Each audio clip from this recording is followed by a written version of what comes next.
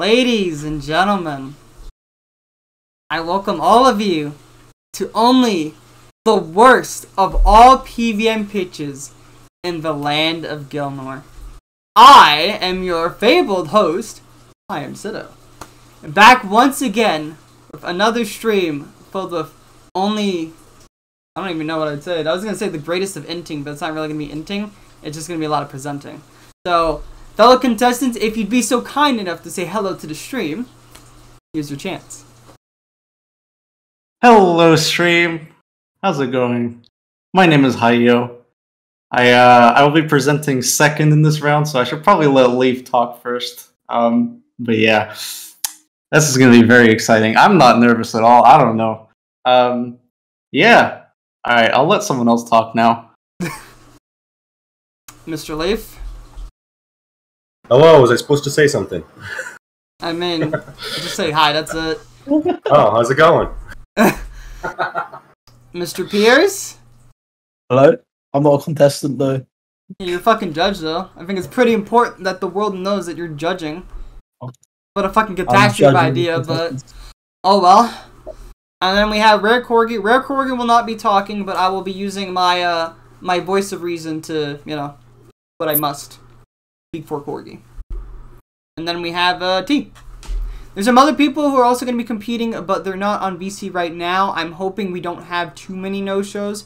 I already did get a message from one of the competitors saying they got swamped with work, so they will not be joining us. So if you find folks would be kind enough to say F in the chat for our good friend, the protege effect, please type F in the chat. It is very sad that he's currently getting fucked in the ass really hard. So we won't be able to see him today. Hold on. But without further ado, let me kind of break down how the stream is going to go real quick.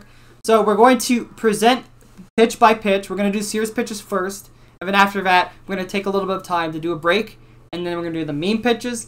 And then we're going to have a little bit of an after party. So anything that we didn't really get to go into for like any of the pitches or just us discussing, that you're going to see that stuff in the after party. But yeah, in regards to how we're going to do voting, we're going to do voting in the Discord. Once a pitch is finished, I'm going to publicize the channel with pretty much the criteria to vote for. So if you look in the Discord, well, I'll have to post the link for the Discord, so just give me 1 second. That was the one thing I forgot to do, is to make sure to throw in the link, so that's my bad. Let me do that real quick.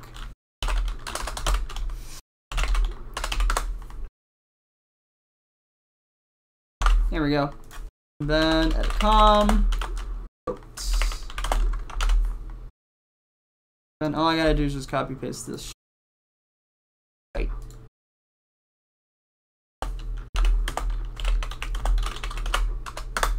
Perfect. Alright, so you're gonna go to Discord, you're gonna see a channel. I'll have it lined up in 5 messages for each criteria, so we're gonna go break down the criteria real quick. Alright, so for the serious pitches, we're going to be voting based on creativity, replayability, mechanics and difficulty, design, and last but not least, presentation. So those are going to be the 5 criteria for that. And then lastly, we're going to do meme pitches, and there's going to be 3 criteria for that. So it's going to be humor / meme factor, creativity, and design and presentation. So the votes from the viewers is going to be 50%, and then the votes from the judges is also going to be 50%. So, let me make sure to get our good friend Hemmiez in here, so let me just message him real quick and say, it's fucking time! Get your fucking ass over here! And then once he's here, we can get started. So yeah. Let me just make sure I have my little thing showing.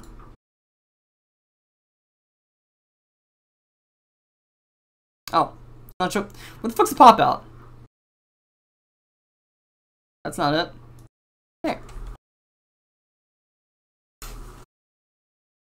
Alright, so I'm going to be presenting it through video, correct? You sent me the video for Leaf, so let me get that video up now. Good day everyone, today I'll be going over my boss concept Genton for the worst PvM pitches competition. Genton's arena can be found southwest of the Woodcutting Guild in the Ed Woods. It is a new area of the Corgi Woodland. Access to the arena requires completion of a Kingdom Divided 80 woodcutting. After the events of a Kingdom Divided, the Arceus and her city's houses decided to develop botanical super soldiers by combining Ents and redwoods into a new hybrid species. Unfortunately, this new species was highly aggressive, and they quickly took over the area because they could not be controlled. Up to 8 players can fight Genton at once. It will scale to the amount of players in the arena, and it can potentially be soloed. However, it is not necessarily most friendly to small teams. There are 3 distinct phases in total. Each phase, players will be required to ascend to a new platform, lest they be overrun by aggressive weeds. Each platform and phase has very specific special attacks mechanics. Mechanics related to auto attacks are detailed in the coming slides. Its core mechanics are: it has a chance to use a special attack instead of an auto attack. This chance begins at 1 in 8 and it increases linearly at the same rate. Occasionally an auto attack will be replaced by snare plants. This counts as an auto attack in regards to the special attack chance. This has a 3 auto attack cooldown. Special attacks also have a 3 auto attack cooldown, meaning they will happen every 3 to 8 auto attacks. Correct prayers will reduce damage by 50%. Snare plants are a very important part of the fight, and it will become prevalent within all phases. Genton will infuse the ground with energy, causing snare plants to quickly grow. They have a 3x3 AoE when they become dangerous. If you're hit by this AoE, the snare plant will root itself for the remainder of the phase, and it will become an arena hazard. They attack every 4 ticks and cannot be killed. If you walk into melee distance of them, they attack with typeless melee that deals 30 to 40 damage. They are incredibly accurate. Here's a little GIF demonstrating how snare plants work. You can see 2 players not move out of their 3x3 AoE, and those snare plants are now an arena hazard for the rest of the fight. Now, during its end phase, it is weak to magic, and it is especially weak to fire spells. In phase 1, Genton is mobile. He moves at running speed. He will free itself from bindings on his next attack. It will make him very, very angry. This is important later. He is immune to poison and venom. He's immune to poison and venom in all phases. And his special attacks in phase 1 are Snakeweed, Branches, and Spores. During phase 1, he attacks with all 3 combat styles. His mage and rage attacks are weaker. His melee attack is stronger. He attacks every 5 ticks. And he works very similar to phase 3 Berserk, as in, if you are in melee distance on the scan tick, he is very much likely to use a melee attack. However, unlike phase 3 Berserk, if he uses a melee attack, you can dodge it. This can significantly reduce the damage taken during phase 1. Genton will choose a tank at random, and he will pick a new tank after each special attack. Genton's always going to try and move into melee distance of the tank. Now, his first special attack, Snakeweed, is going to throw Snakeweed onto a random tile in the arena, and after about 2-3 tick delay, Snakeweed's going to start growing towards all players in the arena. Snakeweed leaves a trail of dangerous tiles. If you step on it, it will deal 50 to 35 damage, and you cannot skip it over with the run trick. It will stop growing after another special attack is used, and it will die off when it is used again, thus creating a new platform. Now, branches. Genton will activate 2 branch nodes in the arena. After a brief delay, branches will grow between them, and those tiles will become dangerous. If you get hit by branches, this deals 50 to 60 damage. And Genton will use this attack 3 times before returning to his regular auto attacks. Now, his final special attack for phase 1 is Spores. Genton surrounds himself with toxic spores. If you're in melee distance, you're going to take rapid damage every tick. Now, as I mentioned earlier, mobilization spells make Genton angry, and he's going to run towards players that use them when the special attack is active. While the special attack is active, he will also continue to use mage range and melee autos. Now, during phase 2, after defeating phase 1, he will quickly root himself into the ground and grow to the size of a redwood tree for some odd reason. I don't know why he grows to a redwood tree, but it was something to do with the lore, I'm pretty sure. Now, you'll be required to ascend and climb up to a branch platform to begin phase 2. In this phase, he is weak to melee. Now, in phase 2, he is immobile. The boss's HP is split between his arms. Both arms must be disabled to finish the phase. Arms are positioned in the little 3-tile end of the horseshoe in the picture.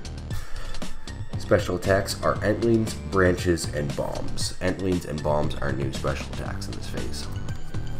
Now his phase 2 autos, they are telegraphed 3 ticks before they occur. The melee attack will hit everyone in the arena. The greater the difference between arm HP, the faster Genton attacks. All auto attacks max 30. Now Entlings are mobile PCs that will attempt to move into melee distance of the hands to heal the boss. If you attack them, they will aggro onto you and stop healing the boss. And they don't attack, but they will try to move into melee distance, and they have the same spores as Genton in phase 1, which means if you stand in melee distance, you will die.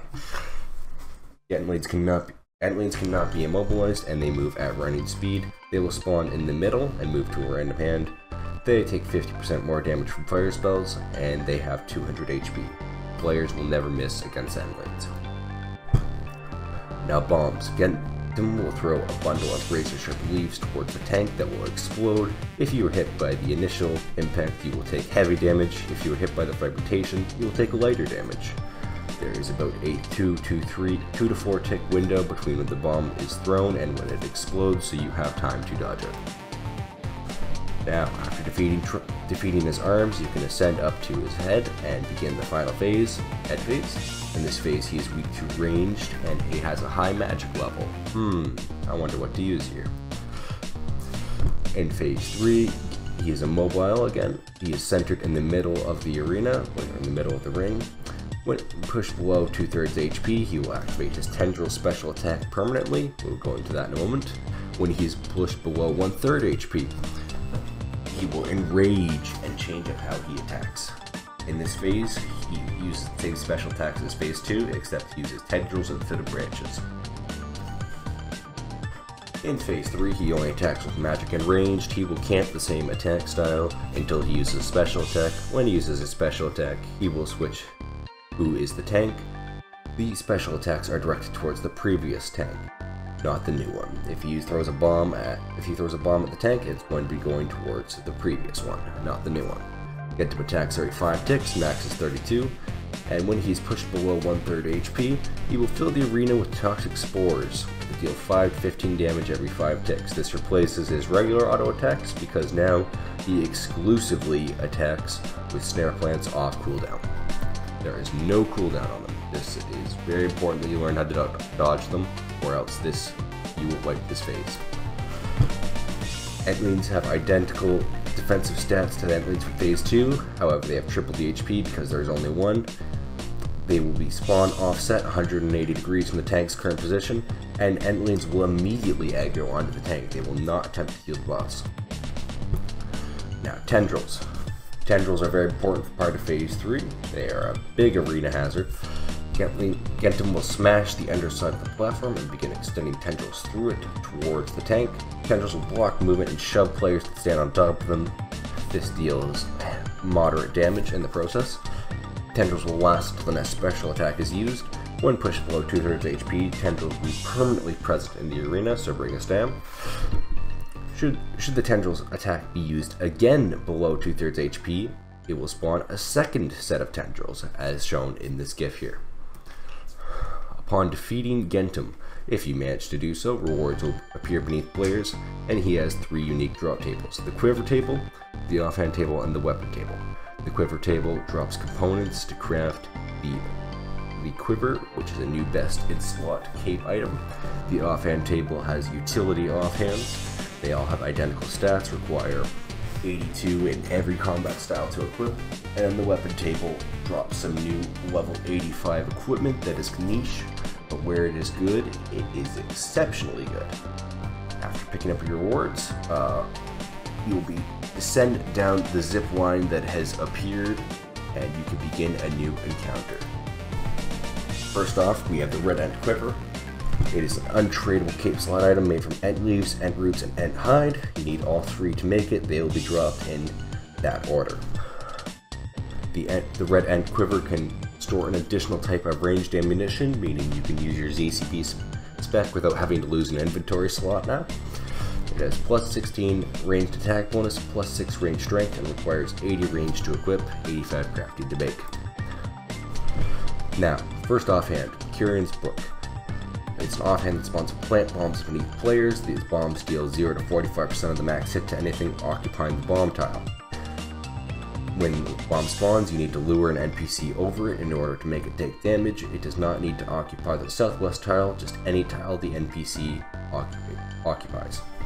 The bombs roll against the same player style's attack with. If you use this offhand with magic, it will spawn a magic bomb. If you use it with ranged, it will spawn a ranged bomb, etc.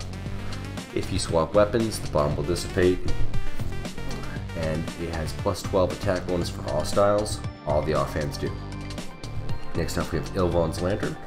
It's an offhand that drains defense or magic when you miss. When you miss, your attack will re-roll, and 50% of that hit is drained against the stat you're rolling against. If you're attacking magic, it drains magic level. If you're using ranged or melee, it drains defense level. Next up we have Genton's Heart. It is an offhand that leeches HP against stationary targets. If you move, unequip your item, or unequip the heart, you will not be healed. Now, next up we have Elrom's Staff. It is a 5-tick magic weapon that is used to cast spellbook spells. It's not a trident. Shocking, I know. It has plus 20 magic bonus, 10% magic strength. Its passive effect: spells will travel between NPCs within 5 tiles of each other, and these spells will become stronger the more targets it hits. Elemental spells get double the bonus because the standard spellbook needs to be reworked. Here's a little GIF demonstrating how it works. As you can see, it chooses a target, and then it will pass through as many targets as possible. If there are 2 possible ways it can bounce, it will bounce towards the most targets. Next up we have the Elderbark Ballista. It is a 2-handed ranged weapon that fires javelins because it is a ballista, and ballistas need some love. It has a passive effect that increases its attack speed by 1 tick when a new NPC is targeted. It will cap at 3 ticks. If you are attacking 3 NPCs, this is now a 3-tick ballista. And finally we have Kimura's Greatsword. It's a 2-handed melee weapon, 6-tick attack speed. It is essentially and it has a passive effect that if 2 consecutive attacks are used against a single target, the next 3 attacks will be 1 tick. Switching targets, losing ticks, or unequipping the Greatsword will reset the counter and the attack speed. Essentially, if you do not miss ticks with this weapon, it operates on a 15-tick cycle, and it becomes a 3-tick weapon. Now, that is the end of my presentation. If you have any questions for me, we will talk about it after the after party. Thank you very much.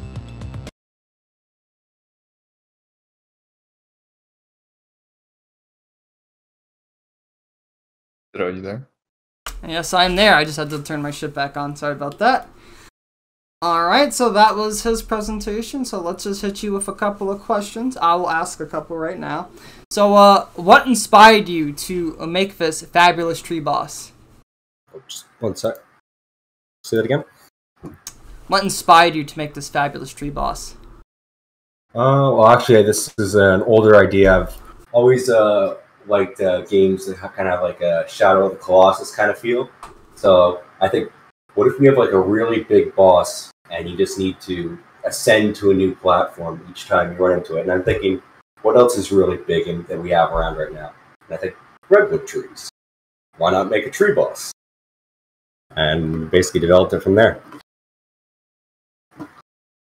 Yeah, and the other thing that I really like about the boss as well, also, let me just send this link over to somebody real quick. I forgot to send it to Hemmiez. Oops.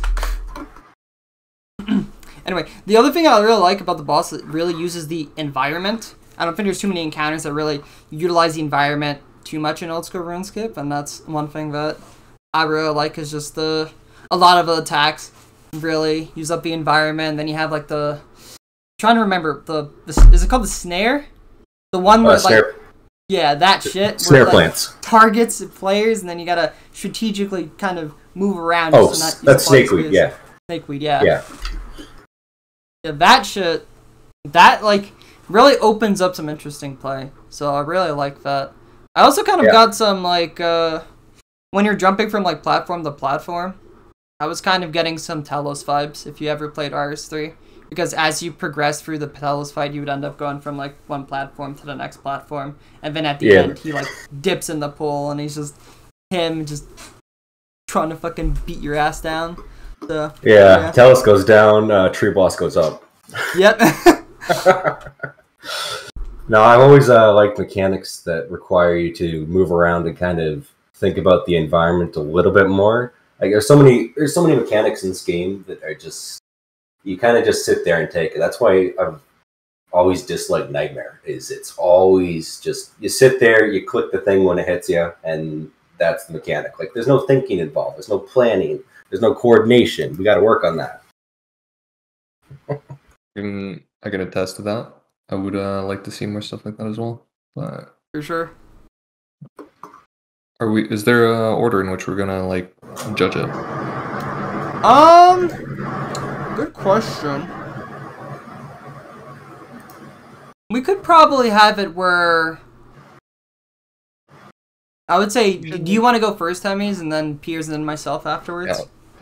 Yeah. I'll go first for this one. I don't mind going second on the next, but I think it's very clear you have a lot of passion for this. I think a lot of thought and detail went into it, which is very good. But I feel like part of so if we're gonna like judge it based off of the rubric with 25 points, I'd say the weakest point of this presentation is probably like the presentation aspect of it, because right now I think this part of it is how you went about it, right? You decided to provide just a video for it. This is something that would have been so much better if you did it live, I want to say. Like maybe if you went live and you showed us like step by step through each slide rather than sending us a video, because this is information overload.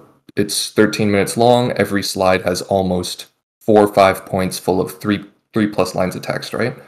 By the time people get through phase 1, phase 2, phase 3, it's like they don't remember what happened in phase 1. Not to mention you have like 5 different rewards, right? And all of them have different little things. So even like right here, I had to ask Sido for the video link because like I couldn't remember all of the stuff that I wanted to judge it on, right?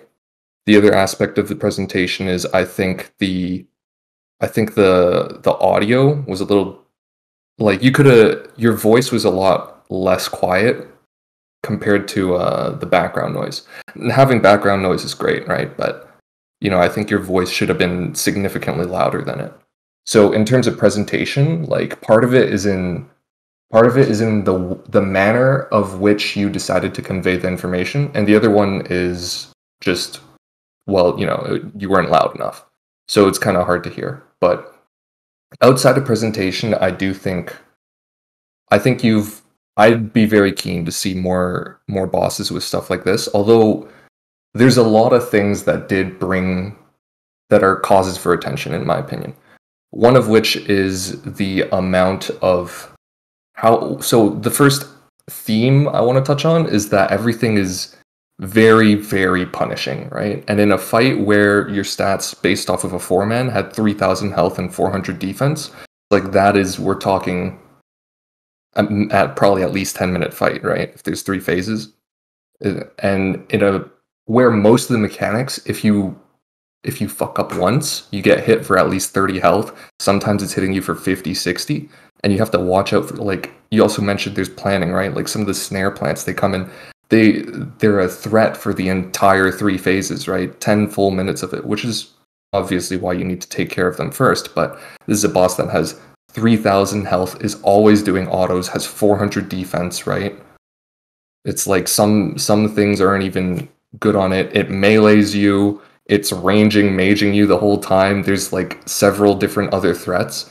I think it's just too punishing right now. There's a lot of things that could be tweaked in terms of that. Like especially with I think part of it, maybe you don't have to nerf the damage that's incoming as much, but you have to make the boss at least easier to kill. Because in a 4-man and it scales up to 8, what's it going to have when it has 8, right? 5,000, 6,000 health, 400 defense, 500 defense. Like, we're already running into situations where, like, Tecton has, like, 300 defense, and people can't, for the love of God, kill Tecton, right? But, I mean, in teams it gets better, but that's because 18 people Dragon Warhammer spec it.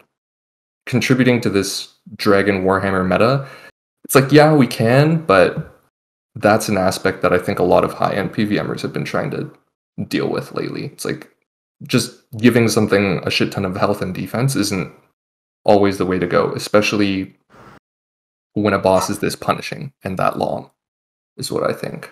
The other aspect, oh yeah, go ahead. Oh yeah, I just wanted to say, the 400 defense for phase 1, it has, you're supposed to be maging that phase, and because it has negative magic defense, you're actually 75% accurate when you're doing it on that. So the defense on that phase isn't as high as it looks, but I do agree it's definitely, the numbers could be scaled down just a little bit.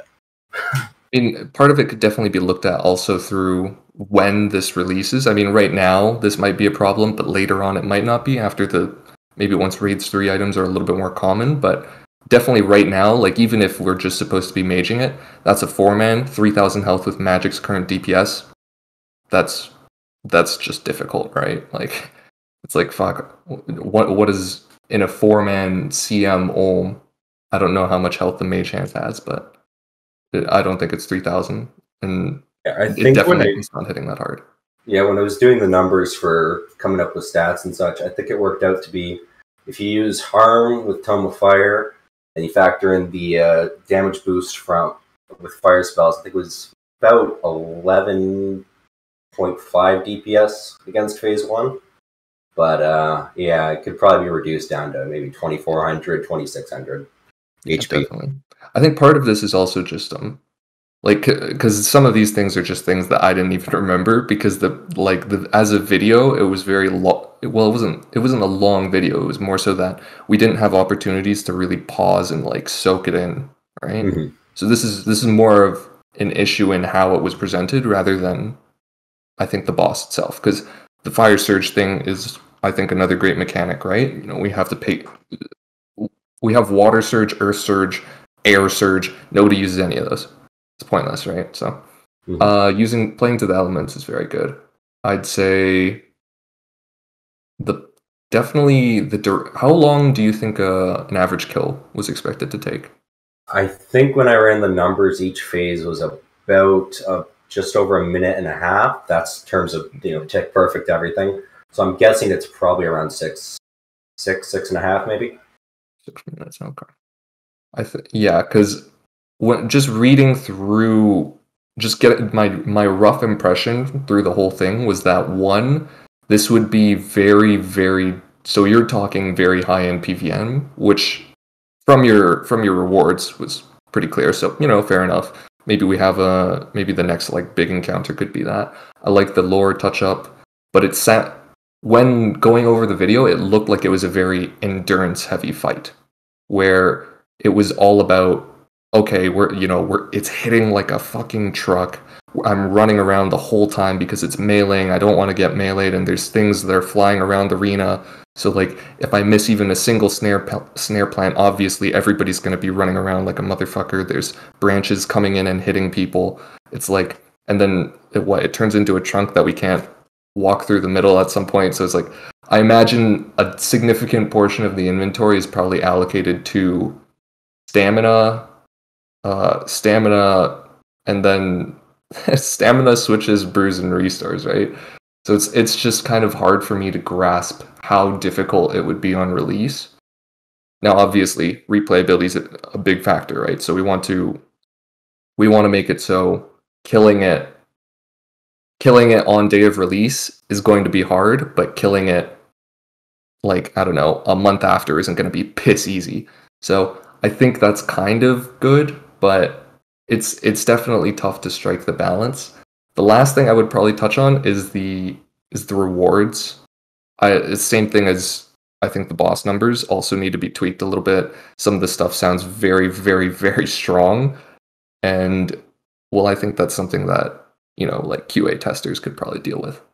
As in terms of you pitching a piece of work, I would say this was very good. I could see the creativity. I could see the passion.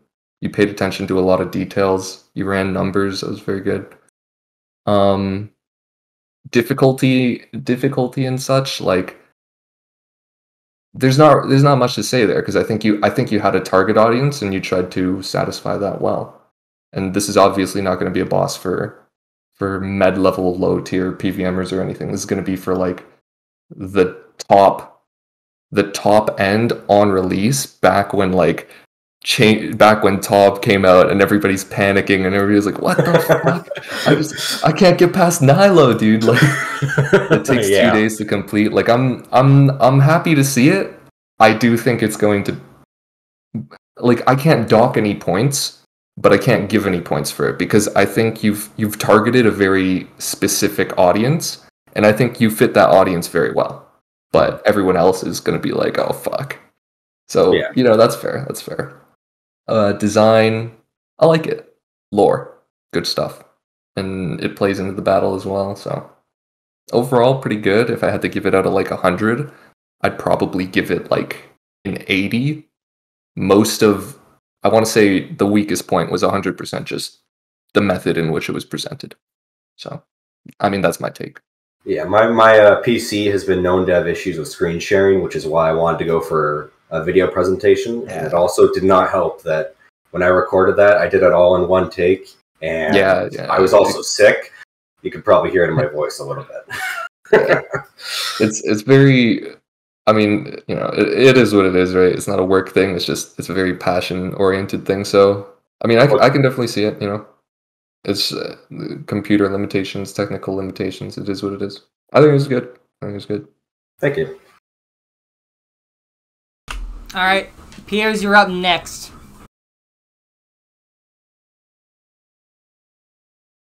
Piers, you're muted. Oh, okay. Right, so my points are very similar to Hemmiez in the sense that I think on like when you're first initially fighting the boss, it's going to be very hard, right? For some people, it might not be as enjoyable because their attack. It would be like for them, it would be like fighting next, but without the aspect where it's a mass, right? If you consider other bosses that have high HP. You considered things like Corp, the rabbit, right, in Prifdinus, which I know a lot of people hated on release, right? Those kind of bosses, as Hemmiez said, this was a really, really punishing boss. So, thinking about how you set up your invent is very critical in how you would, effectively be able to kill this boss. I like your lore. I think your lore is original, right? And it builds off, A Kingdom Divided, if I remember reading that right. So that's really, really cool. I also like the fact that there are also diagrams that you put in as to how was it the mage attack worked or the staff worked? Yeah, LRM staff. Yeah. Honestly, when I was trying to think about how to put that into words, I'm like, I just need to draw a picture. If you see a picture of how it works, it's so much more clear. And yeah. But yeah, no, that is a really cool concept, and I think you've done really, really well on that part. That's a mechanic that probably I haven't seen before, and I'm glad that the idea was very, very original, but it as mentioned before, it seemed like a very punishing boss. So I think that the numbers need to be tweaked here and there. But overall, I really, really like. In terms of creativity, for me, creativity was bang on. Replayability. This is something that might, some people might not want to do because it is so, brew heavy, right? You also have to think about Iron Men, for example, right? If they're spending a lot of supplies on brews or restores, or they're having to get equips, to be able to do this boss, it's gonna ruin them. So maybe that might alienate some Iron Men. Mechanics, as I said, it's a hard boss. Design, I really like the design. Presentation, could have done with some work, but overall, I think it's a really good attempt. Thank you. All right, Pierce, if you were to give it a score of out of 25, what would you give it from the criteria we have? So 5 for creativity, 4 for replayability,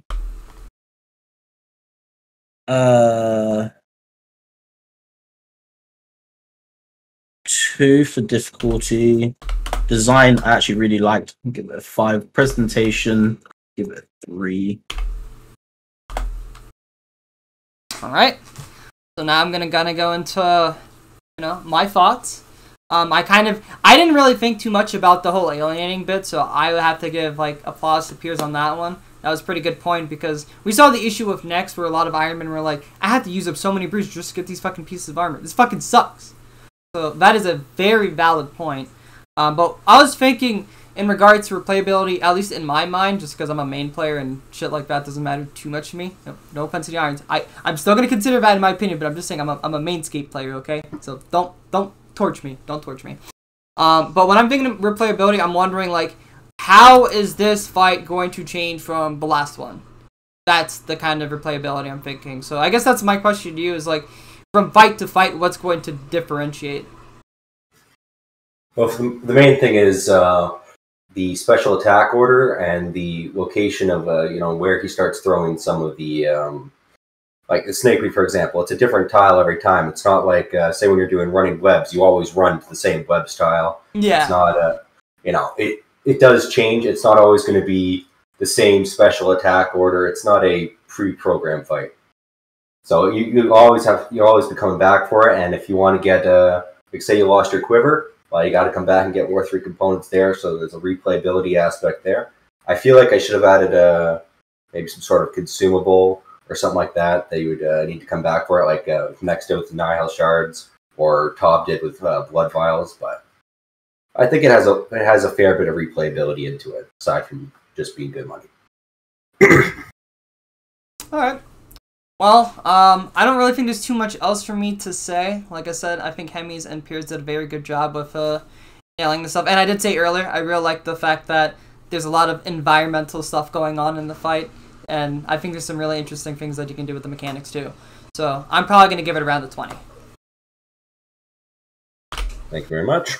No problem. So like I said, for everyone who does want to vote, so everybody in the chat, if you'd be so kind enough to go join the Discord server real quick. I'll wait a couple of minutes before we move on to the next pitch. But go over to the channel where it says pitch 1 leaf, and then based on how you feel, just go to each of the categories: so creativity, replayability, mechanics, difficulty, design, presentation. Just pick one of those numbers, whichever one you feel, and then just put your thoughts in.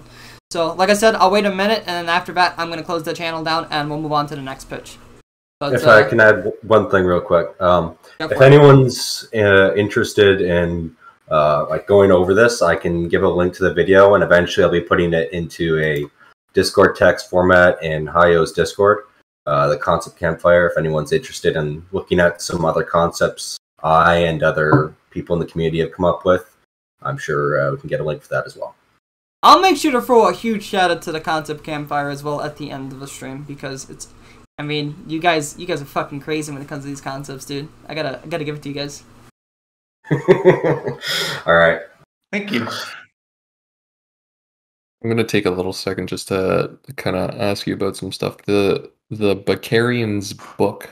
I mean, it's, I guess maybe I'm not asking, but it's reminiscent of this kind of reminds me of right before RS3 happened, and I don't mean it I don't mean that in a bad way, but I mean it in the sense that this is, I could totally see them dropping some items like this during 2011 era, where it's we're taking a step out in a good way, but into uncharted territory, I want to say. And that's that's good, but it's obviously scary as well, because we don't see, so for those who don't have the video, the book is the offhand that spawns a plant underneath the player, and you can lure a monster onto it to deal 0 to 45% of your current max hit, or maybe it was the max hit whenever you spawned it.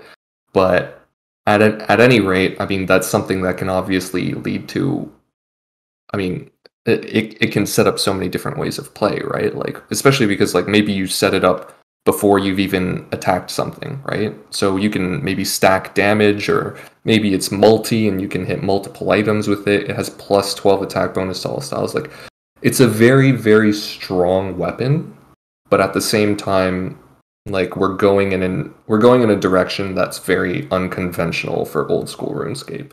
And I think straddling that line perfectly is a rough balance to hit, because if you hit it great, then we get updates in RS3 or pre-OC that like everybody loved, right? Because there's a lot of updates that people thought were like, oh, this is great, but then like sometimes they overstep their bounds, and then they end up we end up dividing the community. So I mean I'm keen on the rewards, but I mean, I don't know. I can't say too much. I can't be like, this is good or this is bad, because I have no clue what kind of direction this is going to take us in. Mm-hmm. And but the only thing I can say is that they are very, very strong. I'd probably tweak down a lot of them, like the staff it hits up to 5 targets. It's got plus 10% magic strength. That is like, oh my, it's like, and the ballista that goes down to 3 ticks. I was like, holy fuck! Like, there's some very, very, very strong weapons in here. But I think with just a little bit of tweaking, definitely make them very useful and fun aspects of the old school arsenal. Yeah, the main thing that I was trying to do with the rewards was add a little bit more diversity to how you defeat bosses. Because when you think about it, right now everything that's meta, just a stronger weapon, just hit harder. Yeah, so you can only get so far there. Yeah, you can only get so far by how hard you can hit. And you think about Scythe, which kind of has an exception. So okay, if it's not a 3x3 NPC, then it's not as strong. So you take that concept and say, like the book, you only get the DPS boost if you can lure a monster over it, and the only way you can do that is if the monster is mobile. So it's useless against Maiden, it's useless against Sodaseg, but it's probably pretty decent at Phase 3 Berserk. It's trying. Yeah, it's the idea. Oh, sorry. Yeah, go ahead. I mean, it's also, you also worry about like attack range too. It doesn't just have to be mobile. It has to be mobile, and the effectiveness of how, like, your effectiveness is limited by how much time you have, whether or not you're able to lure it on, because it's not just whether or not it's mobile, right? It's if it has a 30 range attack. If it has 30 attack range, I'm not going to be able to lure you on it in any decent amount of time. Exactly. Especially for bosses that have like a lot of different phases or stuff. It's like most of the time it has to be something that melees you. Yeah, like you probably wouldn't be able to use that Hydra for that exact reason. Yeah. Like that's kind of the idea. Is I wanted the rewards to be very strong where they were good, but where they are not good, they're not good. Not good. And I wanted there to be, a skill aspect to it as well. Because, like, the staff, it does get a lot of magic strength, but you need to hit 5 targets to get the full strength. If you're only hitting 3, then, it's not that much stronger than a Kodai outside of its, the fact that it can hit more than 1 target. I mean, that in itself is pretty strong. I'll admit the staff is cracked, but it was too cool of an idea to pass up. It's pretty cracked. It's pretty fucking cracked. Yeah, it's pretty cracked. But I just thought, as soon as they released they were supposed to release the Zerite bow. As soon as I saw that idea, I could take that further and make it way more interesting. But I'm getting off topic. But yeah, and then the ballista, the only way that you can keep up that 3-tick attack speed is if you're constantly cycling between 3 different targets. As soon as you kill one, you're going to be dropping back down to 4 ticks, and if you kill another one, then you're back down to 5 ticks. So it kind of balances out the much higher DPS by the fact that it's eventually going to drop back down. The sword is the one that I'm worried about the most, even though it's only very good against a single target. It also happens to be against something that's stationary. It's pretty easy, but against something like Phase 2 Berserk, you probably couldn't use it because if you lose ticks with it, you don't get the 3 faster attacks at the end of the cycle. But yeah, they kind of balance out, but they're definitely a little overtuned right now. And once again, just an RS3 thing. I'm trying to gotta keep them like just a little bit in line because I don't want a repeat of where like we go into RS3 and I don't even remember what, like, I don't know, fucking I guess Storm of Armadyl. Storm of Armadyl is a good example. Everybody's like, what the fuck is this? Storm of Armadyl was just fucking insane. Because the fact that it had a min hit, it drained defense, and it just fucking slapped. Like, my god, PvP meta in RS3 and 3 is just so fucked. Because of all the fucking spec weapons and just overpowered shit you could just come in with. The builds are cracked. Hopefully all the votes came in by now, so. Yeah, I think I'm gonna close the channel now, since I think I've given enough times for people to vote, so. Thank everybody who put in their votes. I have it written down for the scores from the judges as well, and I'll make sure to total everything once we're done with all the series pitches. So that'll be when we come to our conclusion on who is the winner. Anyway, next person is going to be the man himself, Hayo. So, are you going to be presenting it through Discord? Hello. Yeah, so what I've got is I do have audio pre-recorded, but I will be streaming it on Discord. I would like to play the slides myself, but there will be audio. It's already pre-recorded. Okay. So yeah, basically you can just stream what I stream on Discord, and you should hear it because I have the audio playing on a different Chrome tab, and as long as I'm streaming Chrome, it should also it should also pass over the audio. I did test this, and it does work, but if for some reason we're like 3 slides in and there's no audio whatsoever, then I guess let me know, but I am like 99% sure this should work. Alright, I will... First up, I'm going to go live.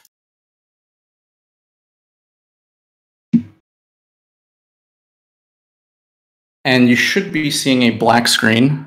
So if there's a black screen, we're good. All I see is void. Good. Okay, well then I'm going to play the video on the side, and yeah, I guess that's going to start my presentation. It is literally 2 seconds off 15 minutes, so if it shows like a second or two over and on your end, it's 15 minutes. Trust. All right. Well, I'm going to hit play now, so I hope you guys enjoy. To the far east, even further than Mauritania and the Dragontooth Island, lie the Eastern Lands. Known as the Wushanko Isles to its inhabitants, seldom are they visited by Western travelers. Until now. In this new raiding expedition, you will be exploring the greatest of the Wushanko Isles, the island of Kamishima. But make no mistake, you are not welcome here. Over the island presides an ancient, powerful spirit that will protect its homeland at all costs. Ladies and gentlemen, I present to you the Grand Emperor. The Grand Emperor is the final boss of a new endgame raid that would take place on the island of Kamishima. He is designed to be the most challenging team boss in the game. As with all raids, the team size may vary, but for this presentation we will assume a team of 5 players. Unlike most bosses, the fight against the Grand Emperor takes place on 2 separate arenas, the Lake Shrine and the Mountain Shrine of Kamishima. The Lake Shrine is a 17 by 30 rectangular arena, and the Mountain Shrine is a circular arena with a 33 tile diameter. The Grand Emperor is a 5 by 5 NPC with a combat level of 1305. He boasts a very high hit points pool and is extremely resistant to magic. He is weakest against ranged attacks. Most importantly, he is immune to stat drain and freezes of any kind. The Twisted Bow with max range is the best currently available setup against him. For a budget setup, a Dragon Crossbow with Black Dehides is a viable option. With max gear, players should be able to defeat the boss in roughly 5 minutes, assuming perfect play. The fight is broken up into 8 total phases, with 3 types of phases. Stance, Soul, and Dodge phases. Stance and Dodge phases require players to push the boss to certain HP thresholds. Soul phases require players to destroy soul flames to proceed to the next phase. We're now going to go through what each of these phases have to offer. At the top and bottom of the slides, you can always see his current hit points and what phase he is currently on. Throughout the fight, the Grand Emperor uses various taunts to indicate his current phase or attack. Players are ferried over to the Lake Shrine by a mysterious figure. From here on out, there is no retreat. There are 3 pairs of ground portals across the shrine. Stepping onto a portal will immediately teleport the player to its paired portal on the opposite side. However, doing so will place that pair of portals on a 30-second cooldown, so you can't spam teleport through them. During stance phases, the Grand Emperor primarily uses various stances. These can be best described as a series of attacks with a baseline behavior with a specific time frame. An example of a boss that uses stances is the Nilicus boss in the Theater of Blood. Its baseline behavior is always the same: switches colors, attacks twice, then swaps colors again. The only difference is the type of attacks it uses. The Grand Emperor has 4 stances. Their baseline behavior is to choose a random target and attempt to melee them. He switches targets twice throughout the stance and does the same thing. All of them last 48 ticks, which is just under 30 seconds. During stance phases, he chooses one stance at random and uses a different random one each time he finishes a stance. In his Spirit stance, the Grand Emperor attacks his target with melee if they are in melee distance, but attacks with magic if they are not. His melee attack can be fully protected against with prayer, but magic will still deal damage through prayer. Every 4th attack, he knocks the player back if they are in melee distance just before switching to a different target. In his Petal stance, the Grand Emperor surrounds himself in a storm of petals that damage players near him. Each time a player attacks him, the storm fires a petal projectile at their tile. The faster you attack him, the faster he attacks back. All of these attacks can be reduced with ranged prayer. In his Flame stance, he alternates between casts of orange and green torrents, where orange torrents deal damage to players close to him, and green torrents deal damage to players far away from him. Players should aim to be outside the reach of the orange radius, but then be within the green radius. Finally, in his Predator stance, the Grand Emperor has a much stronger melee attack that damages through prayer and runs at 2 tile per tick speed, the same speed as a running player. Players caught in his path as he chases his target are knocked aside and briefly stunned. The Grand Emperor will continue to cycle through his stances until he is pushed to 80% HP. At this point, his body will dematerialize and a single soul flame emerges from his body, floating up into the air. The Lake Shrine awakens. A portal appears at the Torii Gate, which players must pass through. The ground markings will begin to glow, and they will deal damage to players still standing on the Lake Shrine after a brief period. Upon passing through the Torii Gate, players will be teleported to the southern end of the Mountain Shrine. Here, players will encounter their first Soul Phase. The objective is to destroy the Soul Flame emitted by the boss. However, the Soul Flame is completely invulnerable. The only way to damage it is by attacking it with Sacred Kindling in your inventory, and Sacred Kindling can only be obtained by attacking the Sacred Tree, which is found at the center of the arena. For each point of damage that you deal to the tree, you will receive an equal amount of Sacred Kindling, a stackable item, in your inventory. Similarly, for each point of damage that you deal to the Soul Flame, an equal amount of Sacred Kindling is burned up and removed from your inventory. Players have a damage multiplier against both the tree and the Soul Flame based on their woodcutting and fire-making levels respectively. There is a HUD in the top left of the screen at all times that shows how much Sacred Kindling each player has and how much HP the Soul Flame has. The Sacred Tree has an enormously high hit points pool and it cannot be killed. It has low defenses but is completely immune to ranged and magic damage, as well as significantly reducing damage of non-axe melee weapons. The Soul Flame has 1250 HP, which is equal to 20% of the boss's total HP, and has virtually no defenses whatsoever. Combined with the damage multiplier from having a high fire-making level, you can dish out some serious damage. Blowpipe is the best available option, but there may be cases where the extra range from a crossbow or a bow of Ferdinand is more favorable. When players arrive at the Mountain Shrine, they won't be alone. There are 2 NPCs that will be present during the first Soul Phase, the Fire Lotus and the Spirit Lotus. These cannot be attacked or interacted with at all, similar to NPCs like the Cerberus Ghosts or the Abyssal Sire Tentacles. The Fire Lotus constantly emits fire blasts around itself, dealing damage to nearby players. The Spirit Lotus attacks all players in a large area around it with rapid magical attacks, but these can be completely negated with Mage Prayer.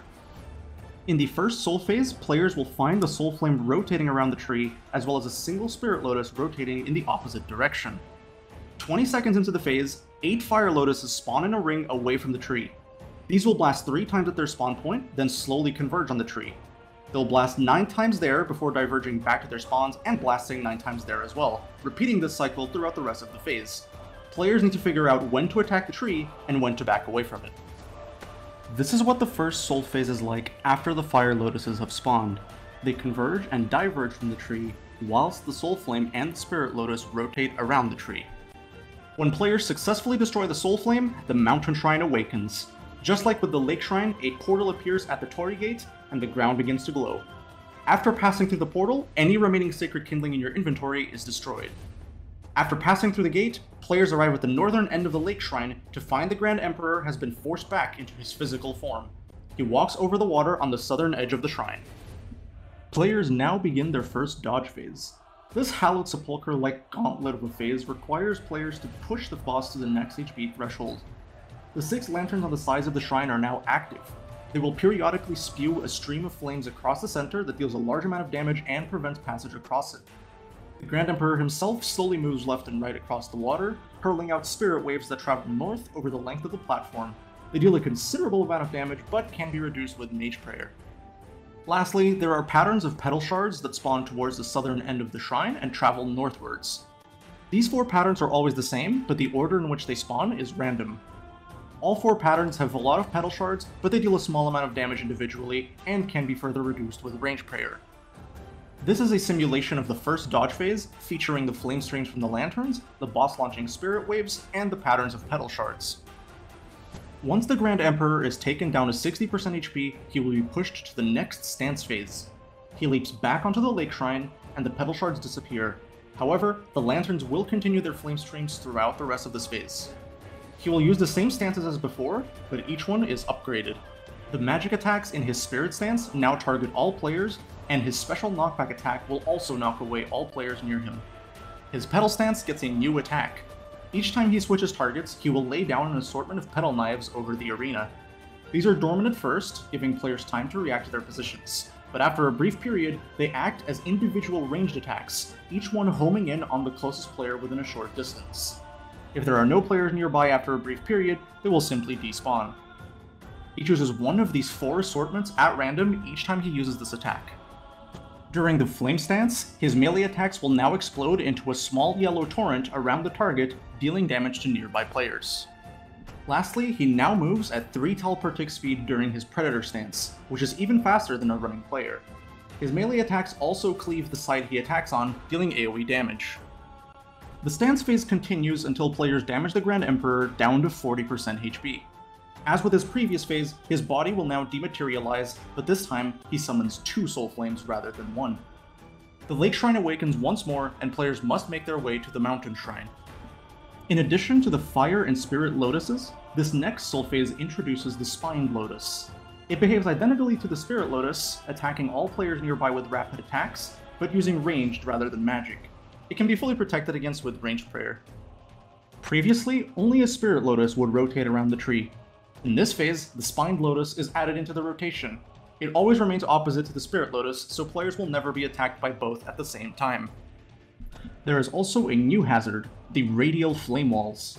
There are 2 sets of flame walls, each containing 2 individual walls, rotating in opposite directions of one another. They deal damage to players who pass through them. This is a simulation of the second Soul phase, which includes the new elements as well as everything that was previously there. The Spirit and Spined Lotus rotate around the tree, along with the 2 sets of flame walls. The 8 converging Fire Lotuses make their appearance 20 seconds into the phase. The first Soul Flame rotates near the center, like the one in the first phase, but the second one rotates near the edge of the arena in the opposite direction. Players must destroy both Soul Flames to proceed. After they are both destroyed, the portal to the Lake Shrine will open one more time.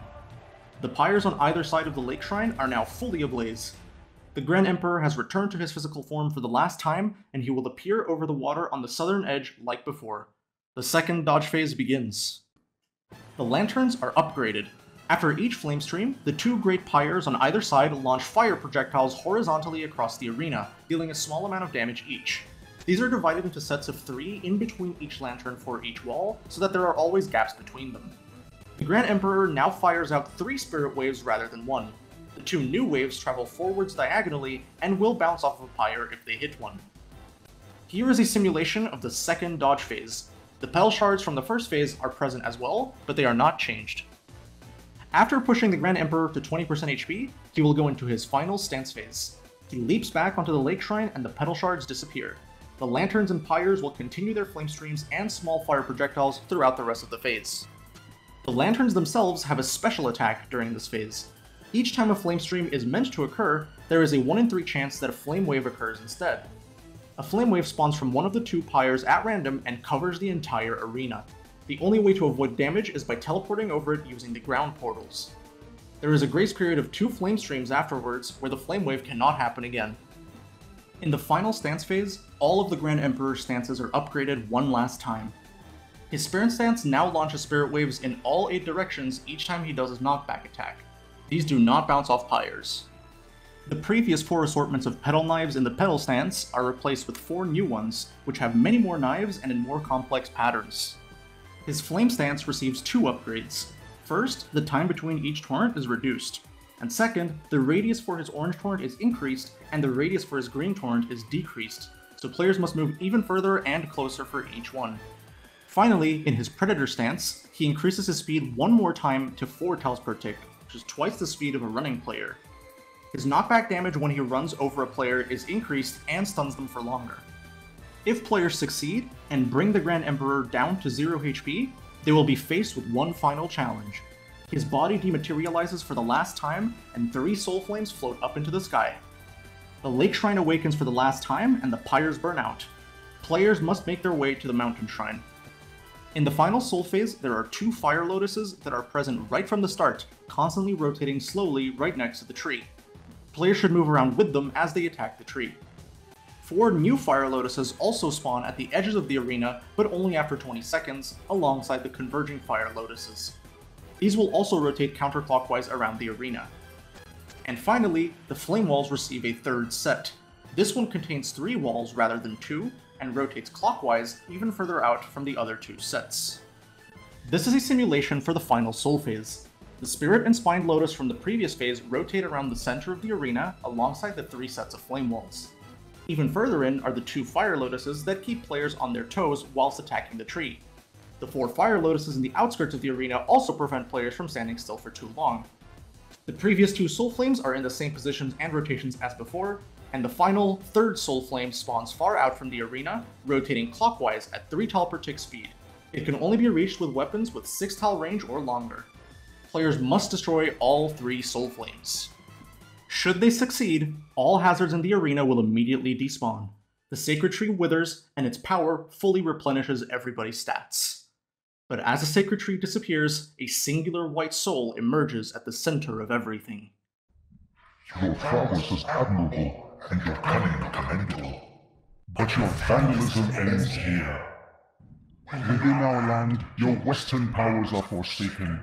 We are your gods now. Thank you for listening to my presentation.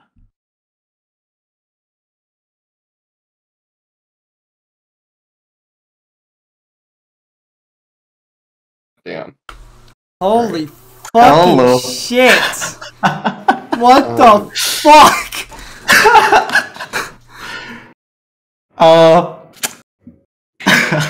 So do you want to go first? Do I go first?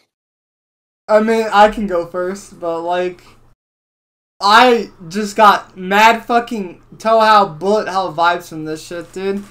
Like, Jesus Christ. Like, at least, like, some of the phases, absolute fucking bullet hell. Like, what the fuck?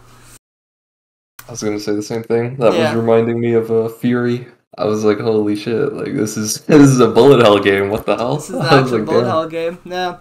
I really like a lot of things about this encounter. It feels really unique, but the difficulty, holy shit, that seems fucking so difficult. Seems like a lot of positional awareness, utilizing certain things like teleporting from spot to spot to dodge shit. It's a lot.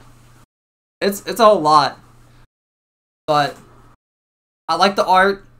I just like so many things about it, but at the same time, it just seems really difficult. As for the gear restrictions, though, you would say you'd be able to do this, like, fairly okay-ish without a T-bow, right? Yeah. like 5 minutes, like think about like Ulm, right? Like a 5-minute Ulm or something. That is very, very fast. But you could beat this with a dragon crossbow.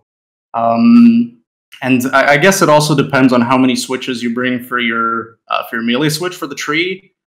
Because I imagine most. Well, if I'm just gonna mention this here, and although this is, I want you to think of this as like a standalone fight.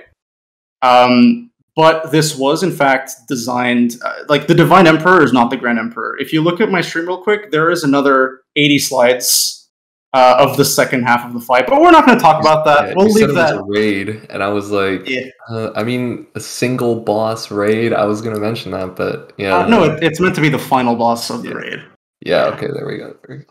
I guess we'll save that one for the after party. Yeah. That's the after party. That's the after party. So ignore all that. But yeah, for this phase alone, I think definitely Dragon Crossbow. Yeah, you could do it. Yeah, so if I were to give us probably a final rating, I would probably give us around, give or take, let's say like a 23. I'd say. Okay. Yeah, I'll give it a 23. I really like so many things about this fight. It's just the only problem I'd probably have to say is just, again, we're in the presentation market where there's just so much fucking information, but with a lot of things in RuneScape, the only way you're going to be able to learn and retain all the information for any of the fights, you got to do it. So this is like literally just looking at the wiki and then you just see this fucking college thesis on how to do a boss. But like I said, the only way to get down to business with these bosses is you just got to do it. But yeah, I'd say probably 23. I think the sentiment is largely shared. Once again, I mean, as you just mentioned, bit of an information overload. I think it's definitely, the presentation is definitely better than the last one. You've taken time to make sure that there's not too much information on one slide. Although the videos, but it's weird doing videos by themselves. This kind of pitching. I guess this is why pitching is always like, what you go to like a conference room and then you pitch it to like a board, but you don't. Doing it on stream is really a weird environment because then we feel a little pressured to like not pause and ask questions in the middle of each slide to try and truly grasp what's going on. But so I guess it was a little hard on that, but I think it was still very, very nicely done for the presentation. You tried to select the information very carefully. You had. Can I give you a little bit of trivia?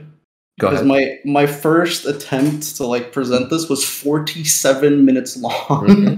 Mm-hmm. So yeah, no, a lot of effort definitely went into it, and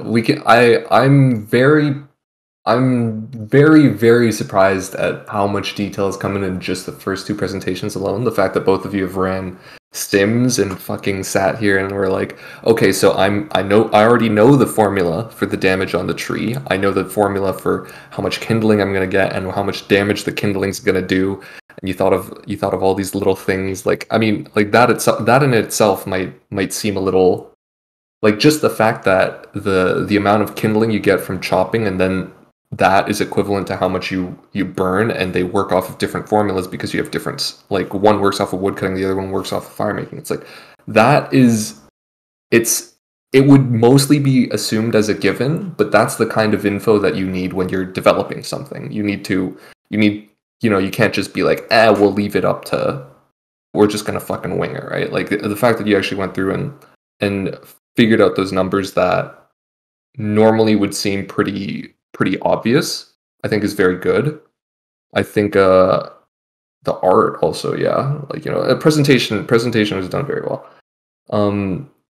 Design also very well. The fact that this is you already mentioned it earlier, but it's a full raid, so I can only discuss so much as this single boss, but for one boss it is very good. I was going to mention that as a raid, it sounds a little underwhelming for just one boss, or as a raid if it only had one boss. But replayability, I think it'll be very fun, very good. Creativity, of course.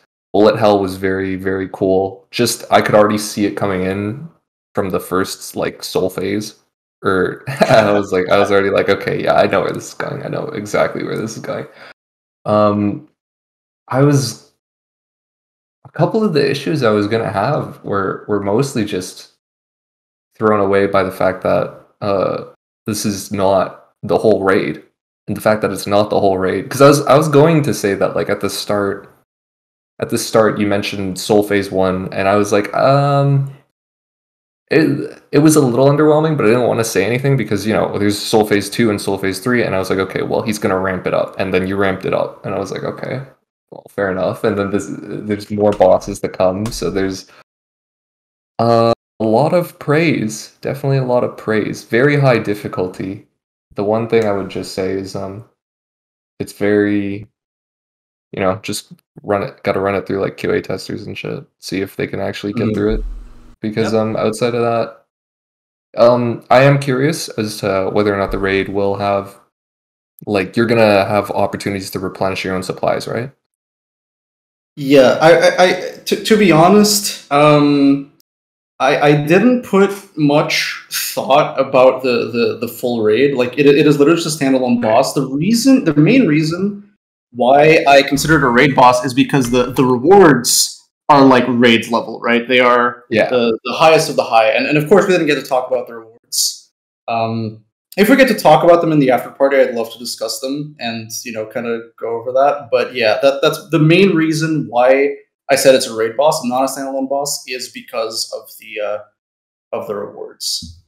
So the rest of I would imagine that the player, like, in either case, whether it's a raid or a standalone boss, I would assume a player would have a full inventory of whatever they need, right? Similar to how, like, I mean, in Chambers, right, you can always prep as much as you want to go into all that kind of thing. So players would be able to have a full inventory for the boss. Yeah, I think I know a lot of people aren't gonna like it, but I like how you tackled multiple different, like the little skilling bit, the little agility bit. Fucking, you know, a lot of people just want to see. I just want to fight, and I can understand both sides, but I just mean, you know, it's never a bad thing to have some diversity. Yeah, for sure. I mean, I kind of like some of the skilling aspects in Chambers, but like this one really ups it by quite a bit. And then the part with the part with the woodcutting and the fire making still feels like combat oriented. It's just that your skills help it a bit. Same thing with the ending. It's just like you're fighting, but you're fighting through Sepulcher, which I think is really cool. And I think the last thing I'd probably touch on is just the fact that good lore. I like the lore. I think both of the past two bosses have had really, I mean, this one has stronger lore, but the last one, I liked it because, you know, redwoods are just like fucking massive, and it's like, why the hell is this a tree? And then he made something out of it, and I was like, yeah, okay, you know, that's fair, that makes sense. It's a little weird because it's in an area of Koren that's very, you know, not dangerous, and to just plop something immensely dangerous there is a little weird, but, you know, it fits the theme of the redwoods. And for this one, well, I think Kamishima was discussed from Ashihama, right? So it's the lands to the east or whatever. Yeah, it's the eastern lands. I basically wanted to touch up on. I wanted to explore an area that hasn't really seen. I mean, it did see a little bit with Nightmare, actually. But only in like thematic purposes, right? It's not actually in the eastern lands, so. Yeah, no, but it's exactly in the sense that they were discussing a land to the west before Zaya came out, right? And I think this is the same. This is the same aspect. It's like there's no reason that they can't introduce another continent with it, and I think this fits the lore very thematically. So that is also cool. It fits very well. As a presentation, you know, the only fault I would say is that I can't pause the video in the middle of it. So I'd probably give it something between like a 90 and a 95. Probably. I mean, Sid will give it what, 23. We'll go with that. That's a 92. So. All right. Good, yeah. Right. Thank you very much. Yep. I got a few questions. So, is this a safe death boss? I know it's in a raid, but of course you got like Tob and you've got Cox. In my opinion, in my honest opinion, I do not think Chambers should have been made a safe death at all. So Okay. I would be inclined to say that this is not a safe death. Right. So so I've got one issue, which is if you, because I remember at the start you said that there is no retreat from this boss, so you can't use tabs, right? Sorry. There's no retreat, as in the same sense as like Verzik. When you enter the room, there's no way to get out. There would be teleport crystals. There'd be a teleport crystal. Okay. Yes. That is what I wanted to clarify. Yeah. But yeah, my points are still pretty much the same as Sido's, I guess. But yeah, it seems like a really high level boss to fight against, and I don't know. I really like the mechanics used. I like the design. There's a lot of things. Of course, there's a lot of information overload.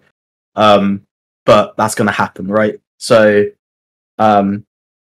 yeah, very interesting concept. And this is on Dragoontooth Isle, right? This is what? Was it on Dragoontooth Isle? I think. No. This is beyond Dragoontooth Isle. This is actually on the island of Kamishima, which is it's in RuneScape 3. It's not in OSRS, but it is part of the Eastern Lands, which is an archipelago of several islands to the east, and they all kind of have the general feudal Japan thematic. It's the Japan of RuneScape, basically. Yeah. Okay. That's fair. But yeah, very, very nice. Thank you. Thank you. All right, Mr. Piers, what would you give it a rating of? I've got it in. So I did 54355. Oh, good. And I'll wait just a little bit longer before I close the voting on this one. But yeah, like I said, I think this is fantastic. It's also even nicer to see a bit of an expansion on Ushanko Isles, Eastern Lands. Because it's such an interesting area. Yeah. It's not even all that explored in RS3 either, I believe. I don't think you can just walk around. I think you can go there, but they're small areas, and you can't just walk around and explore a whole island or something. Yeah.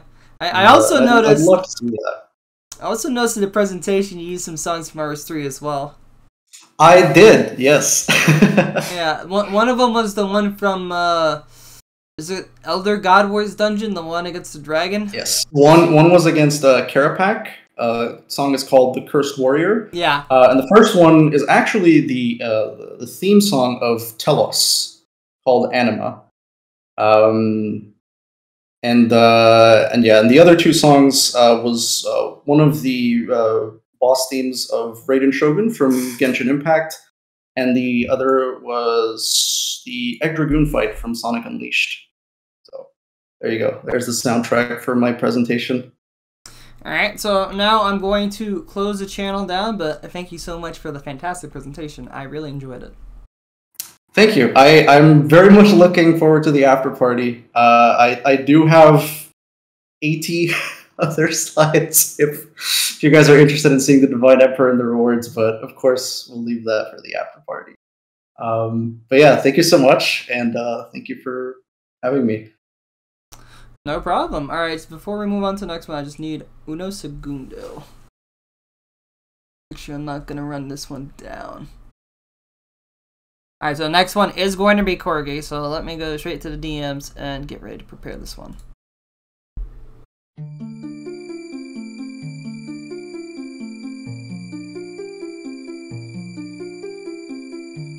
The Zealot trials are located on the Void Knight outpost. An extension of the island was built to accommodate the new test of strength.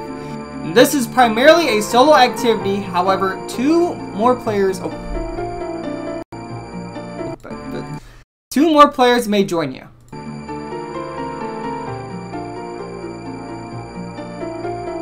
These trials are meant to test the strongest of the elite. A feat many fail. If you pass, the title of Void Knight Zealot will be yours. The trials will pit you against your 4 primal pests, a new strong variant of pests you're used to fighting during the minigame. This is an endurance run, and you will have one opportunity to be granted a a full heal during the entire raid.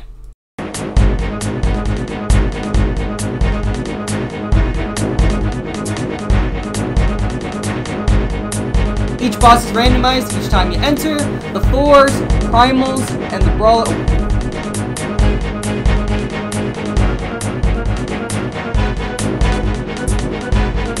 If you get too close, the Brawler punches you and you will go flying, hitting the wall and stunning you. A ground pound that sends a shockwave, a rock throw you can easily avoid. A stomp that brings down rocks.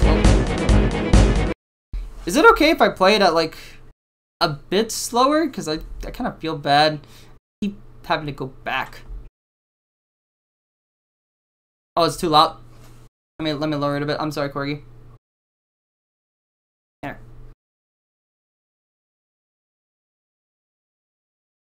No, it's fine. I guess I'll just let it play out. I'm so sorry, Corgi. I don't want to keep pausing.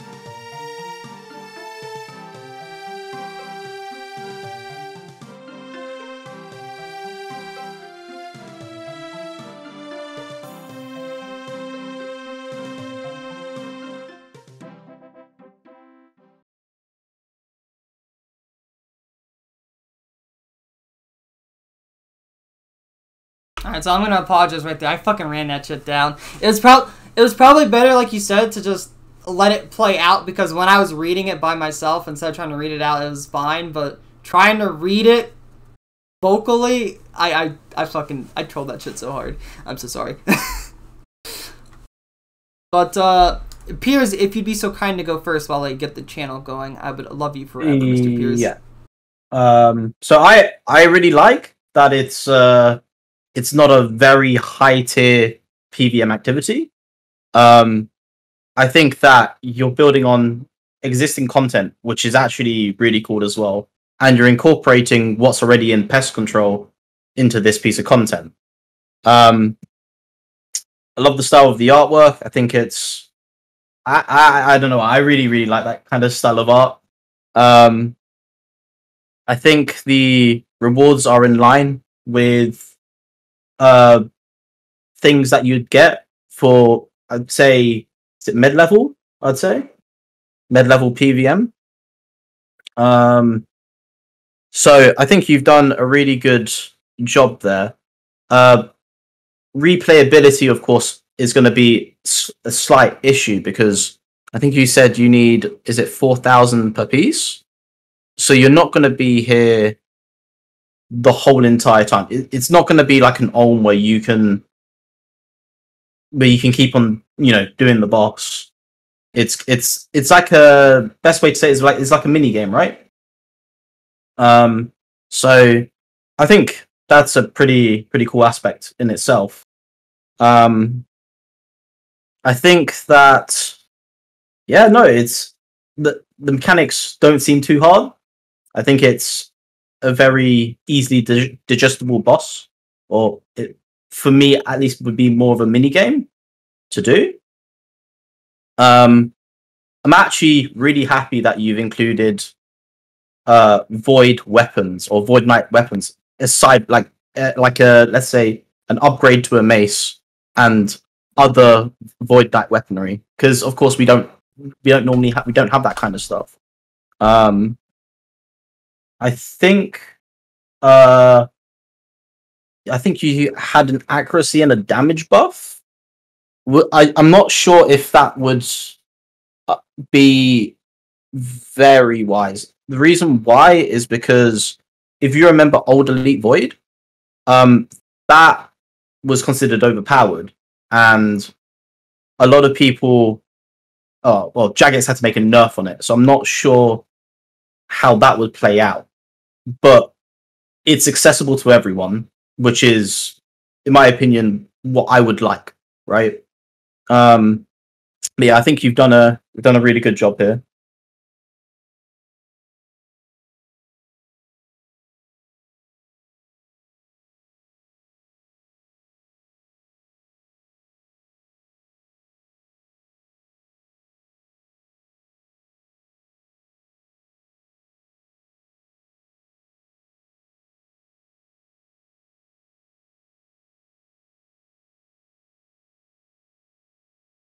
Yeah. What's the name of the Grandmaster class?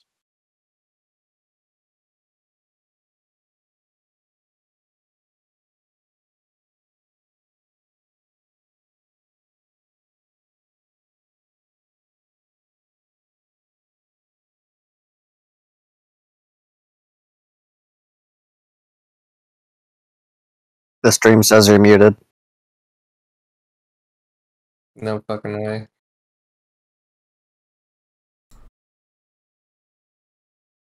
I'm gonna fucking punch something so hard right now. Anyway, what was I saying? Yes. Number one, I really like the fact that it expands on the whole Void Knight kind of stuff, and I like the fact that it's catering toward mid-tier players.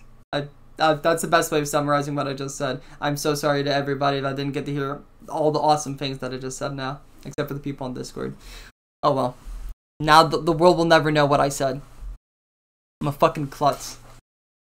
But yeah, what's your thoughts, Hemmiez? Okay, so I think the base idea, once again, good base idea. Everybody else has the same vibe because it's built off of, the void thing is done very well, but also because it plays to a lot of pre-EOC desires. Like one of the rewards being the Karasi sword. That's an item that even now is still requested. I haven't seen that weapon in almost 10 years, and people still really want to see that weapon back. So I think this is a very good the idea behind it. I like it a lot because it plays on stuff that we haven't had too much on. Getting void back. I think the designs of the bosses make a lot of sense. It's just taking it's taking the most aggressive monsters from the actual pest control, just giving you a boss variant of it. I don't know why you left out Spinner. I think it would make sense to just have all of them. Or maybe I'm dumb. Let me go through it a little bit because I kind of have to check through because I need to see what's going on for some of it. But I think the details are glossed over a little bit, which is fine because this is kind of what I was expecting. It's just fucking Hiyo and Leaf came in and they had like fucking sims down. They had that effective DPS for several weapons out. They started showing me formulas. I was like, what the hell? Like, I was not expecting this much detail already, but this is a lot closer to what I was expecting. A lot of the base mechanics are there. I think numbers need to be crunched.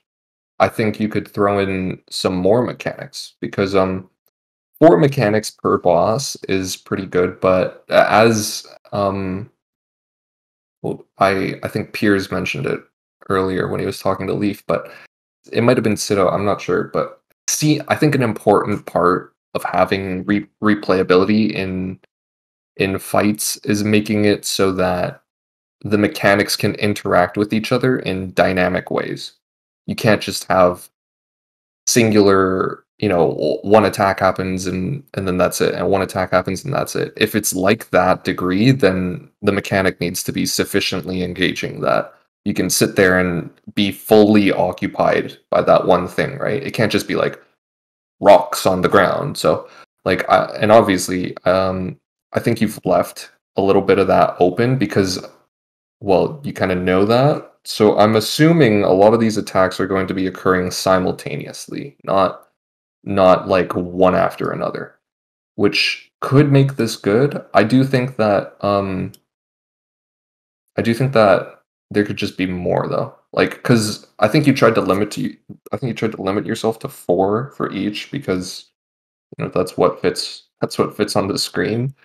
But there's no reason something can't have a lot, right? Especially for a quote unquote raid encounter where you've seen like Hiyo's it's not the more the better, but it needs to be it can be a lot. So I wouldn't be afraid to throw in a couple more things. I personally wouldn't brand it a raid because I think raid with RuneScape releases is currently synonymous with the highest level content, right? Raids 1 came out and everybody fucking died left and right. Raids 2 came out, nobody got a completion for 2 whole days, even with the best teams, right? So this, I mean, everyone's already kind of said it, but this is aiming to fill a niche which is kind of like upper mid tier, I want to say, which is good. And I personally wouldn't call it a raid because I think if you called it a raid and then Jagex released it, did a big promo for it, and everybody started playing it, they'd be like, "Oh, what the fuck? This isn't like crazy nuts. This isn't the most endgame stuff." So, but the mechanics and design itself, I would say, is good. The rewards I would have tweaked because stuff like, so I think the Karasi sword, I think it might be a little bit it might deviate too much from the original. And don't get me wrong, I think the original, well, actually, no, I don't really have that big of an issue with the original. People used to say Karasi was a prod weapon, but I think that was because they were stupid. They didn't know why Karasi was good. Because it had a lower max hit, it couldn't double spec, you couldn't whack with it after you ran out of spec. The only reason Karasi was good was because it had a minimal hit. And I think you kind of caught on to that when you used, I believe it was the Void Bow. But as it currently stands, you chalked it up as a 2-handed sword that you can wield with one hand, has very strong stats, but you have the added bonuses of a defender. It'll triumph over a lot, but it does have a 2H weapon speed. So I think it's gonna have to be, because really saying it's a 2-handed weapon you can wield with one hand just means it's kind of a 2-handed weapon, but with extra strength, right? Now, obviously, it's gonna have its niche uses for like places where I need a shield specifically. So maybe it's good for like dragons, but you know, nowadays we have super anti-fires. Maybe it's good for places where I'm getting railed so hard I need an Ellie. Maybe it's good for a place where, well, you're not really going to hybrid with a sword on. I mean, yeah, it's a bit weird. I think currently the way this is looking is part of it is also just calling it Karasi's sword is going to get a lot of people who are like, oh, like they expect the old Karasi sword. And when they see this compared to the other one, they're going to be like, what the fuck, where's the old one, right? Because that's kind of how it worked. I don't know. But two-handed sword is a one-handed sword. I think you need to find you'd have to show me exactly why that's useful. Void Staff, a staff that provides an extra 15% damage, can autocast ancient magics with Claws of Guthix. So, by itself, that's just a Kodai that can autocast Claws of Guthix. That magic, 10% chance to drain target's magic defense by 5, added to your own. Max of 15 levels acquired. So, a max of 15 levels acquired doesn't do that much unless it's a powered staff. Is kind of the problem, right? Because powered staffs scale really well with added magic levels. That's why Sang is so strong with an overload. But 10% like base magic attacks, like especially something like this where it sounds like what you're implying from what I understand is that you would be casting regular things with it. And none of those scale with your magic level, right? And people don't really care about the magic accuracy that you're going to get from it. So really, it's kind of like Zami Flames. It's like a passive effect of Zami Flames. It could be fun in PvP, I guess, sort of, because you know you're going to be reducing kids' magic levels and they can't barrage you or surge you. That's kind of funny, but outside of that, it doesn't seem all that useful because it's just I mean, maybe if it's a powered staff, but if it's not a powered staff, like I don't get max hits for it. Most of what people care about are max hits. Void Shield Bow that can use dragon arrows, has defensive stats. Cool note, but not mega useful because like the Zarite crossbow is good because it has defense stats, but like if it didn't have defense stats, people would still use it. The Void Stares Back is the special attack. Sacrifice an attack cycle to charge the bow. Launch the arrow for a guaranteed minimum hit to a max hit that does 25% more damage, which is why I'm pretty sure you already knew how Karasi worked, because that's almost how Karasi works. I think it's a little too weak once again, because a max hit that does 25% more damage is, I mean, usually that's not worth losing an entire attack cycle, right? I think there's a foundation here because, well, having a guaranteed attack is not bad. I don't know if I'd see it on the bow because the bow, like I just don't know how useful it would be on the bow, right? If you want guaranteed damage, usually people, like the reason Karasi worked so well was because it was a melee scaling mage attack that was guaranteed to hit at least half of your damage. So like, and because it was good in PKing, like I didn't need to max spec you. As long as I timed my Venge with it, I could spec a 40 and you would insta die. Because back then everybody was shit. But this, I mean, you know, it's the Karasi special attack. I think it has potential, but I think it needs to be tweaked and modified with something else. And the Void Flail, an already existing addition to the Void Mace, passive effect that allows you to hit your target with an additional 1 to 16 magic damage on successful hits. Must be charged with runes. We'd have to see numbers. I don't know how good the Void, because the Void Mace by itself, nobody uses that. So sure, getting 1 to 16 magic damage on successful hits could make it very good. I don't know if the Void... It's a flail, so you'd probably want it to be melee damage based. An extra 1 to 16 base damage on all attacks. That's pretty fucking strong. That is pretty strong. it'd be. I'd like to see something where it balances out with a multiplier on the void set. I guess because this is a very void oriented raid. Having the void flail by its like this just there's no doubt it makes it strong, but we're putting it on kind of a weird weapon here. I don't know what the effective DPS would look like at the end, but the ideas are there. The Void Knight armor could be very. I don't know how people are going to feel with being forced back into it, but that's kind of fine. Slight, so what, 2.5% boost to the damage and armor. I believe Piers said Void before was OP at 20, but that was at 20%. 20 and 10. So now it'd be 15 and 15. It'd be the equivalent of being on task for Slayer. That's... I don't really have that big of a problem with that, I guess. Outside of it, you know, just making Void very I'd like to maybe you could add defense requirement to it or something. Because people's main gripe with that was that Void is a 42 attack defense armor that's more powerful than Armadyl. So maybe if you made that up to like 70, this upgrades Void to like a tier 80 armor. It's like, okay. Yeah. Cool. But largely, I think the rewards are underwhelming for raid level. They could be tweaked. And the content itself is marketed towards raid level, but I think it should be a little bit under that. But the idea itself, the foundation that it's built on, is good. So I like how it adds, it's very thematic. It just fits with the content. So if I had to give that a presentation rating, probably give it, let me look at the rubric.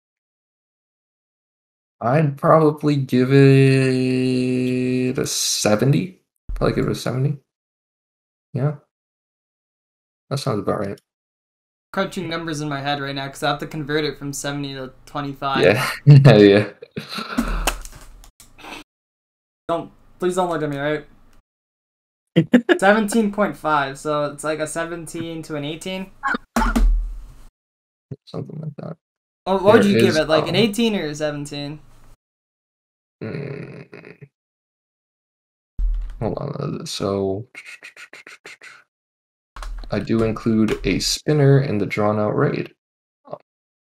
How to make a supportive enemy defensive. You could have had the spinner be like the final boss, maybe. I don't know. There's a bunch of, it's weird to say now, right? But there's a bunch of different things you could have. Like maybe it's a supportive enemy that just fights you throughout the whole thing, and and then you kill it at the end. It'd be a little weird. You could add some extra stuff to make it as a final boss that's pretty dangerous. Didn't want to include the special because of the controversy back then. True. People are too scared of Karasi, dude. Yeah. People are very scared of Karasi, but Karasi was... people just didn't know why it was good. They just died to it, and they're like, this is such an overpowered weapon. And I was like, no, it's not overpowered at all. It's just good. But, yeah. I guess normally I probably would have given that 18 out of 25, but because fucking Hiimsido and you have someone to blame Hiimsido and Leaf came in with like simulations, numbers, formulas, diagrams. I was like, oh god, like I can't not give it at least as much. So unfortunately, I will have to dock you the half point, and it will be rounded down to a 17. Unfortunately, but I don't know. Good foundation. Still liked it. Piers? 4-3-3-5-4. I gave it a 19. Yeah, I really enjoyed it. Thank you so much for presenting your work, Corgi. So the next person that is up on the list is the man, the myth, the legend, _. So how are you going to be presenting your work, sir? Is it going to be for Discord? Oh, hey, that's me. Yes, I will be presenting through Discord. Alright. Whenever you're ready, sir. And I think my calculator is fucking broken because I don't know why I'm pressing buttons. It's not doing anything. That is unfortunate. Let me just hide my camera real quick. So, where's my OBS? There it is. Alright, you're good to go. Alright then. So, this is called Remnants of Forinthry, and this is new wilderness content. This will actually be presented slightly differently than the other ones, where I will be going over the design goals before the content, and then finally the rewards. Because I think the design goals are actually a very important part of this content. So, this is wilderness content. So what are my design goals? This content should provide you a stepped introduction to basic no-honor tri-break PKing. And for anyone who is not aware of what no-honor tri-break PKing is, that is PvP in the wilderness where you are expected to bring and use all 3 attack styles, all 3 overhead protection prayers.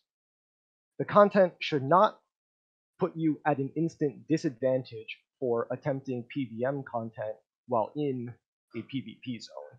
So what this means is being geared correctly for Remnants means you can defend yourself against attackers, and being geared correctly means you can inflict harm on others if you so choose. So what are the basic no-honor skills that this content is trying to build?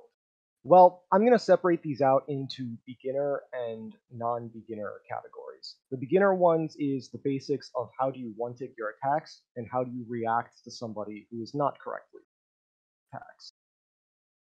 Once these 2 concepts are mastered, we move into what I like to call the rock, paper, scissors meta because you can't actually react to what the other guy is hitting you with.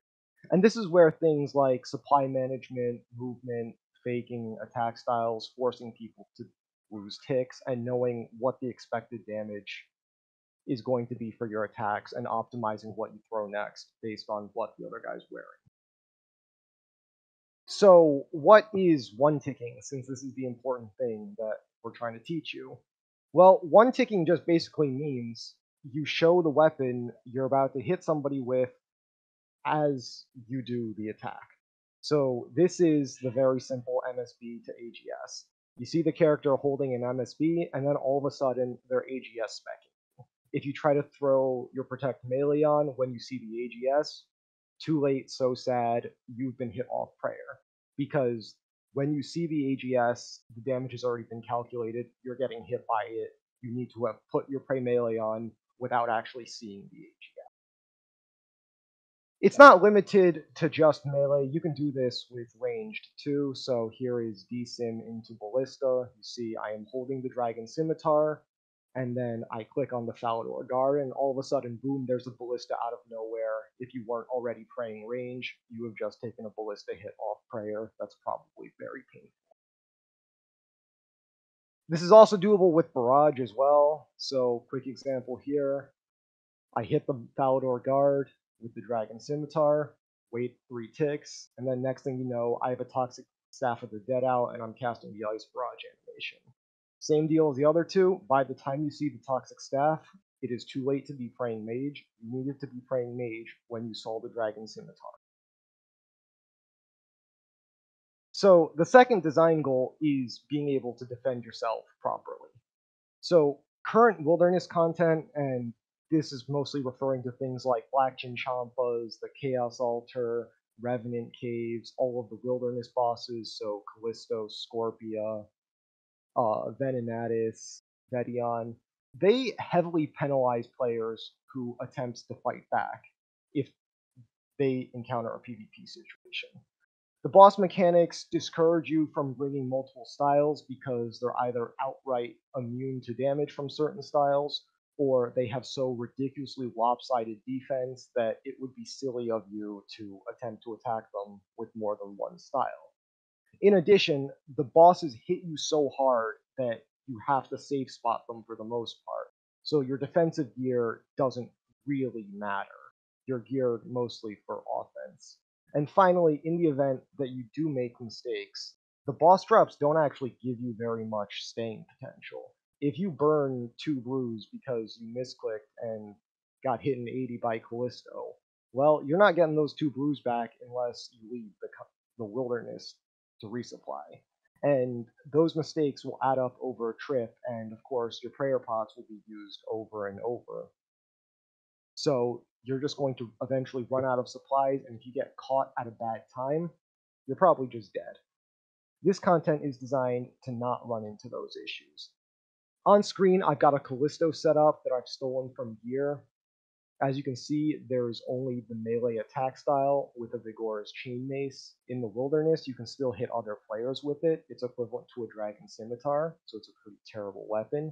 You can see he's got Thralls as the spellbook. That's completely useless in a PvP encounter. Thralls can't attack other players. He has no ranged weapon and no other forms of magic, so if this guy gets attacked, your hope is to throw on the Dins, throw on the Hides, and pray you can run out of Teleblock. So what is the actual content? I'm calling this Remnants of Forinthry, and the easiest way to explain this is 2008 style Wandering Revenants meet Implings. There will be a variety of Remnants walking around. They will range from simple newbie Revenants with easier mechanics that are more lenient on the execution to very difficult Remnants that will just outright kill you if you're not practiced or if you are under gear. I have an example of some placeholder art, but they would be tribrid with multiple tiers. I'm thinking 10 tiers. It doesn't have to be 10, but there should be a pretty good variety so that anybody can engage with them. At the weakest, I'm thinking things that are on par with perhaps a low-level pure in range of 70 to 80 combat level. And at the high end, we are looking at the equivalent of maxed mains running around with ancestral and crystal armor and BF bow. So there will be one new location. It's called the Remnants Cave. This will be deep in the wilderness. It's got a couple things in it. There's a loot chest for you to claim your loot when you kill the remnants. There's a new NPC with the mini quest, and this mini quest is very simple. He tasks you to kill the easiest remnant in 1v1 combat. And the lore behind this is the new NPC, he has discovered strange beings roaming in the wilderness, and he wants you to help them hunt them down. And just a quick lore reminder, Forinthry is the ancient name of the wilderness. It's not sure what exactly it was. I mean, it's not known if it referred to the entire wilderness or if it was a town or a fortress. That's all been lost to time as it was blown up at the end of the Third Age by Zealot. There will also be the Remnants Arena, where you can pick a customized fight in one-on-one combat against any remnant you want, and this is just for practice. There is no risk if you die other than the supplies you use. You're not getting those back. And there's also no rewards for killing them. It's simply a controlled practice environment. And this would be accessed via a trapdoor from the Mage Arena Bank. So putting, a bit more activity in the deep wilderness. So what exactly are their core mechanics? Well, I would say they have 3 major mechanics and 3 minor mechanics. The 3 major mechanics are they have reactive overheads, and what this means is they will scan your gear setup every tick, and they will adjust your overhead after a delay based on what you're wearing. So if you're sitting there in full mage gear going up against the easy remnant, the easiest remnant has a 3-tick delay. So 3 ticks before he attacks, he will look at you, see you are wearing full mage gear, and he will throw on Protect from Mage. And then whatever happens in those next 3 ticks, this easiest remnant, he doesn't care. It's bad at the game. It's designed to provide you a stepped learning experience. If you can change your gear in 3 ticks, you will be able to hit him off prayer.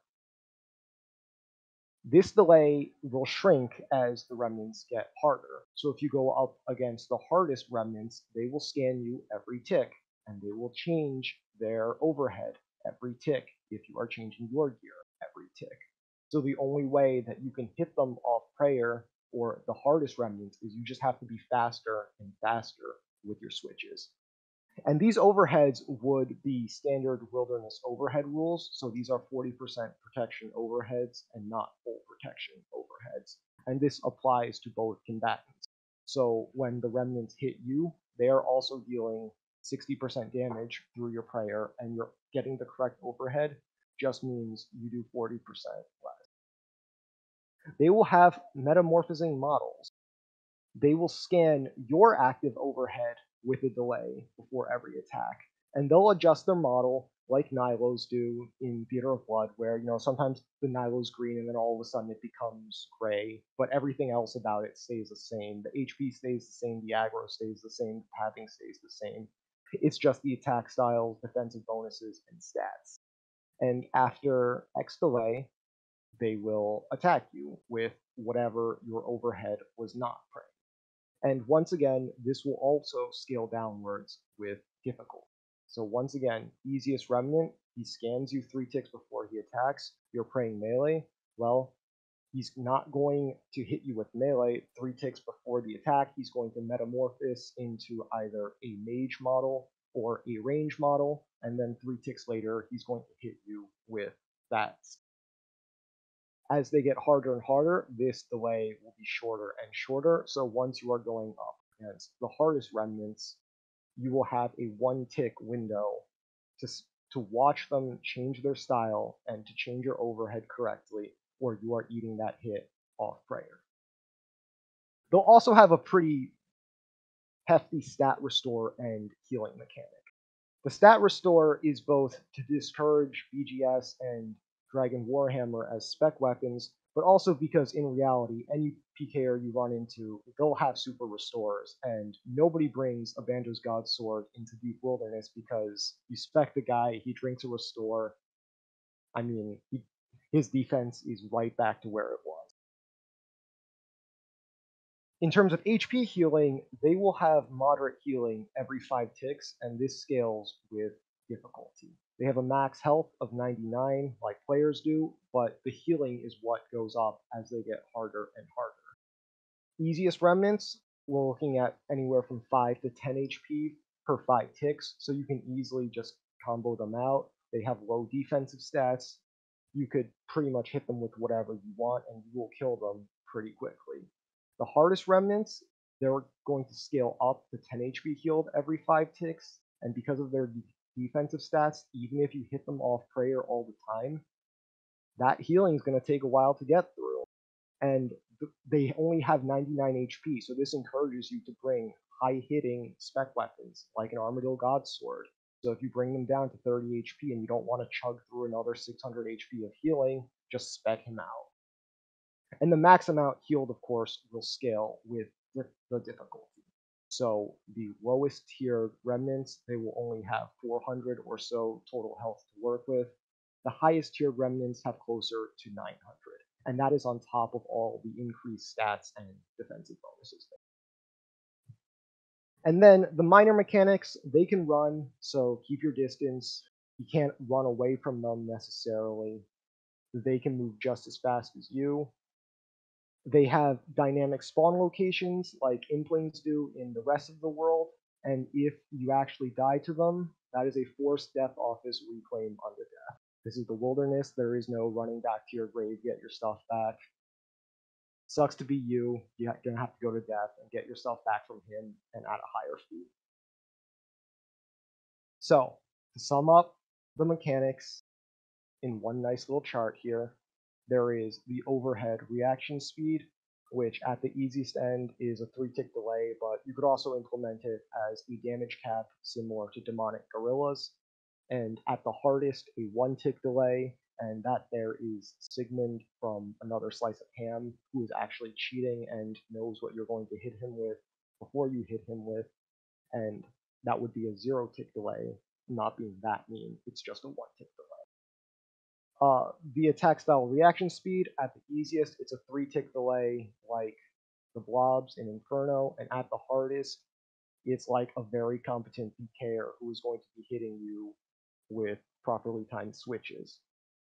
The base stats, at the very easiest, they are low enough that if you were a max main, you could plausibly kill these with just auto retaliate on and camping prey range. They're not intended to be that hard because they are the easiest remnant.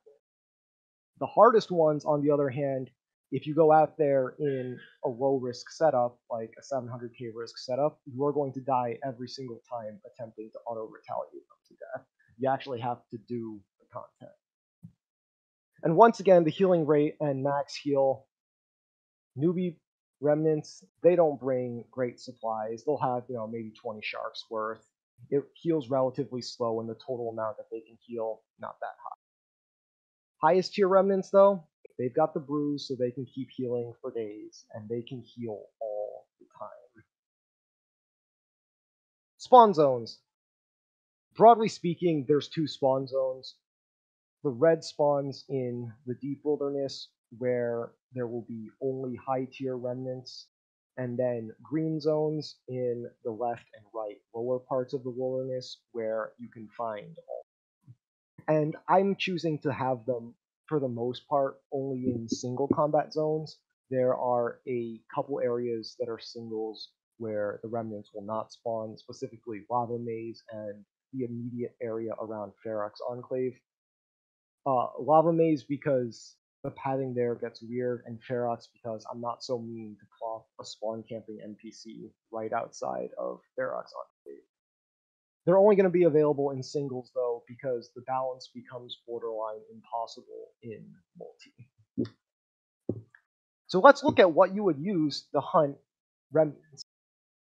If you went and saw somebody geared like this, most people would say, wow, that guy's going PK. And that's good, because that's the setup you're supposed to use. The setup you use to hunt these remnants is the exact same you use to go out there and kill other people. That's just how the content is designed. This is a very basic Mystics and Black Beehide setup I've got here. If you see on the left, it's risking just less than 800k if you die, including the supplies. Without the supplies, it's closer to 400k. I don't have the stats in this presentation. They're in a sheet attached, but if you are perfect with your execution, this cheapo setup kills the strongest remnants every single time, assuming your execution is perfect. If your execution is not perfect, it starts getting shaky really, really fast. So what do these guys give you for killing them? Well, there are 2 parts. Part 1 is the on-drop death table. So since this is wilderness rules, these guys will hit you through your prayer, and you are going to be taking damage when you kill them. That's just part of your design. The goal was for you to be able to kill these and not immediately be at a disadvantage. And the first part of this is the resupply they give when you kill them. So I would be introducing a few new items. So Blighted Super Combat Potions, Blighted Range Potions, Blighted Ceradoman Brews. These work just like any other piece of Blighted content, where they're the exact same as the normal item, except you can only use them in the wilderness. And their purpose is to give you a resupply on kill. So I've got 2 example loot piles there, where the left one is killing a weak revenant. You're getting 8 sharks, 2 crambwans, 2 super restores, and a range pot and super combat pot. It's not a full resupply, but it'll give you enough to either tank somebody out or to hunt your next remnant, or at least make it to safety. And on the right, we've got 8 brews, 4 super restores, an angler, a crambwan, a range pot, and a super combat pot. For all intents and purposes, that is a full resupply, and you are ready to go. They will also drop you a loot token, which is the non-supply loot from your kill. These are non-stackable, they're capped at like 5, and they are broadcast the same way loot keys are broadcast. So anybody who comes upon you in the wilderness can see how many of these tokens you're holding. And they, of course, can only be opened in a safe zone. And part 2 would be the chest loot. This is not intended to be anything fancy. I've got a couple ideas here. We have 3 Ancient Warriors weapons, the Vesta's Spear, Zuriel's Staff, and Morgan's Throwing Axes. These are the weakest of the Ancient Warriors weapons, and they are probably not that overpowered, and these are wilderness rewards for wilderness content. In addition, we've got ideas like ornate maul. It's another source of ornate maul handles. The ornate maul handle, as a refresher, lowers the granite maul's special attack cost from 55% to 50%, so you can use it twice. And also, I've got a Dragon Battle Axe and Dragon Longsword on there because the original Revenants in 2008, they dropped corrupted versions of Dragon weapons, which were degradable, free-to-play weapons that could be used in free-to-play just with no special attack. So you could run around with a Dragon Battle Axe and hit people with it in free-to-play. And then also the chest would also give you generous amounts of blighted supplies. So blighted range potions, blighted super combat potions, blighted restores, blighted brews, ice sacks, and assorted food. And if you were good, it is a self-sustaining thing to let you go hunt them. And that is all. Thank you for listening to me ramble. And obligatory PvP bad. PvP bad! So, off the bat, I can't remember if this was in the first podcast or the second podcast, but when I was doing my PvM podcast, I think this was an idea that was pitched by Kirby, where it was, the one thing that sucks is that when you do wildy bosses, it's just, you can't really fight people off. And I think this is a fantastic idea, because you're able to, not only are you able to accomplish your PvM goals, but if some dickhead tries to kill you, you can fucking kill him back. I think that's fantastic. I just love that idea so much. But it's also interesting because this is what I would probably consider another way to get into PvP, or to train yourself to be, like, get into PvP. We have LMS, which is like a risk-free way of doing it. This is one with a risk, but at the same time, you can kind of make money doing it. And then this might prepare you for, like, getting a little bit better to fight off against stronger NH people, like actual players. But I'm not a PvP god myself. I think the best person to speak on that matter is probably going to be either Piers or Hemmiez, because I believe they've got more PvP experience than my sorry ass, who's a PvM nut. So the different difficulty mobs, they would have obvious model differences. Yeah. So if you see a strong one that you don't think you can beat, you could just run away. There's nothing stopping you from running away and choosing not to fight it. Yeah. It's not like LMS where, the guy hits you, you're locked in combat with him. It's either kill him or join the next game. Do you happen to have the Google Slides for it? Like, is it open to share? Because I'd like to just Yes. go over a couple of the slides. Unless, Sido, do you want to... I mean, I don't know if that was your full review on it, but... That was just like a brief review of it so far. I haven't given my full review just yet. Okay. But I'm happy to hear you guys say your piece first, because, like I said, I'm not too big of a PvP guy. I just want to hear you guys' thoughts first before I say much more. Yeah. Do you want to go first, Hemmiez, or? I'll go first. But Okay. do you have the? Are you able to share the slides? Because I think it's just easier to go over when I have it in front of me, right? Can you see the... It's in the competitors channel. Oh, okay, nice. I So should have set the access so that anybody with the link can see it. Let me know if I made a mistake. I mean, it's fine. So first off, I think you took a very good approach to it with the order in which you went about it. Design goals, great. There's literally like, this is the goal. The whole point is, well, yeah, like you shouldn't be. I think there's some things on how we can approach them better, but the design goals are basically pretty much impeccable. There's nothing wrong with them. I think you broke down the basic NH skills pretty simply. Defending yourself is good. Obviously the models are, we don't have them. We don't have the art out ready, so, but I can see what you're going for in that, in the same way that, because like the roaming wilderness, the roaming revenants back in the day, I think that was really good way to describe it, because like you saw a Rev Goblin, you're like, oh, that's a pussy, I can go kill him. Yeah. If you saw an orc, you're like, oh fuck, I'm going to the clan wars, bro. Someone cover me.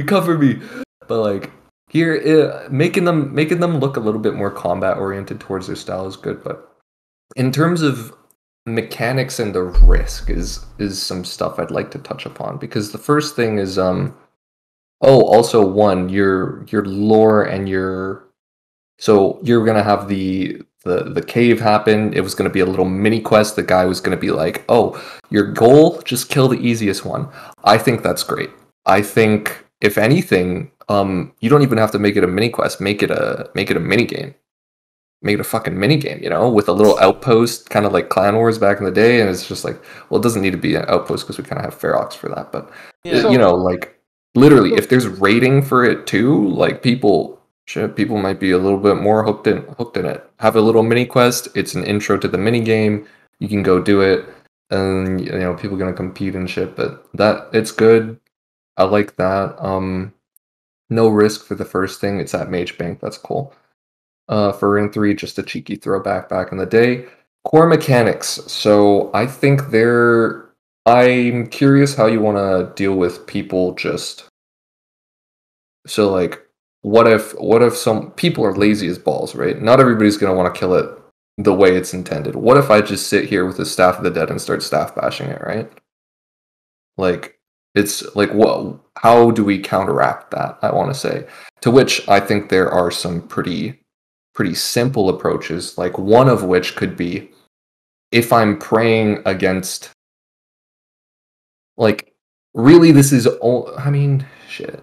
I can bow you in robes and I'm still gonna hit, which is kind of cringe as well. Because like too much of the attack bonus is centered on the weapon, right? So go ahead. I did not bring up the tables because it's spreadsheets of stat tables. Yeah. But the idea is, you can beat the low tier remnants by just staff bashing them. You can kill a pure with, like in the wilderness right now, if you just throw on tank armor with a ballista and you can just auto retaliate them to death because your stats are better than theirs. Like that's just how the game works. Yeah. If you go up against the stronger ones, that doesn't work anymore because their stats are just better than yours, and you die.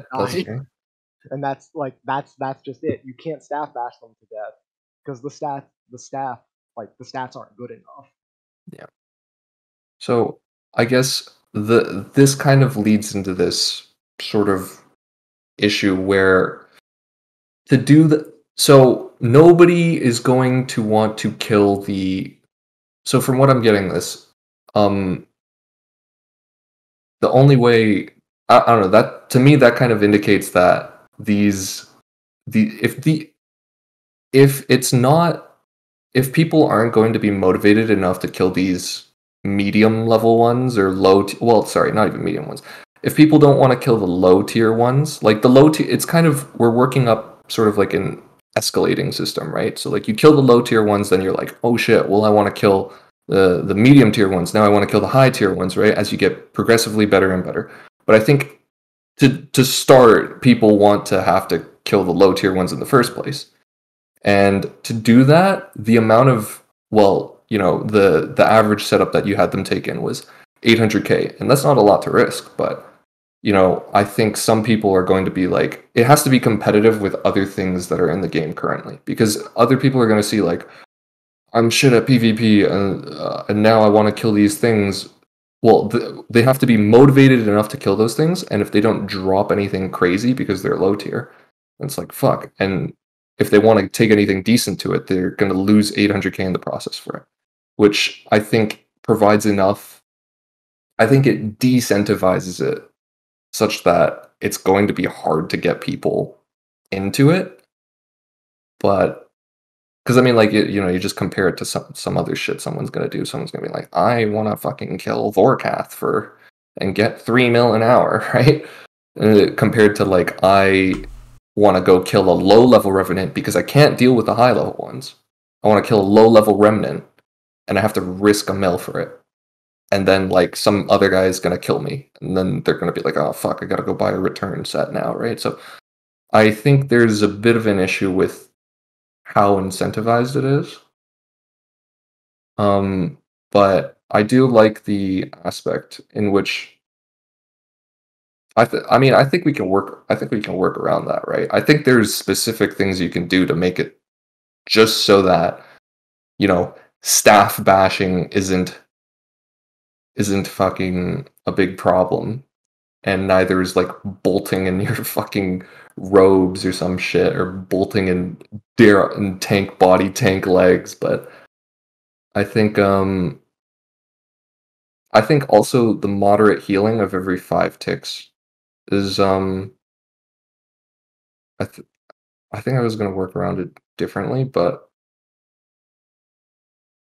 fuck, I don't know. It was in the middle. I had an idea, but I forgot it. But I think we can adjust it. I think you're pretty open to how often it heals, how much it heals.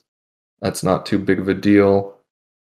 We go on to the difficulty. That's fine. Spawn zones. So I'm also a little bit curious as to how, like, what's the density of them? Because if we look at Revenants from back in the day, right, they were fun, but they weren't a good money-making method because you'd run into one every 17 minutes, right? And then maybe it's a low-level one, maybe it's not even a high-level one, right? Like, how do I get a steady stream of good ones? The only way to incentivize it, if it's not a steady stream, is to have them drop something that's so good that it balances out for all the dry areas, right? Or for all the dry segments. Because, you know, I like that was Revs back in the day, where you pick up a VLS and you're like, holy fucking shit, let's go, right? But then you'd go like 3 hours and not get something. But now if let's say I'm running around the wilderness, like I need a steady stream of them, unless it's going to drop something so good that it makes up for me just not fighting anything for 10. Is what I think. But it's definitely a weird thing to touch on. The hunting example is also, here's a bit of a problem, I think. Unless you meant that they were going to prey against 2 styles at once, but like in your base setup, you know, rune crossbow, hides, mage gear, AGS, it's pretty basic. What's stopping someone from just being a bolt ragger with an AGS? Because like they're constantly switching styles, right? Well, I mean, the Remnants magic attack can freeze and telewalk you. Like, I didn't write this actually down, but so Revenants in 2008, their magic attack could freeze and telewalk. That's fair. That's fair. What if they just take a staff and don't use it though? What if they just flick staff and then just 1-tick bolt? So that's why I said they scan your bonuses and your gear, because if you sit there in like tank armor and a staff, the scan formula, like you don't actually have enough magic for them to create magic. Okay. I get that's staff whacking is more or less only viable with the staff of the dead, or the toxic staff of the dead. Like my example used in Aram's staff. Aram's staff does not have the melee bonuses to win you a fight. Mm-hmm. Yeah, no. I think so. I guess that's fair, because you just get people 1-tick 3-way bolting instead of 1-tick 1-way bolting, but that does mean that they would be allowed to defend themselves, which I guess solves it is the problem that we're looking for. So they don't have to practice 1-tick barraging, but if they do get in a fight, then they have the option to. So I think that is pretty good. Yeah. I do think that a lot of them are just going to be like 1-tick 3-way bolting though, because like people are lazy as balls and they'll just do whatever's easiest for them. But that's fair. As for how they die, I am a big fan of how, once again, all the design goals are very good. I don't want to put players at a disadvantage when they get a kill, and that's really good. However, you know, if you've ever been fucking jumped while you're looting a kill, pretty AIDS, right? So I think we could even make it a little bit better, maybe you put them on the offensive, right? Maybe you kill one of them and then they give you that little fucking rev buff that you have in the caves now if you kill a boss, right? Yeah. Except maybe it applies in PvP. Maybe not as strong, because I see people hitting fucking 90s in Torva, but you can... I wouldn't be opposed to giving them some sort of like minute-long buff after they get a kill or something, because the resupply, that's good, but you know, if you're picking up this, well, these days you have fucking loot keys, but you know, back in the day, you get a fucking kill, you gotta pick up 16 items, some motherfucker's trying to fucking spec you out while you're looting your shit. You're like, oh, okay, buddy, this is kind of AIDS. But I do like the idea. I think there are some I think there's, you know, like relatively negligible tweaks that we can make to it. But the ideas are in the right spot. No supply loot keys, open safe zone, broadcast. Yeah, honestly, the token broadcast, I didn't, when you said it, I thought you meant kind of like in a God Wars sense, you know, like everybody within this vicinity gets told that like you just killed something for this much loot, and it's like, oh fuck, all right, let me go find this guy. Kind of like the wildy bosses, you know, like some motherfucker kills Callisto, gets a pet, like everybody in the vicinity knows. If that's what you meant, I think that's really good. I mean, by itself, showing how many loot tokens you have on you is good as well, but I don't see why there's no reason that we can't have it broadcast their loot as well.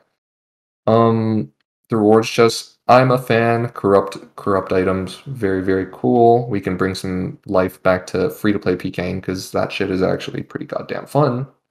But, Vestas Spear, so cool. Yeah, I don't see any reason why don't we have that now?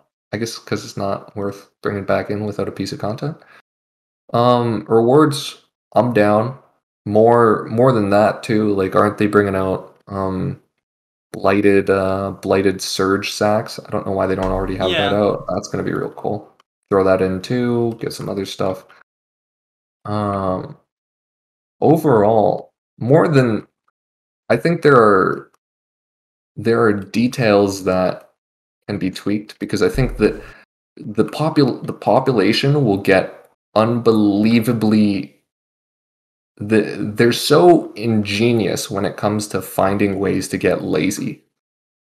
Like, they will put together so many fucking brains to figure out how to like skimp and like cut as many corners as they want. So I think as it is currently, there's just going to be stuff that's going to have to be revamped. I think people are just going to cheese their way through some shit. But the design goals are very much in the right place. I just think we're going to have to put some rewards that are good enough to actually incentivize people getting into it, though. Just because by itself, like you said it yourself, right? Like these rewards are the relatively weaker side of things. You know, a granite maul handle, fuck it, like people already have 100 of them. Corrupt items are really sick, but free to play is not popping as much as it used to be. Vestas Spear, not mega crazy. Zuriel's Staff doesn't even have a spec bar. Fucking Morgan's Javelins are great for an NH stake if you fucking if the other guy doesn't have them, which he's gonna have them if you take them. So, but it's gonna be very like by themselves. If we just had these rewards, I don't think it would be enough to incentivize someone like going up that entire ladder where they're like, oh shit, you know, like I'm going to take a mill to go out and fight this low level remnant, because obviously they're new to it. They can't fight any of the medium or high level ones, right? So they're gonna be preyed on by a bunch of people. They're not gonna be able to kill the high or top tier ones to get the loot from them, so they have to kill the low level ones. And they're gonna be risking a mill for it, and then like they're gonna die, not have a return set halfway through buying them at the G. They're gonna be like, fuck this, I wanna go kill Zulrah instead. So I love the idea, but I think there needs to be some tweaks. We have to find some sort of way to actually get them to climb up that chain. So, if I had to give it a score,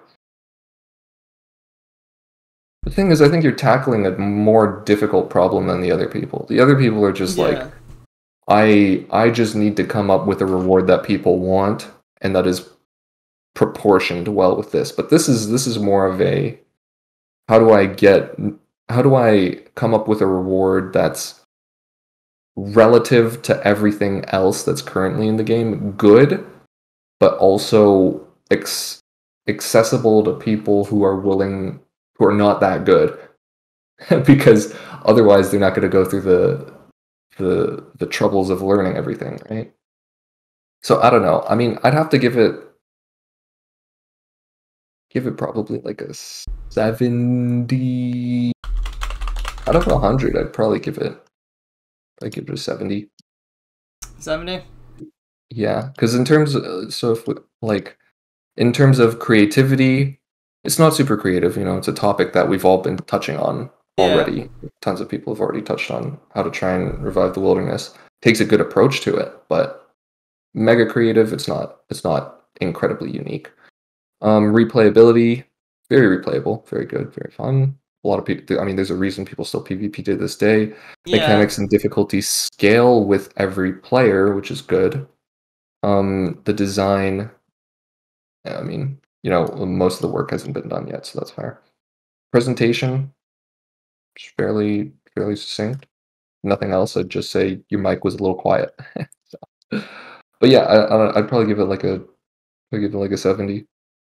So would that be? We're in the same boat we were in last time. Yeah, 18 or 17. Yeah. I'd probably give it a 17 too.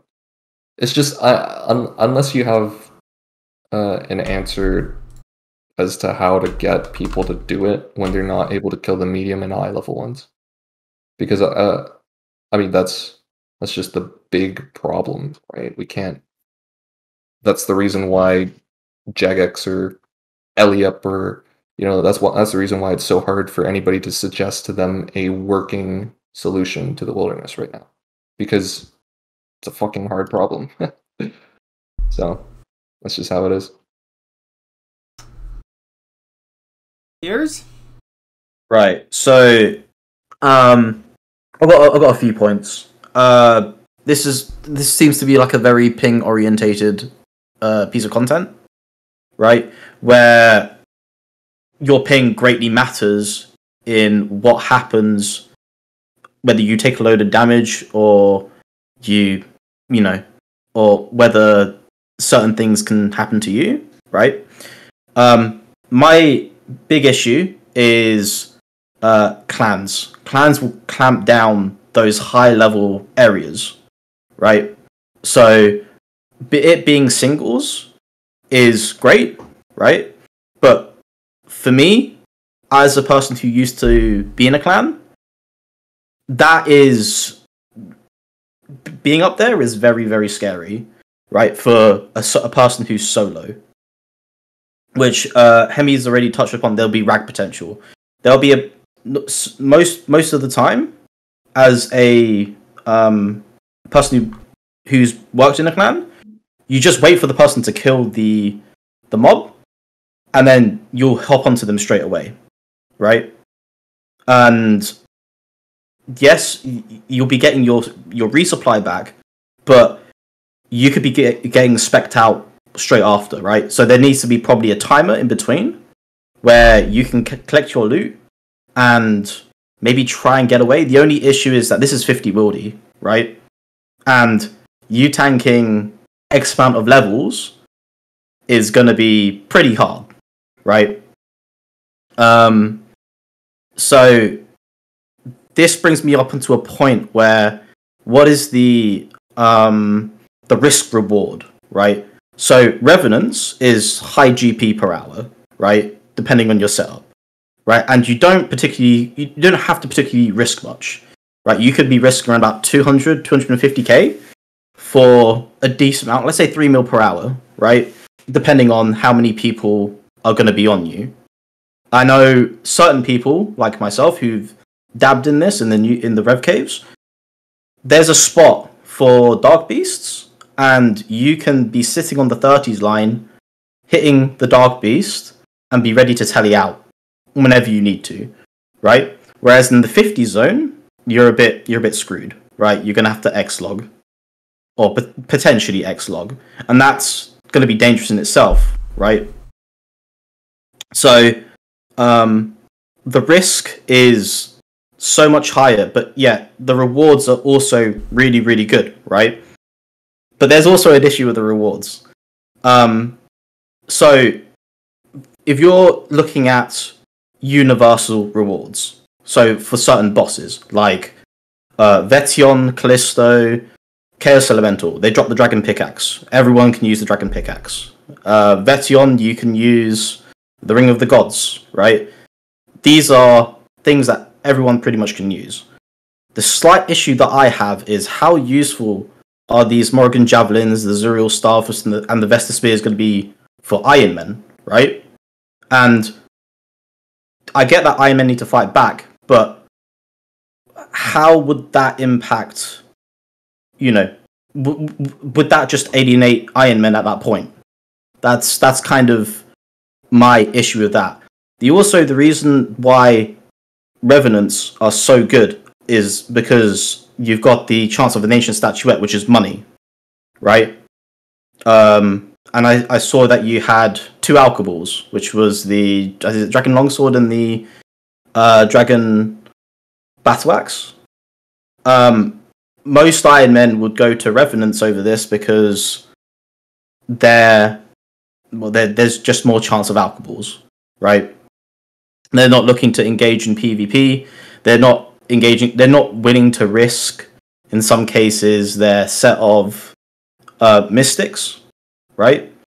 So that might be a deterrence for some groups, right? My other question was this: is there a salve increase? Like when you're facing the Remnants, does your salve give you increased damage? There is no salve increase. I do not want people bringing gear to make the PvM part easier while sacrificing your PvP ability. So no. Okay. So, my thing is this: if you're going to be in tribrid gear, at least some people, let's say med levels are going to use a Fury. I don't know, maybe a Ring of Suffering. Something like that, and maybe you have an AGS, right? That means that it's going to be a slight issue for some people who maybe, want a bit extra. Of course, you're going to be risking more, right? And that is also part of the risk with being in 50s Wildy. You're risking those items, or potentially more items on top of that. However, this is a topic that's been, I know has been discussed a lot, and I like the fact that you came with something that is PvP related in a PvM scenario, right?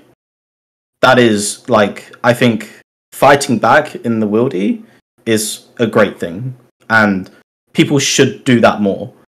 However, I feel that maybe you can change the higher tier revs and put them not literally in 50s, but let's say 45, maybe 45 plus, right? Because for some people, tanking a teleblock from 50s all the way down is for some people nigh on impossible, and not people that probably don't have that experience are not going to be able to do that. I think that's me done on that.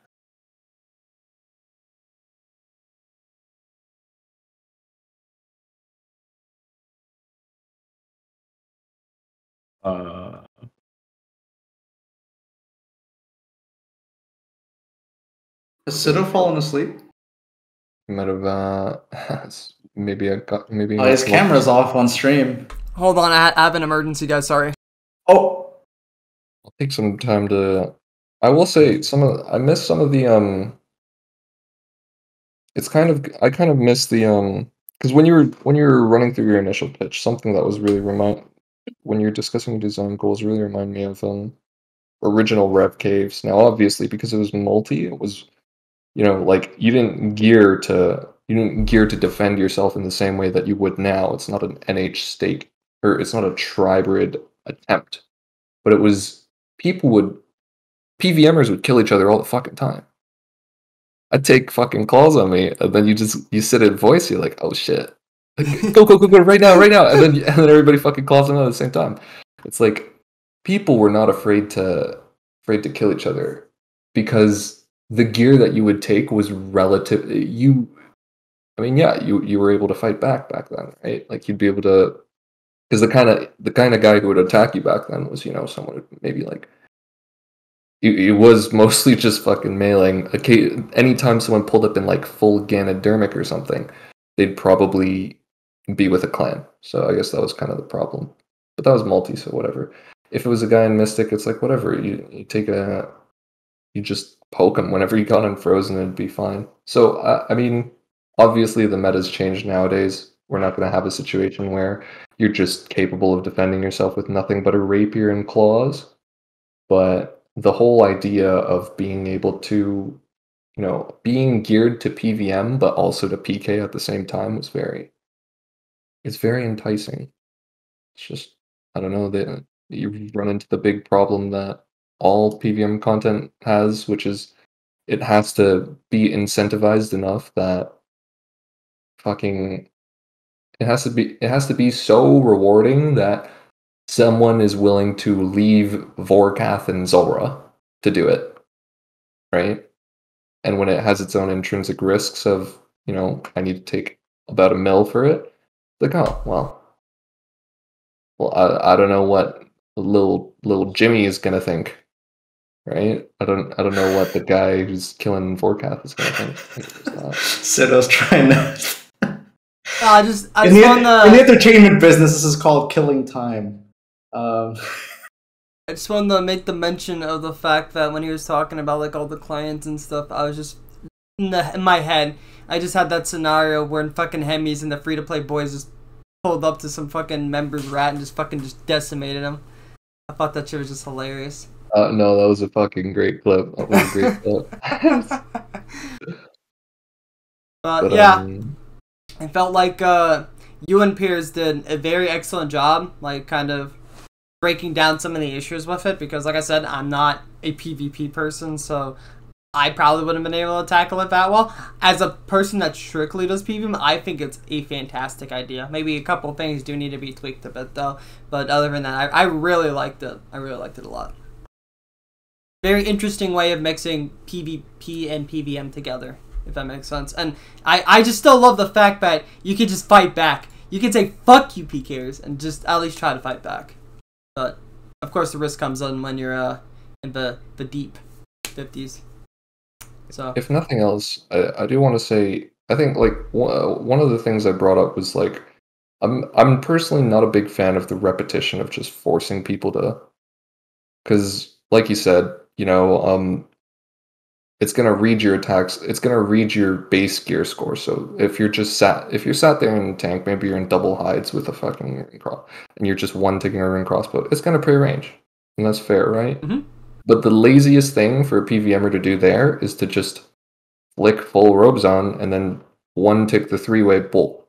Well, they don't even have to one tick it because they're gonna be fighting the low tier ones, right? But if they're fighting, like, it incentivizes, oh, I should go and like barrage you instead, but lazy PVMers are probably not going to do that because that's more effort and it's less DPS. So, like, I mean, I think a very simple way to solve that problem is to, for every period of, like, for every 20 ticks or so, like, it, instead of praying against one style, it'll pray against two, is what I think. Ooh. Like, because we see that with Calfight Queen. It can pray against two styles, right? We see that with, like, even when they teased Nex, it was capable of praying two styles at once. So you can have things pray two styles, and then it'll switch every certain segments. And sure, it's a bit artificial to force you into using more than just bolt ragging, but I think, you know, just that little touch can totally do that, because, I mean, as it currently stands, my opinion is that, you know, motherfucking little Timmy who's been killing Zulrah for 7 hours is going to be too lazy to try and go for the barrage. Then he's going to splash because it's just less DPS than bolting, and he's going to be like, oh well, fuck it, I could do the 3-way and then barrage, but I could just 3-way back and bolt him again. And I think that's what it's going to end up being. And there's nothing inherently wrong with that, because now they have the mystics to barrage. They have mystics if they want to fight back if they get hit. But I'd rather they practice barraging than practice 1-tick 3-way bolting. Especially when they don't even have to 1-tick it. So, but I don't know. That's just those are my thoughts on it. Alright, so Piers, what's your final scorecard looking like, brother? 3-5-4, 3-3. I think I would give it probably a 20. I don't know, I just really like the idea. That's what really carries it for me. But again, there's some things that need to be tweaked, but I just really like it a lot. But thank you for such a fantastic PvM PvP pitch. I'm not gonna lie, I was unexpected. That was a curveball and a half, but thank you so much, Mr. T_. Alright, so we've got TSirThomas next. How would you like to present your work, sir? So I have a PowerPoint. I'll be speaking over it. Alright. You guys can also ask questions, or you can write them down after we can see them. Alright.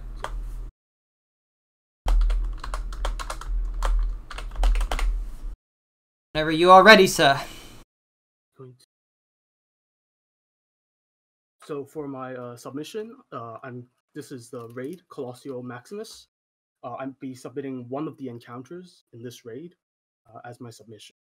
So in terms of the inspiration of the raid, it's based on this Reddit post that was posted a while back, and also just based on some of my other games I've been playing, as well as some films such as Gladiator. So the idea is that you're fighting in this grand arena in Varlamore, which is a very Roman-based city, and it's a voluntary activity. So you're going in, a bit like Theater of Blood. You're going in to fight the encounters. You'll face multiple different encounters, and once you beat the end boss, you'll have a reward for it. So in terms of the raid overview, it's located in this area called Civitas Illa Fortis. This is an area that was teased back in Kingdom Divided.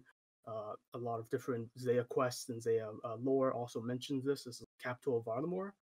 There are no level restrictions to this raid, like how Theater of Blood doesn't have any restrictions, nor do Chambers of Zarek. If you can get to the city, you can enter the raid. The raid has multiple encounters in a linear fashion, and it's designed for groups of 8. So unlike the other raids and other encounters in the game, this is designed for 8, not up to 8, for 8. You can do it with less, but the things won't necessarily scale down, and some of the mechanics will require multiple people to complete, and there's also some tank mechanics. So in terms of how I'm calculating the DPS requirements, I'm expecting 2 people in the raid to be dedicated tanks, or at least semi-dedicated tanks, with tank gear to basically soak damage from the boss. There's no puzzles in this, but like no puzzles, not like Chambers, more like TOB. And the raid, the first and the last encounter of the raid is the same, but the bosses in the center will rotate and change based on RNG. But you cannot scout the encounters ahead of time, so you can't bring a set of gear that is basically ideal for your raid. You have to bring gear that's suitable for the entire raid. So this is just a little bit another Reddit post based on to show the lore of the raid. You can see in this in the bottom there's a Civitas Illa Fortis, which is the capital, and the the Battle Colosseum is right in the center of the city. So this map is not official. It's created by Zigzag Zygle, and it's a very beautiful map and one of the inspirations for this raid. So as with all raids, the design of the raid has a lot more damage, a lot more higher DPS requirements. So after the very first encounter, you'll be able to resupply from the chest in the waiting area while you wait for your next encounter, which you can start by speaking to an NPC. The supplies provided are raid only, so that allows us to give the players some more powerful supplies that can increase the amount of health they have, increase the amount of damage they have. So some of the resources include overloads. This is very important because it means it allows you to bruise and also heal. Basically have a constant source of healing, but also have the stat bonuses and not have to restore every time you brew down. Prayer enhances and super restores for your prayer. Stamina, some bosses might require you to kite, might require you to move around a bit more. Stamina will be very helpful in that. And in terms of the healing food, you have 6 dose brews with 12 hit points per dose. So this is a little bit more healing than what you would get from a 4-dose brew, and it's designed to basically allow you to heal for smaller amounts but more often. And you also have some combo food and some big healing food that you can use, mostly for tanks, to heal through some tanks. So for my submission, the boss is called Vejovis the Necromancer. So in terms of the lore, he was the protege of Lord Trobin Arceus.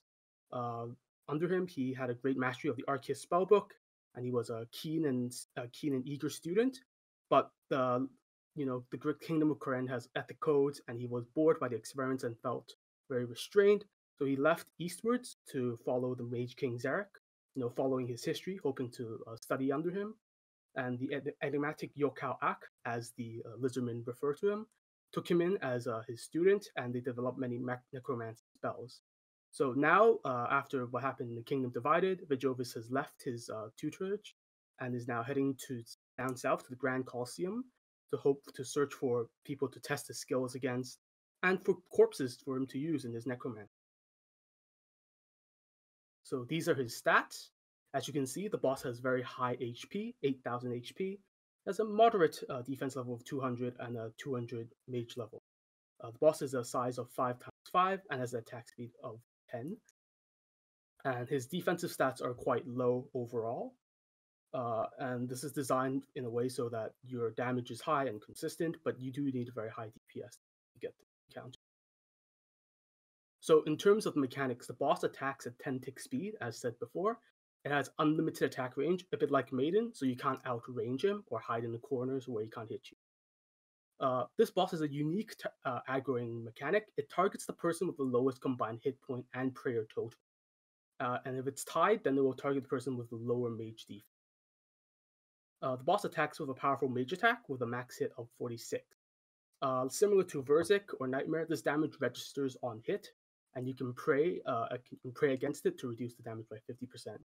The boss stands in an arena 23x23 in the very center, and it cannot move from this position, similar to how the fact that Maiden or Stotezek cannot move.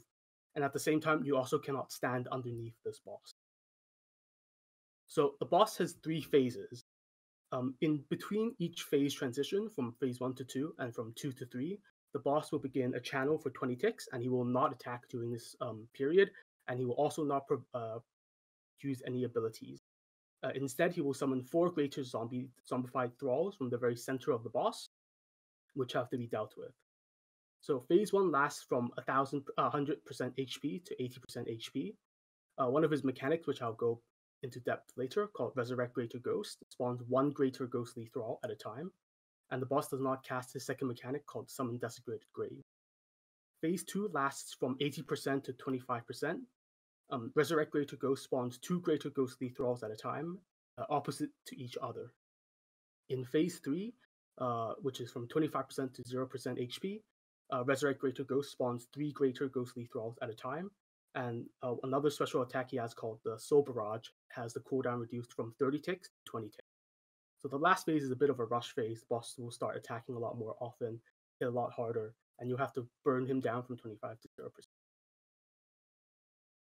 So one of the special attacks called Soul Barrage, it's an attack where the boss fires a projectile at all raid members, and when the projectile lands, it does 15 to 25 typeless mage damage in all targets in a 5x5 square around them with yourself in its center. If you're stacked, and if there's people overlapping you in that 5x5 square, you will take multiple instances of this damage. If it's 2 people, you'll take that damage twice. If it's 3 times. 4 times. This damage cannot be reduced by protection prayers, and it has a cooldown of 30 ticks, reduced down to 20 ticks, that's a typo, in phase 3.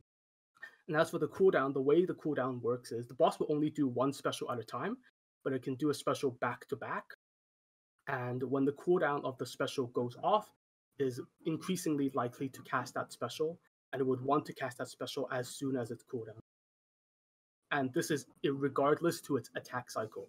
So it could have just fired off an attack, and then it could immediately do a Soul Barrage right after. So here's a diagram illustrating what Soul Barrage would look like in a raid. The green dots would be where each member of the raid is standing and fighting the boss, with the blue square in the center being the boss. And the red outline would illustrate where the damage from Soul Barrage would land. So for example, in the bottom right corner, you can see two green dots are too close to one another. So when Soul Barrage is cast and when the projectile lands on them, they will both take damage from each other's Soul Barrage. It's very important to note that the damage is applied when the projectile lands, so you can move out if you're stacked to avoid the damage. Although you can never avoid the damage that is targeted towards yourself. This is another mechanic I mentioned earlier called Resurrect Greater Ghost. The boss summons a number of Greater Ghostly Thralls depending on phase. These are 1-by-1 undead monsters, which are airborne, so they can only be attacked by ranged and mage attacks. And they will begin rotating around the boss, walking in a clockwise rotation, moving at walking speed. Every 5 ticks, they will scan for all targets within the 9-by-9 range of them, and they will fire a Soul Blast attack them that has a max hit of 24. This damage can be reduced by 50% with Protect from Magic, and these Greater Ghostly Thralls are immune to freezes, stuns, or any effects that you want to use to stop them from moving. And this special has a cooldown of 40 ticks. So here's a diagram illustrating when the Greater Ghostly Thrall is summoned. It summons in one of the 4 red dots. So in phase 1, one of the 4 red dots will spawn. In phase 2, it will be 2 of the red dots opposite to each other. And in phase 3, 3 of the red dots will spawn. And they will begin moving around in this yellow circle that I've highlighted. And they'll begin firing Soul Blasts at all targets in a 9-by-9. So here are the stats for the Greater Ghostly Thrall. It has a moderate amount of HP, 300 HP, but as you can see, it has very, very low to negligible defense and a very high mage. This is another mechanic. This is probably one of the more important mechanics. It's called Summon Desecrated Grave. The boss targets a location of the player and marks that tile with a red glow. Once the tile is marked, the mark does not follow the player, it just marks the tile. After 10 ticks, the boss summons a Desecrated Grave at the target location. When it does 100 typeless damage at the very center of the tile, decreasing by 25 tile away from the very center. This damage cannot be reduced by protection prayers. And once it does that, it spawns and leaves a Desecrated Grave at the target tile. These are 1-by-1 monsters with no special types. They have low defense, medium hit. And after 10 ticks after its creation, and every 10 ticks after that, it will spawn a Greater Zombified Thrall. These are 1-by-1 undead melee monsters, and they will target random players based on proximity and damage taken from them. A bit like how God War Dungeons work. These minions have an attack speed of 6 ticks and a max of 34. Their damage can reduce by 50% using Protect from melee, and you can CC them with freezes and stun spells. These Greater Zombified Thralls are also the same as the ones that are spawned in between each phase transition. And this special has a cooldown of 50 ticks. So as you can see, the red 100 would be where the epicenter or where the marked tile is. And as you move each tile away, the damage is reduced by 25 until you are completely out of its range, where you will take no damage. The stats of a Desecrated Grave has 500 HP, but no defenses whatsoever. This minion also doesn't attack. It stays there idle and doesn't do anything. And another ability that has is called Resurrect Greater Zombie. This is only cast when a raid member dies, and the boss will summon a Greater Zombified Thrall at the raid member's location where he died, which will then have to be dealt with by the raid. So the Greater Zombified Thrall is a melee minion with a moderate amount of HP and defense, but they are vulnerable to freezes and stun effects, and these are also undead minions, so they're vulnerable to effects of the Salve Eye. That concludes the encounter and my submission.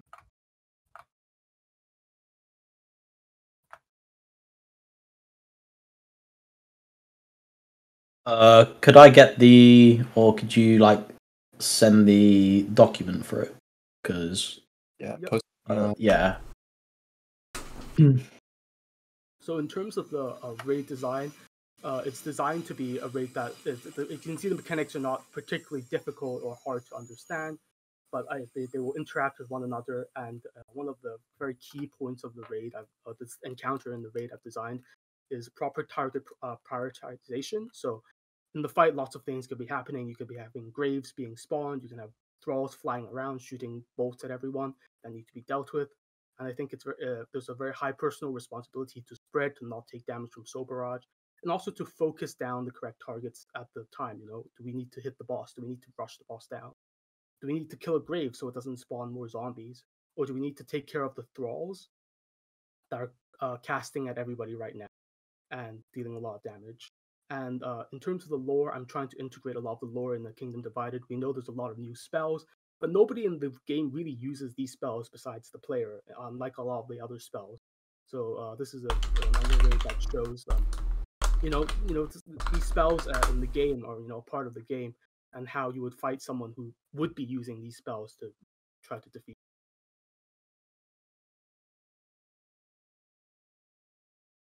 So I'm gonna say a personal gripe of mine that isn't about your mechanic, but it made me realize something. And it's just the fact that there's some bosses that may have like a minion, and it's just like you don't really have to do much with the minion, right? I mean, Nightmare, I feel like it's alright, but all they do is just fucking snare you down. That's it, right? And then Berserk, okay? They just fucking Nylas that just blow up on you. That's it. I feel like this is kind of nice because I like the whole idea of like target prioritization and using like mobs or minions that play more of an important role than just like some simple baloney where it's just this minion does this and that's it. So I like that a lot. And the lore, I also like the lore aspect. I think the lore when it comes to Zaya is pretty good right now. So seeing more expansion on that, especially the lore part, because it's, you said it was in Valamor, right? Yeah, the raid is set in Valamor, which is probably the next area we're going to be expanding towards in Zaya. So yeah, I want to see more expansion of Zaya because I'm just so enticed in that storyline right now.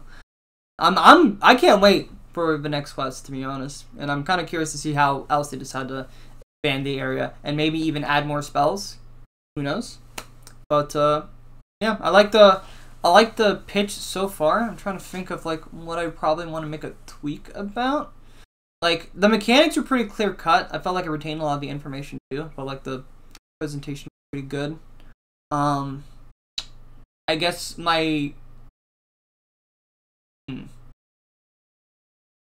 I'll let Piers and Hemmiez talk because I'm trying to. I'll let myself think a bit more of like what some of my gripes might be because I'm trying to think right now. You want to go first? Yeah, sure. So I like the greater zombified thrall. I think it's a really good idea as a punishment for a member dying, because normally when a person dies in a raid, it's just either point loss or in some cases, let's say Tob, of course, is loss of DPS, but I think it's kind of funny that you get a raid, you get a victim, let's say, and your team suffers as a result for that person dying. I also like the Grady Ghostly Thrall as well, because it's similar to a Naviancy, right? You can't melee it. I think that's a good idea. A lot of people like me who are lazy, if I can stay on one style, that'd be great, right? This gets me out of, just sticking to one style. So for me, I kind of like the fact that for chambers, it can be different rooms, right? Or you can scout certain rooms to make things enjoyable, right? This is my preference. And I noticed that yours doesn't have that.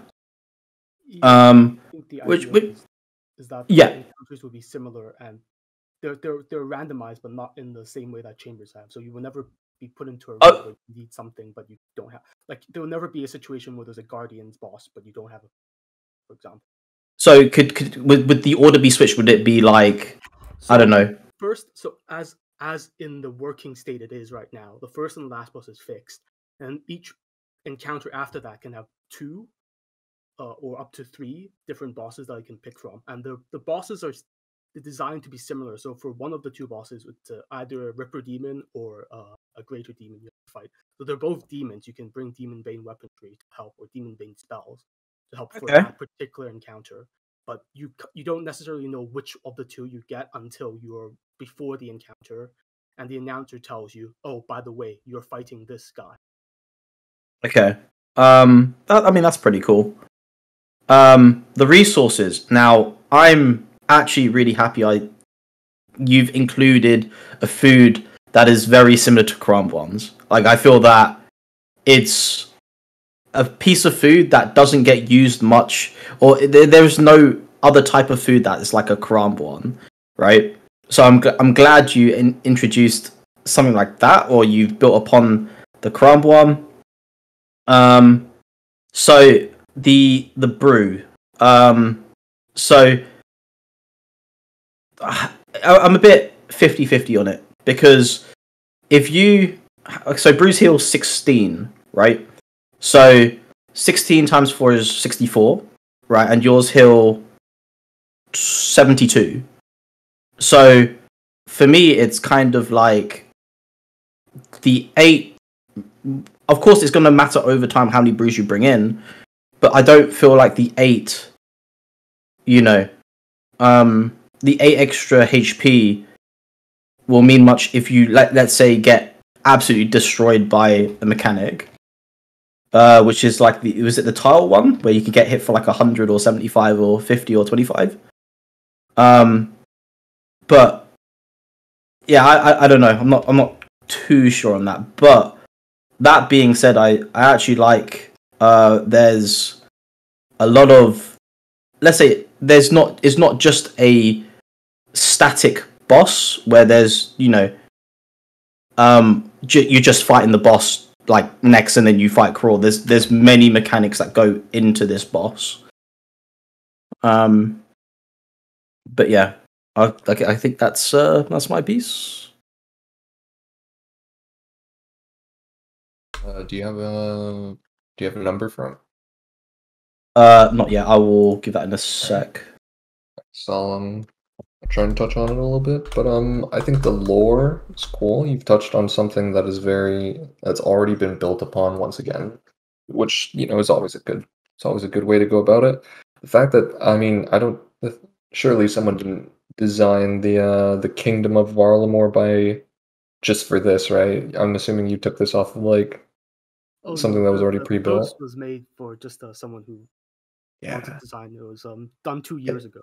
That's fair, because I saw that and I was like, holy fuck, that is designed for, that surely you didn't make that for over the past month or something, but it is cool to see that you built it off of that. I mean, it is something that I do remember hearing from quests and shit, because I'm a fucking weird nerd and I read some of the quests every now and then.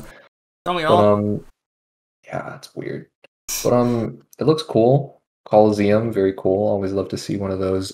I was going to mention the same thing that Pierce said, which is just the brew. I don't see the point in introducing it so much, because 8 hit points difference is not that big of a deal. More than anything, it's a decent way to introduce the mechanic and force people to start brewing on overload ticks and shit. But that's not necessary. That's a DPS thing, right? That's an efficiency thing more so than a completion sort of thing. And I don't really see the point in introducing that as one of the hard items, right? Because it's a hard item that they just have, right? Because when people first walk into something, their goal isn't to be efficient at it. Their goal is just to survive. And whether or not I'm on 118 or 99 usually is not the difference between whether or not we survive, right? Because then you know, the bigger issue is like whether or not someone's getting hit 100 because he didn't move from his spot. So I don't really get the point behind having the bruise. 6 dose restore is cool, I guess. You know, can make it so you can have some extra shit. But Karambwan's cool. Yeah, I have no qualms with that. I'm not even saying there's anything wrong with the bruise in particular either. I'm just saying that I don't see the reason that we added them in, right? Sometimes just adding things that are unnecessary can kind of make it feel kind of bloated. So I was going through. I like the aggressiveness. It's kind of cool. I'm not 100%. Actually, no. People are pretty in. People would figure that out pretty soon. But the thing here is, I guess I didn't really see it as a whole raid. I don't know if this is kind of the same approach with Hiio, but like maybe you have like a whole list of other things that are coming in. I could totally see this as just like a standalone boss. You just put this. This is one fight within. Okay. A raid of multiple encounters. Yeah. Okay then. Within that, I could see it within it. In terms of some of the things, I feel like I'm not like I don't have any particular gripes with it, but I'm also not overwhelmed. Like I'm not super crazy impressed with it because, like for example, Soul Barrage. Now maybe it's just hard because you know I'm not doing it. I'm trying to read it off a slide, but like you know, Soul Barrage sounds like a pretty basic thing. It's a DPS check at the end, right? And it punishes you if you don't do it properly. That's fair. You know, there are thralls. There's prioritization of different things that we're hitting, but nothing is particularly like reaching out to me and saying like this is going to be like really, really crazy. I don't know. More than anything, I'm just a big fan of the fact that you've built it off very well for the lore, because I mean everybody's using thralls these days, and the fact that they're generally they're kind of underwhelming. The fact that they just hit 3s, they are very strong, but you know when you summon one, you don't think like holy fuck like this. So I mean like this is good for that. I can see that it's like going to. I don't know, like if I get my ass beat and get hit like a fucking 30 from a thrall, I'm gonna be a lot more freaked out by it. But the desecrated grave attack was I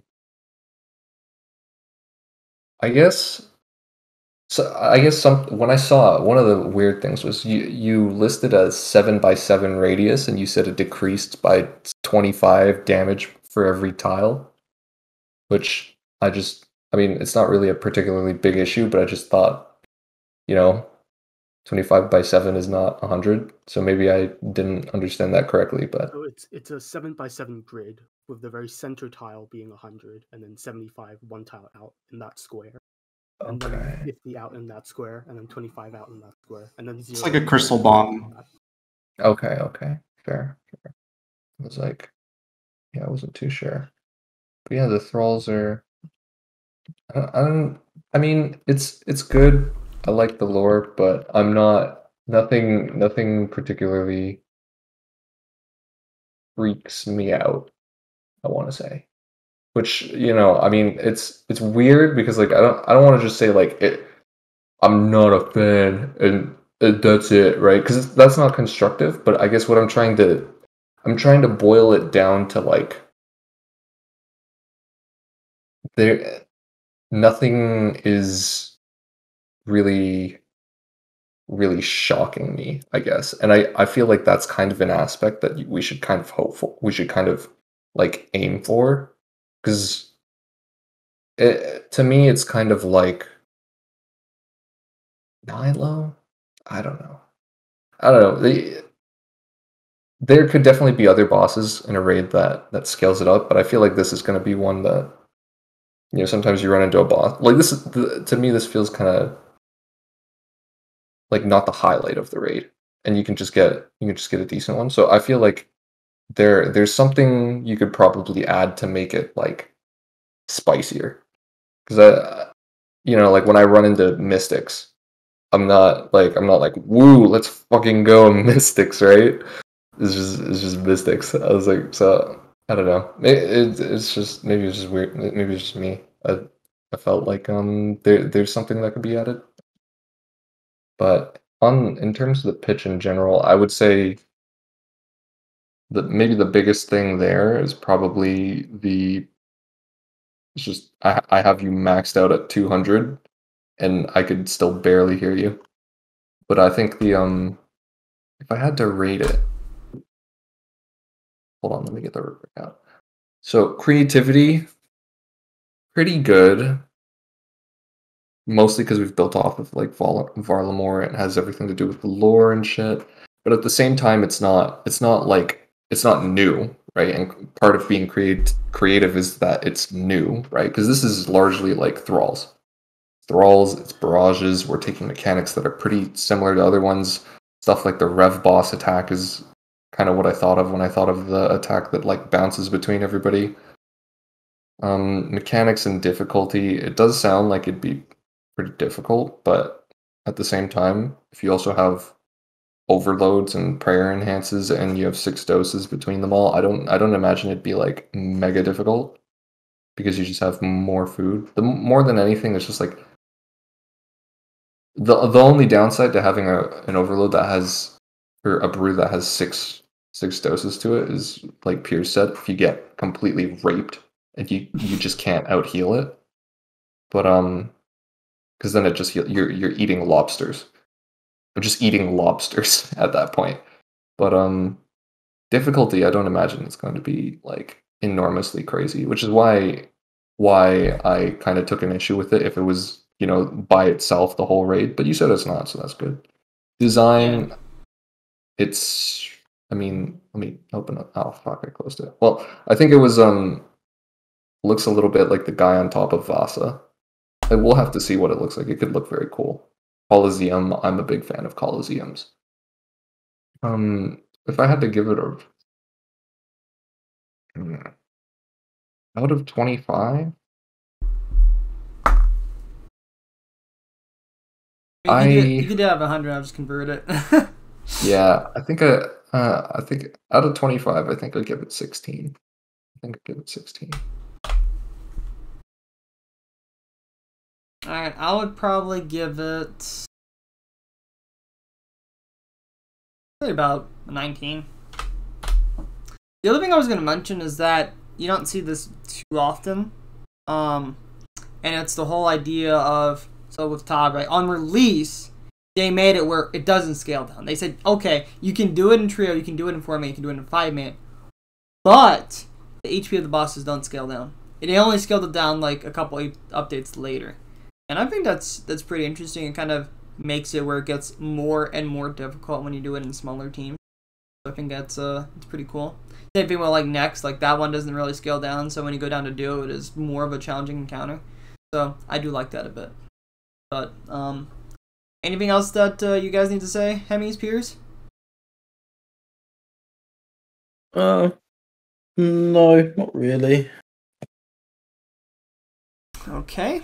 Well, on that note, I'm just going to take a moment to gather the scores, and then once I'm done with that, I'll come back with a piece of paper that'll have a name on it. I'll use my good friend the printer over here to print out the name of the winner.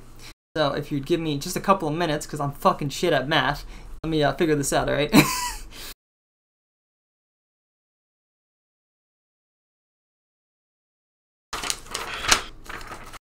Here's the winner, boys. Congratulations to fucking Hiyo on winning the Zealot pitch. Alright, once this shit is over, I will make sure to give you your 200 mil. Congratulations, you beautiful fucking bastard, with a fantastic pitch. Thank you. Thank you so much. Wow. That was actually so much fun, dude. It's been like 4 hours we've been sitting here, but I can't believe that much fucking time. It's been an awesome time though. Like everyone's submissions were so cool. I loved it. I love it. That was incredible. I love Tree Boss. I love the Remnants. That was awesome. Yeah. I will be sending you. I saw you. I saw I'm you working on it on the text channel. Yeah. I'll definitely put that in. Alright, so in Campfire. before I move on, real quick, we're gonna do like a quick 5 to 10 minute break. I could use the bathroom real badly, and then after that, we'll get right into the meme pictures. Oh yeah. Can't wait for Draken's animation. I cannot wait to see some shit. So let me get everything back to business. But, you know, this is the one thing I've been waiting for a lot. Don't get me wrong. The series pictures were awesome.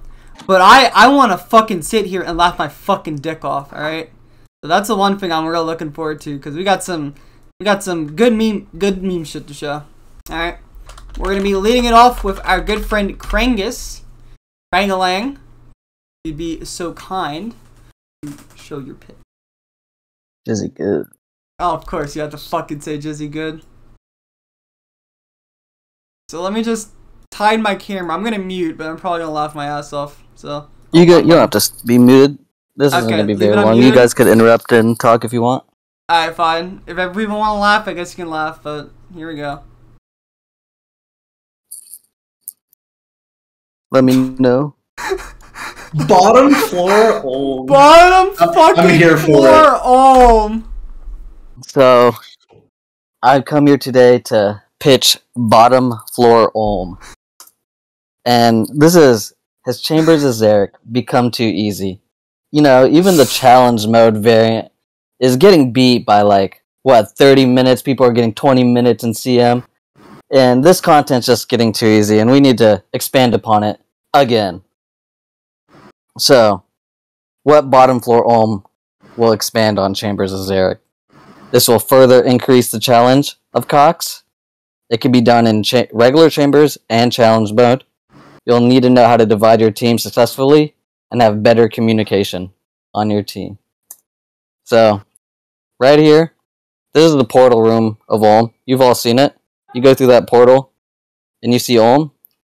But now, there's a hole. What the fuck? You can go down that hole. That? You know how Ohm is just stuck in his rock. You ever just think what the fuck is going on with the rest of them? And you got to go down that hole to find out. And this is just there's more to come. So that's the ceiling. And there's the seat. What's that center hole? Something will be there. But you have to wait. And so, here are the new mechanics to bottom floor Ohm, where you have to fight his feet and his head downstairs as well. And at the same time, there will be people fighting on top floor Ohm, and people fighting at the same time at bottom floor Ohm. So you'll need to divide your team and decide where each member will go. And so, during the penultimate phase, where you have to kill both hands at the same time, you'll also have to kill both feet at the same time as the hands. But there will be no indicator for top floor or bottom floor when the other set is ready. So you'll have to communicate with your team. And these the heads do not scale. So a 3-man raid, the top floor Ohm will still be the same and the bottom floor will be the same. So you're going to have to determine where your DPS goes. And it may change the meta from odd number teams to even number teams to keep the floors balanced. And here's what you all have been waiting for. Oh my god! You guys have to leave it up to the audience to interpret what's behind the missing no. But it could either be called head or tip phase, and here's some other variations. You guys all know acid walk, right? How you have to walk off acid, this is what it looks like now. It comes from his head, of course. He spits it out. On top is obviously what it looks like before. And on bottom is what you'll be doing when you're on bottom floor. And the rewards for this is just, you basically get double points from Ohm since you're fighting him twice. But you also get the crown jewel. The new dust. And what this does for the omelet is it adds the bottom floor variant to your omelet. Oh my god. And That's it. Wait, what the fuck you mean bottom floor variant to the omelet is just walking around with none of his but his dick in his he adds that. You got whatever bond missing now. That's what gets added to your omelet. Oh, I thought that was the tail. So I thought that was already there. But it's up to interpretation. It's up to interpretation. Whatever you think that is. Oh my god. Yeah, but your omelet will not have it. There you go. My god, what the fuck? Did I just You're a fucking troll. This is content. Chambers Dude, leaves. I'm actually in so much fucking pain from that. Holy shit. That was actually insane. Alright, let me just add the reactions and then I'll go fucking public with the, wait. My Discord crashed! What the fuck? Are you serious? What the fuck is this shit? Oh my god, my fucking Discord went kaboom! I don't know why the fuck it did that. Okay, anyway, let me just add the reactions real quick. And then I'll go live with the fucking channel. My god, I do not know what the fuck that was. It was an experience. So does that mean his ranged attacks are like kidney stones? Well, I know it's funny is I actually did think about that, and I was gonna do something for like falling crystals being kidney stones, but I didn't know how to. I didn't know how to like make an image for that, and I was just like, I'm just gonna leave it out. I also wanted to do some stuff with bomb explosions exploding yellow, but Alright. No. For those who want to vote, it is up, so please vote on your opinion on bottom floor Ulm. Judges, if you have anything you'd like to say in regards to it.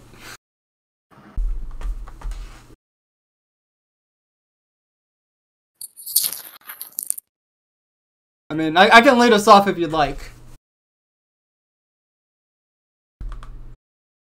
yeah, you can go. You can go ahead. What the fuck were you thinking, making bottom floor Ulm? you've never thought what the rest of Ulm would look like? Why he's stuck in this hole, and he'd probably beat your ass if he wasn't in this hole. I mean, I wondered, but I never thought about that level. Like, what the fuck? This just adds a more team communication to the fight. What we all need. Oh, I mean, I guess that's one way of looking at it, but my god. I guess I would probably give this, if I were to give it a rating, I would probably give it a 13. And my fucking stomach is in so much pain right now. So I'm kind of tempted to give it a 12, but I'll leave it as 13. You made me laugh my fucking ass off. Holy shit. Alright, Piers? 14. The recolors on the splats. Oh my god. I was gonna give it a 14, but I think I got a dock a point from design and presentation because he didn't have the kidney stones in. So we'll call it 13. 13 it is. Yeah, no kidney stones, bro. It is what it is. Alright, so any last thoughts in regards to bottom floor Ulm? I'll leave it up for just a little bit longer so that people can get their votes in. In the meantime, I'm gonna get the next presentation ready. So I'll leave it up for a bit. Where is it? Oh yeah, I put it on my desktop. That's where it is. Okay, where? What's the girth? God fucking damn it! You had to say girth. You'll have to play the content to find out. Does it have horns like the head? Oh my territory. I never explored that territory. Oh my god! Jesus Christ! Alright.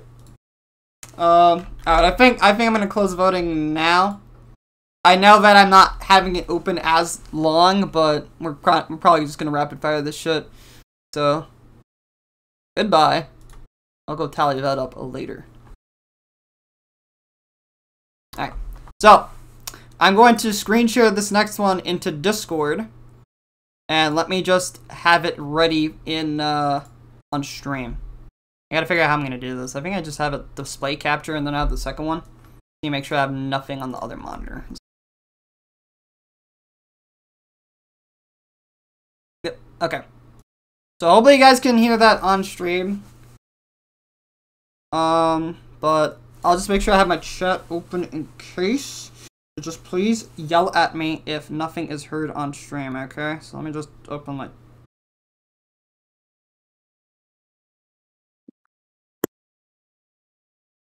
Alright. Here goes nothing.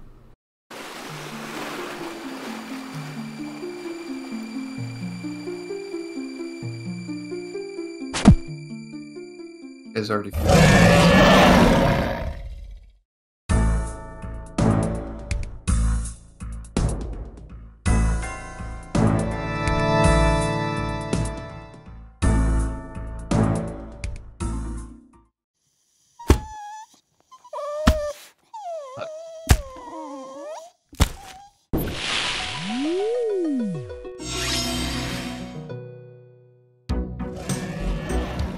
VoGaDra is a new 3-headed dragon boss. Try not to confuse it with Alchemical Hydra nor King Black Dragon, because VoGaDra is a creation made by you in the Lifgren Vault or in Barrack Museum.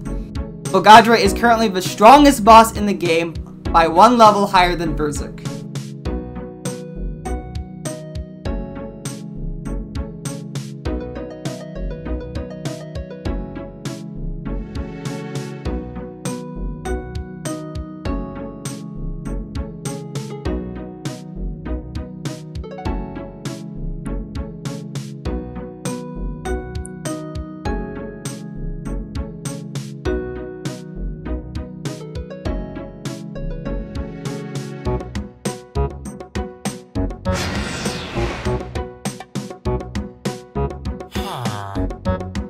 After reading Karloom and Zorgoff notes for creating Galvic, Hydra, and Boardcap, you decided to fix their mistakes and combine them all into one being.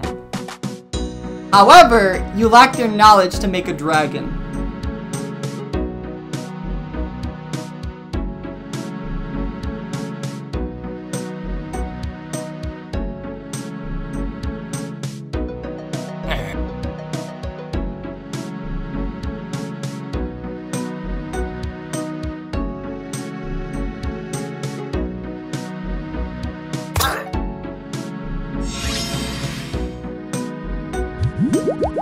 Creating your VoGaDra is simple. Grab a Hydra Vorcap head and 15 rare fossils and simply put it in the machine. You can also create VoGaDra by using 30 rare fossils without the heads or 1 of each heads without rare fossils.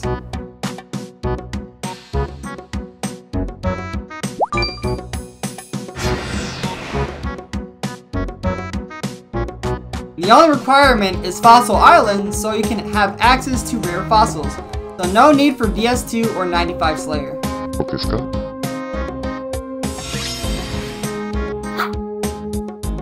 Being unarmed is the best way to fight VoGaDra. Each hit you deal while being unarmed increases your damage and makes the tick go down max 1 tick. So you can spam punch or kick VoGaDra and teach it a lesson. However, if you use weapons such as Dragonbane weapons, it increases the delay by 100. Having a afro is a must for VoGaDra. Anyone without an afro will be one-shot by VoGaDra, so better do your elite clues. Also, the afro will block all incoming special attacks and attacks. Just sit back and play another game while you chip away 9999 HP of VoGaDra HP.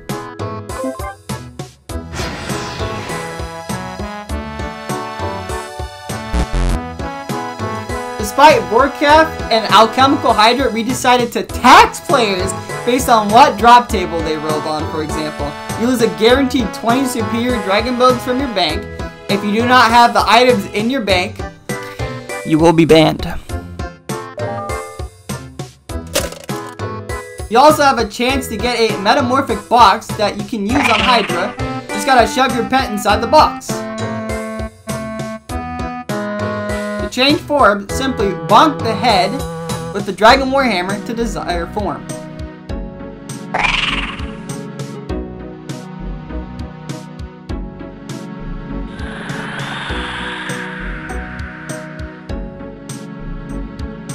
VoGaDra also have a chance of dropping a pet version of itself.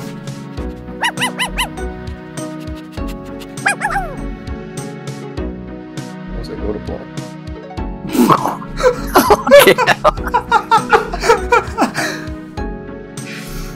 Just get the drop, and you have a loyal and loving pet.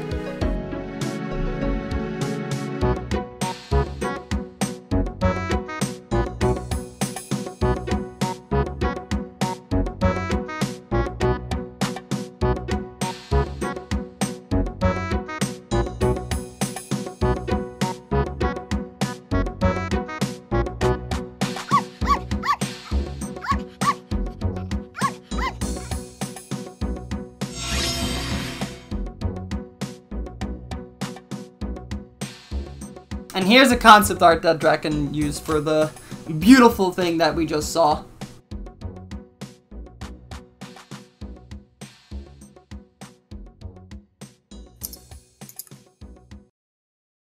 And that's it. So let me just take a moment to get the channel together.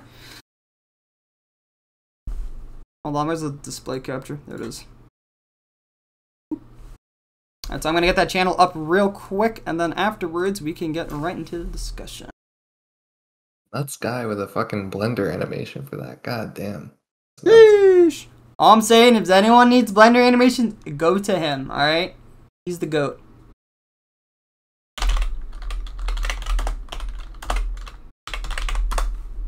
So that was I thought that was very well done.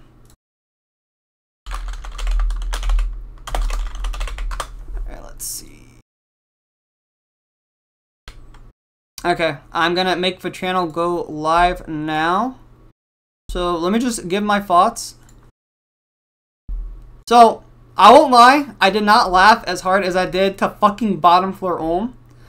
But the amount of fucking effort to the presentation, to the art, and even then, like, I still felt like the inside joke, it was a pretty good inside joke.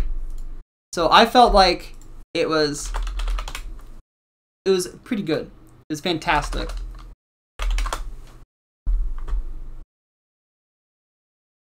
I thought the animation was insane. Oh yeah. I think it's kind of creative how you need an afro. You know what would be funny? Like the crazy part is if you didn't tell people that you needed an afro to fight it, you have to fight it barehanded. That'd be hilarious watching the amount of players die at that boss. Oh god. That would be great. But yeah. Oh yeah. Yeah. Okay. Shit, I'm done. Okay, yeah. A lot of memes in there. I mean, I think I think it resonates a lot with the fact that he says, you just gotta punch it and play a different game because nobody fucking plays RuneScape and only RuneScape. Yep. Half the time people aren't even fucking playing the game, so I think that hit pretty well. Once again, yeah, I mean, you can always respect the fucking Blender animation, especially for a little competition. It's like, oh my god, it's a lot of effort to put in for it. So, and then in terms of being creative, it's just like, I mean, yeah, they took a mix of all three different bosses that we don't usually expect. So, I mean, I'll take it. I definitely think oh yeah, right. I like the part where you kill it and you lose shit. You just fucking lose shit. And if you don't have anything, you get banned. Yeah. Alright. What would you guys yeah, rate if I had to give it a scorecard, I can't put it as high as the other one. I just can't. So I give the other one a 13. I'm gonna have to give this one, I'd call it, there were a lot of memes. I'll give it a 4 on that. Creativity, I give that I gotta give the creativity a 3, I guess. And then I'll give the design wait, shit. I gave the other one. Fine, alright. I'll give it 3, 3, 4. Wait. What the fuck did I give the other one? The other one you give it a 13. Okay, yeah, then I'll give this one an 11. Piers? There we go. Yeah, I was gonna say 11. Yeah. I give it a 14. That's just my opinion. I thought it was really well done. Like, I didn't laugh as hard. Like, bottom floor Ohm had me, like, on the fucking floor, creasing. But at the same time, like, the amount of effort that was put into this, and even then, like, I appreciate, like, a really well done, like, kind of meme. Not necessarily just, like, ha ha ha, this is funny, but just, like, the thought that behind all the stuff. So I'm giving it the score I'm giving it. So I'll make the channel real quick just so I'm actually ready for it. But we'll do yours next, Sean. All right. Okay. All right, Sean, if you'd be so kind.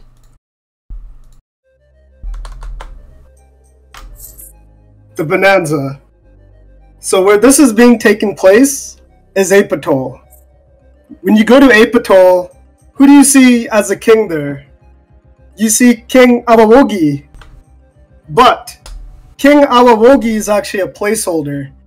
He is actually working under the King Gorilla. The King Gorilla is the true king of Apatol, and he is quest locked behind a quest called The King Returns. He has 1,000 HP, and he is here to fuck shit up. Let's go to phase 1. So, phase 1, you're going to be climbing up a tree. And how this works is, it works like Gauntlet. So the layout here is always different. And there's going to be debris around some of the platforms, and in order to clear the debris, you have to use an axe. And while doing all that stuff, you have to avoid some stuff. And some of the stuff is falling bananas, which works like Ohm crystals, and King Gorilla throwing a giant banana at you. And the giant banana works like the swords in Hollowed Sepulchre. And you have to traverse through all the platforms and get to where the king is. And once you get to the king, he gets mad and climbs a tree and starts shaking the tree. Your job is to cut the tree down. So it's like muted owl. You gotta chop the tree down. While the King Gorilla is shaking the tree, bananas are gonna be constantly falling down. And there's gonna be a lot of bananas. So it's almost like a lot of holes in Fusani, but now it's like falling bananas. If you get struck by a banana, it's gonna hit you for 20 to 30 damage. If you're standing next to it, it'll do about 10 to 15. When you chop the tree down, the King Gorilla is going to fall down on his back, dealing about 30% damage. So you'll have about 700 HP left. Your job is to mow him down within 3 minutes. He's gonna pound his chest and start smacking the ground. And when he's smacking the ground, it's gonna cause tremors and earthquakes. While this is happening, you have to dodge the tremors and earthquakes and the bananas while mowing King Gorilla down.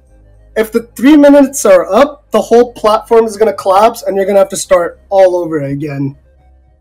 And as for the rewards are you getting a crown from King Gorilla like you would do Corrupted Gauntlet, you get a cape. So you get a crown. You also get the chance of getting the golden banana, which is a 1 in 1,000 drop. And with the golden banana, you could use it for your scythe, or you could use it for your T-bow, and you could put it in your POH. And that's my presentation. Did we get a Donkey Kong music playing during the whole fight? Yeah, right? I was waiting for that. What the fuck, bro? What am I looking at? The leader. This is definitely going on the T-bow. If I get the kit, my first kit is going on the bow. Oh my god. That is something. That is something for sure. Wow. Let me just which one is the way to do this? I'm so bad at this shit. There we go. Alright, I'm gonna go make the channel live real quick. I'll get my thoughts. That was one way of like bringing a couple mechanics from different things, but at the same time that was interesting to see that Awowo guy. How do you say it? Awowogi, or is it a Awowo guy? Oogie. Awoogie. Awowogi. Whatever the fuck that rat's name is. All I'm saying, dude, is just glad to see that, you know, he's not the big bad. In reality, it's this fucking Donkey Kong ass bitch. So, yeah, that was pretty good, but... I have a question for the presenter. Ask away. What's your question? Can I combine my banana kit with a Tob kit on my scythe? No.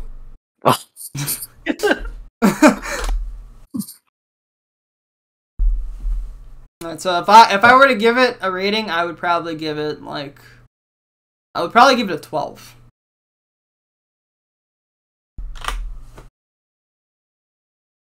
You drew all of this, right, Sean? Yeah. Yeah. Like, I know how talented you are at drawing, and I know why you did gorilla/monkey. I wonder why. It might not be related I to the wonder profile why. picture. Yeah. No, I really enjoyed it. I like the artwork as well. It must take you some time to actually draw that stuff. Probably not for you actually. You're really He's a talented. fucking speed artist. What do you mean? Well, he's a speed artist. Yeah. Yeah. But yeah, no, that's really solid. Yeah. Like, you say Sido? I would probably say that this man's skills in Gardic could rival the skills of Hemmiez and Scribble. Oh, that's a fucking tough call, bro. We gotta put that to the test at some point. We need to get games going if you're gonna say that. Mm-hmm. Have you seen a moleskin, bro? You ain't seen a fucking moleskin, my guy. You don't know how deep and intellectual our drawings get. So I'd give it a 12. A 12? Yeah. He wanted to talk shit. I'm giving him a fucking 11. Fuck you, you. I'm the judge here. Alright. Well, if we don't have much else to say, then let us get into the final one that I fucking struggled. I struggled big time to get this. Thank you, Piers, for actually being useful for once in your life. What the fuck? What the fuck? Yeah, alright, so it's a PowerPoint, so I'm gonna need to take a moment to actually open PowerPoint. I hope I can. So. Here's my bills. So, the Dancing Penguin. Here's the lore. Extension to Penguin questline. Infiltrate Penguin New City. Becoming popular by taking part in the arena. And we're going to obtain vital information for the safety of Gilnor. So, here are the goals. We're going to engage players outside of PvM with goofy and cute NPC interactions. We're going to add an impactful PvM/minigame in a new city to encourage players to explore the area, make emoting more useful, and the target audience is going to be mid-level PvM, fashionscapers, and of course, the most important one, collection log enthusiasts. Alright, so this is the design of the encounter. Arena with active NPC crowd. You stand inside the arena to appeal the crowd. One NPC opponent will be knocking out is options. So, the mechanics. The crowd demands entertainment. You do this by emoting to the crowds on mountains. If not appeased, the crowd will start throwing snowballs that will deal 1 to 2 damage on prayer, range, 4 to 8 if not, every 2 seconds and slow the player's movement speed by half. If you reach 100% appeasement to the crowd, the fight ends, and you can still fight normally but will have a decreased drop rate. Opponent NPC after emoting to the crowd will throw homing snowballs. You can direct these into the NPC themselves, increasing appeasement greatly. Behavior is similar to the Gauntlet or Berserk Tornadoes, and the getting hit decreases. Rewards. Enhanced emotes dropped via charms. Penguin Jogging allows you to not drain energy for 10 seconds, usable on a 2-minute cooldown. Flipper push-ups. Quality of life items useful in the encounter and outside. So Penguin Cell outfits. A Penguin Afro, and increases favorability when emoting. And a Taunting Cape, which causes all NPCs in a 10x10 range for 5 minutes to be aggressive. And supplies. That's it. That's it? I think, yeah. Alright. So, I will say this. I do think there were a couple of grammatical errors in that. I don't know if it's just my reading is bad, but I'm pretty sure I saw Docking points for grammar. Yeah. I don't know, dude. Come on. I think grammar is a bit importante. You feel me? A little bit. So of course, the channel is going to be up for people who want to vote. But yeah, I think I would probably give this. If I were to rate it, I'd probably give it a 10. Yeah, I'd give it a 10. Give it a 9. I'm down with the 10. I like the aspect of like trying to like appease the crowd. You know, I feel like RuneScape kind of has a couple segments that are like that, but they never really capitalize on it. Yeah. Like the whole mime event was something that I really liked as a kid, and we never really got into that. But I don't know, I like it. And you know, having snowballs actually, everybody always fucking throws snowballs at people during the, or at least back in the day, 2007, with those fucking snowballs.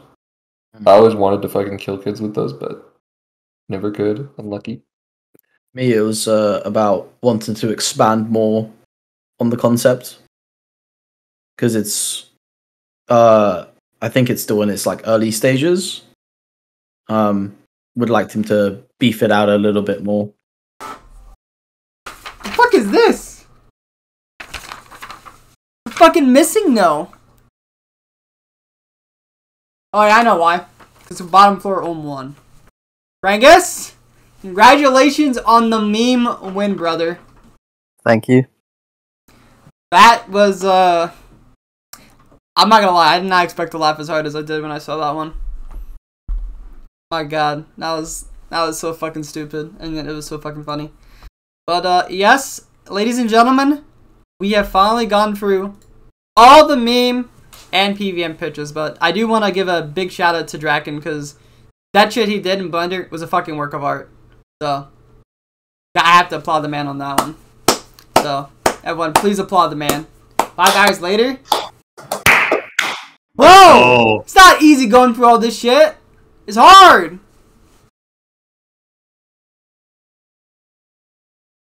But yeah, that is it. Now we're going to do what I like to call an after party. And then after we're wrapped up with that, we're going to go find some poor soul who needs to be hosted, and we'll call it a night.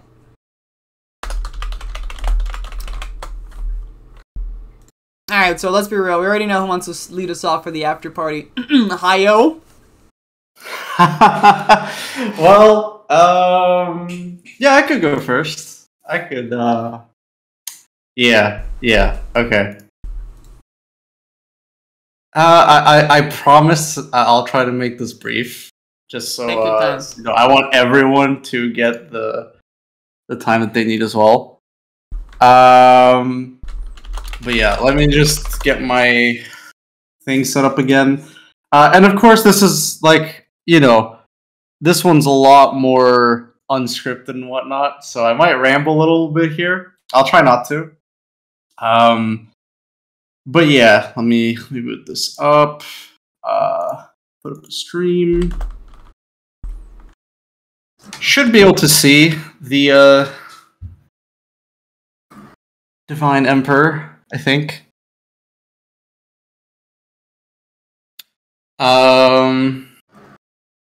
Alright. Can you see it, Sido? Should I just freestyle it? Alright, cool. Alright, cool. So yeah, the Divine Emperor, when we discussed the Grand Emperor, that was not the full fight. There's actually an entire second form. The Emperor is reborn after the tree is defeated, and we come to the Divine Emperor, which is the second half of the fight. So we're not quite done yet, and things are about to get heated. So, the Divine Emperor, he is related to the 4 Wushanko Guardians of the Eastern Islands. So they do not follow the same gods that we do. You know, TSirThomas, Zamorak, etc. They have their own gods. Seiryu is actually part of a boss in RS3, I believe. But yeah, these 4 deities are going to be very important for this. So keep them in mind. Yeah. So the fight's all going to take place on the mountain shrine. This time the tree is withered, so it's not there. It's got a little bit of a graphical update. We've got some waterfalls falling out of it, but the arena is exactly the same. So 33 by 33 circular arena. So the 3 soul flames that we had before, remember the ones that you destroyed at the very end of the fight? Those are back, and they are now taking their white form that they appeared after the tree was destroyed, and they are always circling around the arena. So they are constantly circling around it. These do not serve the same function as they did before. These are going to be different now, but keep that in mind. They're going to be rotating around the arena. So the Divine Emperor's got some pretty different stats as well. For once, he has a much higher defense level. Of course, he has a very high hit points level as well. He's got the highest combat level in the game, as is fitting of the most challenging boss in the game. But his defense stats are actually 0 in all of them. And that's going to be important, so keep that in mind that he has 0 defensive stats against everything, but he has a moderate amount of defense level and magic level. Just like before, he is immune to binds and stat drain. Even the fight breakdown is a bit more simple this time around. There's only really 5 phases, you could call it. First, the pre-desperation phase, which happens from 100 to 50% HP. Then we have the desperation phase, and which is a set time. And then after that, he's going to go into his post-desperation, which lasts until 20% HP. Then we have the healers, and then the post-healers. So the main thing that the Divine Emperor uses is something that was introduced in the Grand Emperor, which are stances. But this time around, his stances are a little bit more complex. They are a mix between a behavior, which can be either chasing the player, stationary, aka staying still, or retreating from a player. A retreat is not something that we've actually seen in the game before. This is not actually... this might be beyond the limitations currently in the game. But think about maybe like the melee Vanguard in CM, right?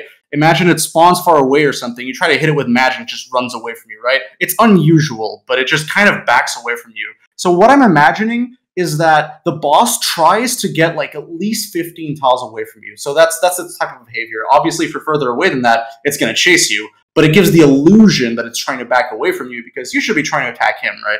So yeah. And it kind of blends between these behaviors and the 4 elements. Now I'm rambling, so let me go through this. So because instead of having 4 stances, the Divine Emperor has 12 different stances that he can use, each one relating to a different behavior and a different element. So there's a combination between an element and a behavior. And we're just going to go through the 12 stances real quick. I'll try to make this brief, I promise. The base behavior of the stances is shorter than the previous one. It's only 32 ticks, so about 20 seconds rather than 30. And he does not switch targets. He is on one target for the whole phase. When he's chasing, as we said, we chase the target. He's stationary. He stays where he is, like, I don't know, Peach of Verzik or something. And then retreat, he tries to back away from his target. Whenever a new stance occurs, it must be of a different element that just occurred, it must be of a different behavior that just occurred, and it has to be a different behavior to the one that was previously used with the element. So let's say it previously did, I don't know, fire chase, and now it's doing water retreat, and then it's just doing another fire phase. Well, it can't do a fire retreat because it just did a retreat, but it can't do a chase either because the previous is fire chase. So it has to do fire stationary. And so this basically just means that things are always on the move. You're never going to have like the boss always standing still or always chasing you. There's always something new going on. So here's our first stance, the Cyclone. Twice throughout the phase, he's going to pull the air around the arena towards him, and he is going to pull all players that are more than 2 tiles away towards him, dealing damage equal to how many tiles he's further away from the boss. It's kind of like teleports at Ulm, but you have you can be anywhere but within 2 tiles of him to be safe from this attack. As he's doing this, he will also be using melee attacks, which knock players back if they get hit by it. So you can't be too close, but you don't want to be too far either, because you want to get in range for when he pulls the winds towards him. Then we have the Wind Slashes, which is the air stationary phase. In this phase, he's going to put claw projectiles or claw markings underneath each player, and these are basically AoEs beneath you. He does 5 slashes across the stance, and you're going to have to be able to dodge those. They can be in one of these 4 patterns, the vertical, horizontal, or the diagonals. So you can either go far and dodge them completely, or you can dodge in between the slashes. You can also reduce the damage with melee prey. For his tornadoes, he's actually going to back away from the player while firing out 3 air tornadoes in front of him. These air tornadoes will follow a set pattern for a short period, so for 4 ticks, they just travel forwards, but then they focus on the target that's closest to them and chase them, like, you know, Verzik tornadoes or Hunluf tornadoes. And these only have 8 ticks lifespan. That's a very short lifespan for a tornado to have, but he's constantly spamming these. Every 5 ticks, he spawns out 3 more tornadoes. So each one has a short lifespan, but he's constantly throwing them out. So now we get to our water phases. When he chases a player, he's going to be throwing out these diagonal and cardinal direction big tidal waves in alternating fashion. So you always know that after he does them cardinally, the next one will be diagonally. Then we have the flood phase. What happens is he calls upon Seiryu, the god of water, and he's going to surround the arena in this water bubble that makes players drown. After a short period of time, players will all start taking a bunch of damage from that drowning. And he forms a whirlpool around him. And remember, he is stationary in this fight, so this phase, so he always stays in place while this is happening. What happens then is he throws out these projectile patterns, which consists of both magic bolts and air bubbles. And the magic bolts deal damage to you if you get hit by them, but the air bubbles will reset your drown timer back to 0 ticks. So it is very important that you catch those air bubbles so that you don't take too much damage from the drowning of the arena. And just in case you're wondering how this works exactly, there are 6 different patterns that he throws out at random. So like every 3 ticks, he chooses one of these patterns, he throws it out. And which ones are air bubbles and which ones are magic bolts are randomized. So that's what's happening in this GIF here. It's that every 3 ticks he throws another one of the 6 patterns at random. So you can kind of see there is a pattern to them. It's not just random bullets everywhere. But yeah, he's going to be doing that for the whole stance. After that, we're going to go into his thermal shift, which is when he retreats with water, his water retreat phase. This is a simple prayer alternating phase. He is going to swap between very hot mage attacks and cold ice shards. So he changes the temperature of the water. Pray mage will completely block the damage, and range will block the damage of the ice shards.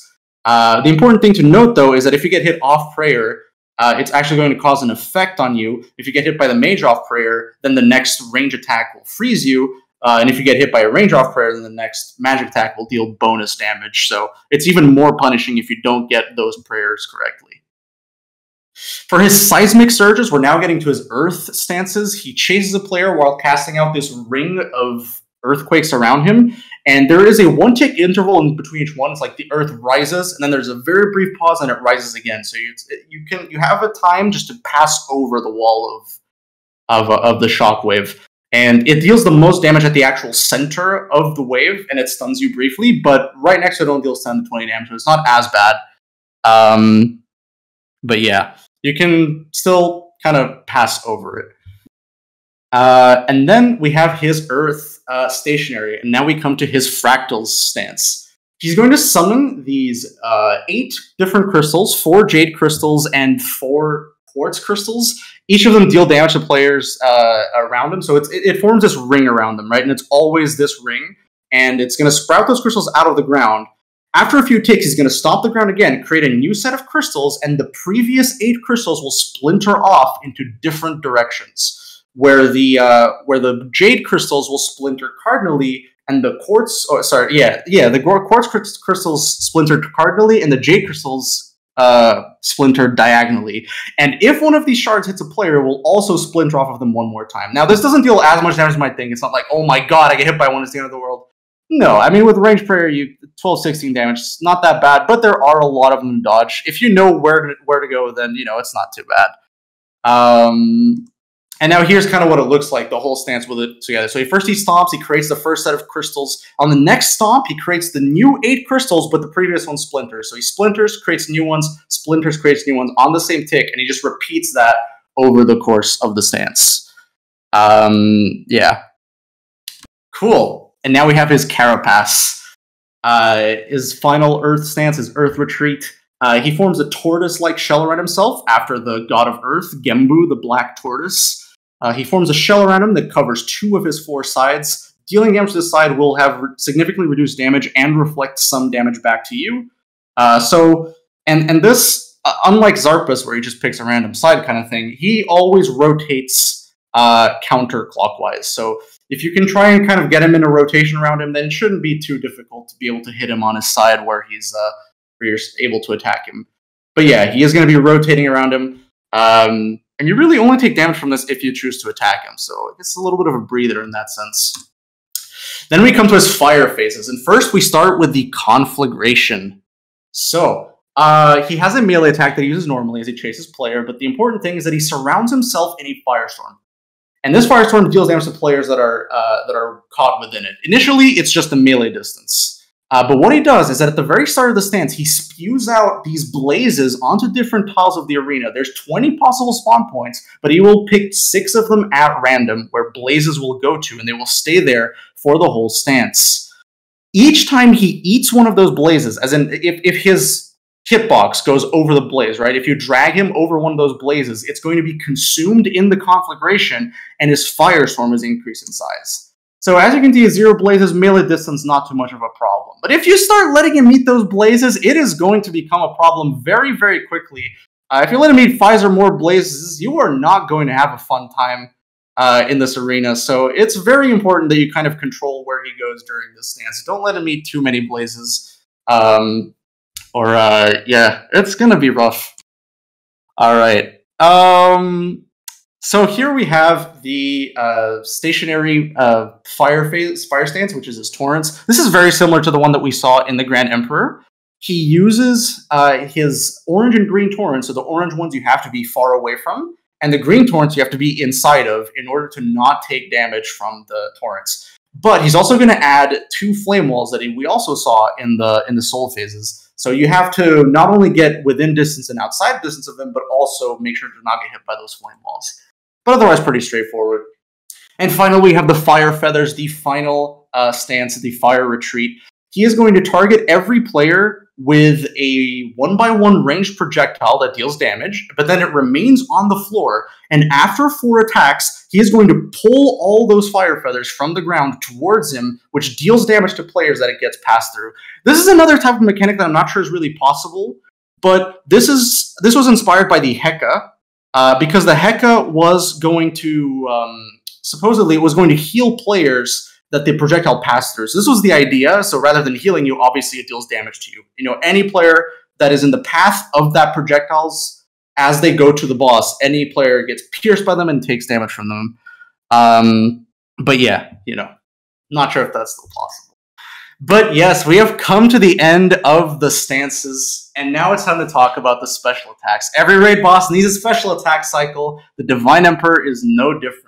There are 4 special attacks here. First off, starting with the Soul Shields, the Petal Tempest, the Fire Lotus Bloom, and finally the Spirit Tether. Now the difference here is that while Ulm and Verzik use their special attacks on their attack cycle, the Divine Emperor uses special attacks on his stance cycle. So every time he finishes a stance, he's going to do his special right at the start of the new one.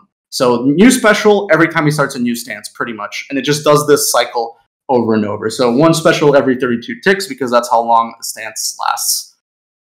So for the Soul Shields, and this is where his 0 defenses become really important. His Soul Shields, or his Soul Flames are initially white, which means they are shielded. If a single Soul Flame is shielded, then the boss is completely immune to damage. So you have to hit the shielded flame. All you have to do is hit it once. Doesn't matter with what weapon. Doesn't matter if you hit. Just hit it once, and that will break the shield. However, upon doing so, it will reveal a color.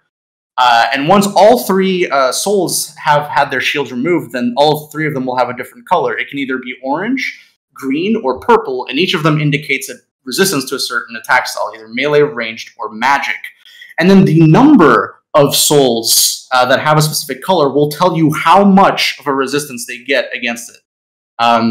So if there's only 1 color, there's no defense bonus increase. It stays at 0. But if it's 1 color, you give it 150 defense bonus. At 2 colors, it's 150 defense bonus and 50% damage reduction. And if all 3 colors are the same, then the boss is completely immune to that style. There is a HUD on the top left of the screen that will show you the current colors of the Soul Flames at all times. If we're going to use this example, you know, it has 2 purple flames, so it has 150 defense and 50% damage reduction to magic.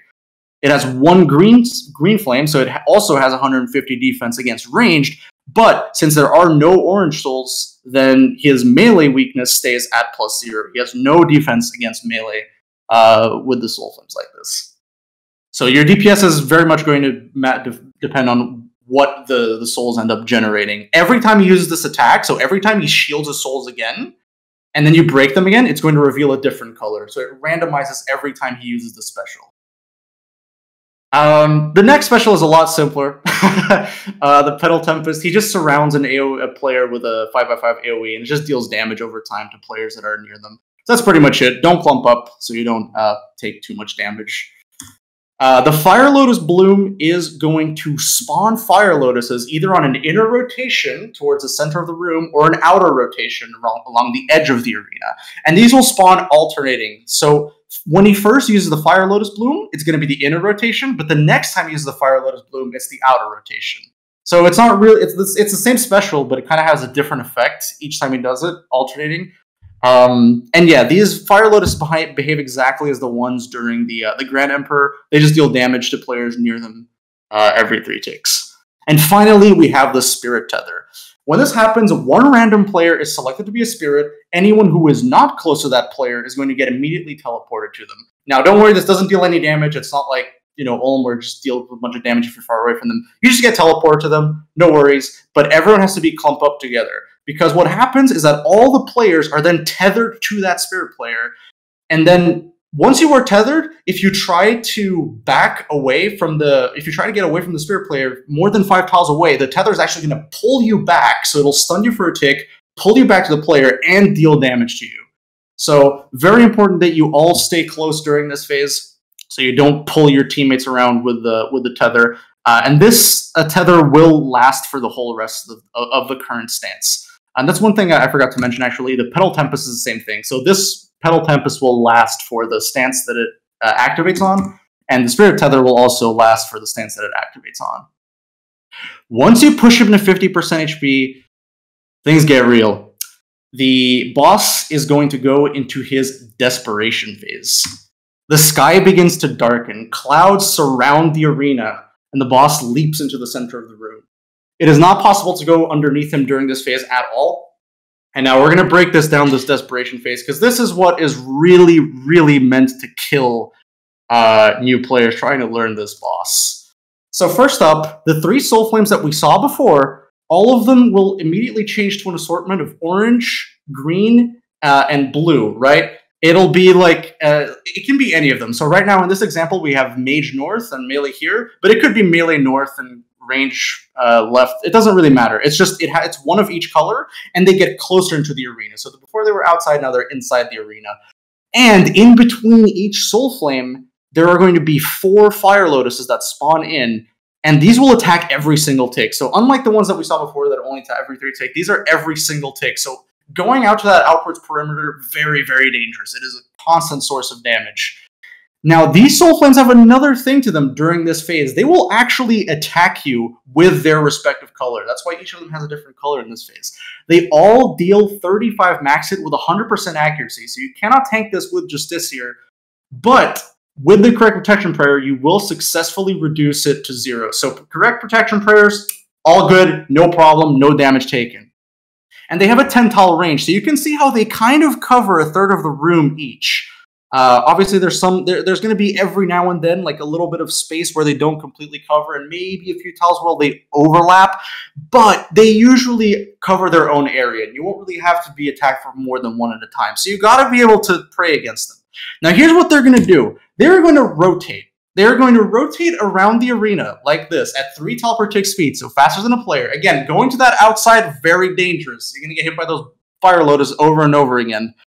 So they're going to be rotating around this. So you can already see how you're going to have to switch up your prayers depending on what's getting close to you. But we're not quite done. You guys remember those flame walls from the Grand Emperor? We're going to bring them back. We're going to put them in the center of the room, and we're going to have 3 flame walls that are constantly surrounding in the center. So the 2 sets in the outside rotate clockwise, and the one further out rotates counterclockwise, and then the 3 flames outside rotate clockwise. Now, you might think, okay, so I can just stand still and pray against it. I can just weave in between the walls. Not a problem, right? Well, the Grand Emperor isn't just going to sit there and let you take it. He is going to be using these elemental pulses. This is his attack that deals the most damage in the whole entire fight. He puts out these elemental pulses, which are these rings of dense AoEs. There's 3 tile long AoEs, and they come in a period of every 3 ticks. And each pulse comes with a different element associated with it. Each of the discharge, each of those rings will deal 40 to 60 damage. And depending on what elements associated with, it is going to have additional effects. So the air one drains your combat stats, water is going to heal him, earth drains your run energy, and fire straight up just deals more damage. So finally, once we add those elemental pulses and the rotating flame walls and the rotating fire lotuses and soul flames, kneel before my imperial decree. This is his final taunt to make for his desperation phase. And this is the, I guess, in my opinion, the hardest phase of the whole fight. Your objective here is simply to survive. This ends after 40 ticks, 41 ticks, I believe it is, which is a little under, it's like 24 seconds, 25 seconds. You have to survive for 25 seconds. That's all you have to do. You don't have to push him out of this. You just gotta survive. Of course, if you're like a god gamer, you can DPS him in this phase. It is possible. He's not immune. So you can do some damage.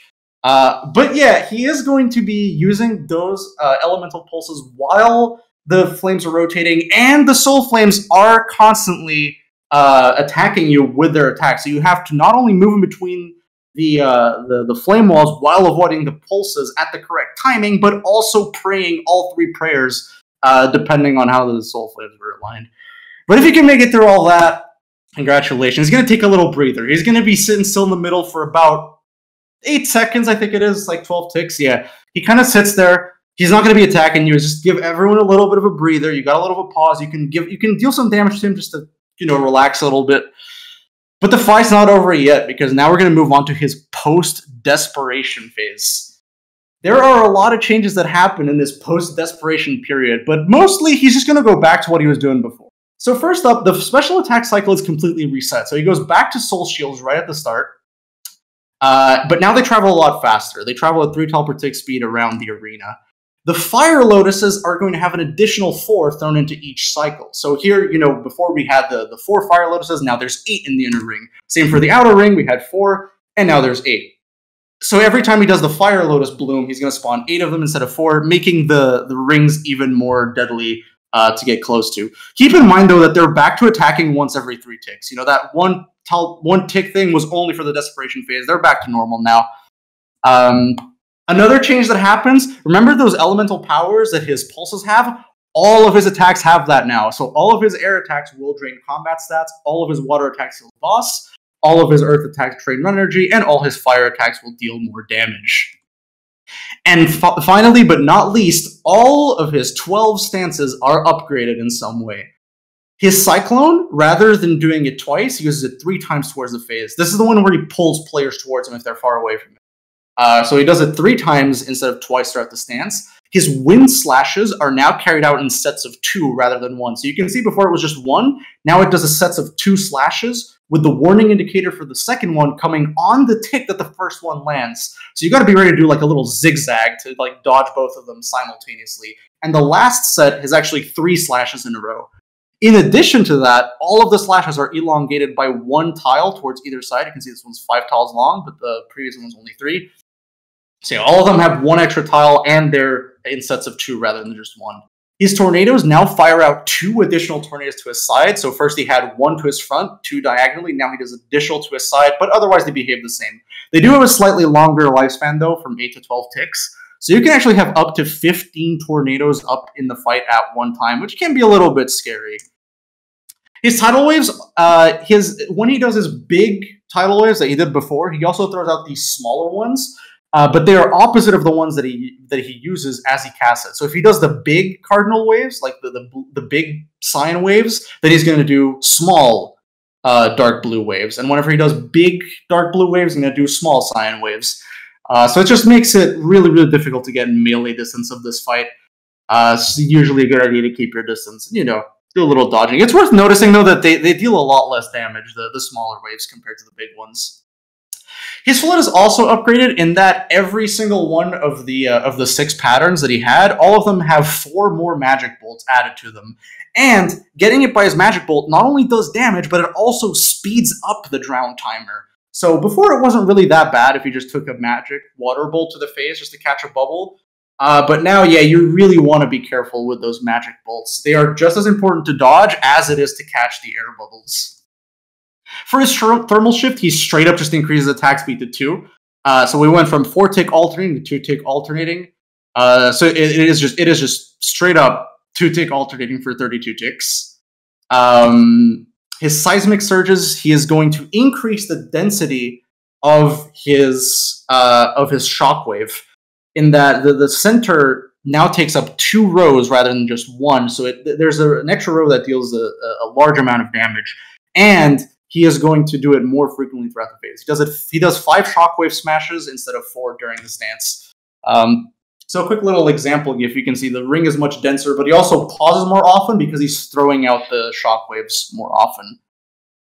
For his fractals, all of the jade and quartz crystals are now replaced with diamond crystals, which basically act as both combined into one. They, instead of shooting only cardinally or only diagonally, they shoot out in all 8 directions.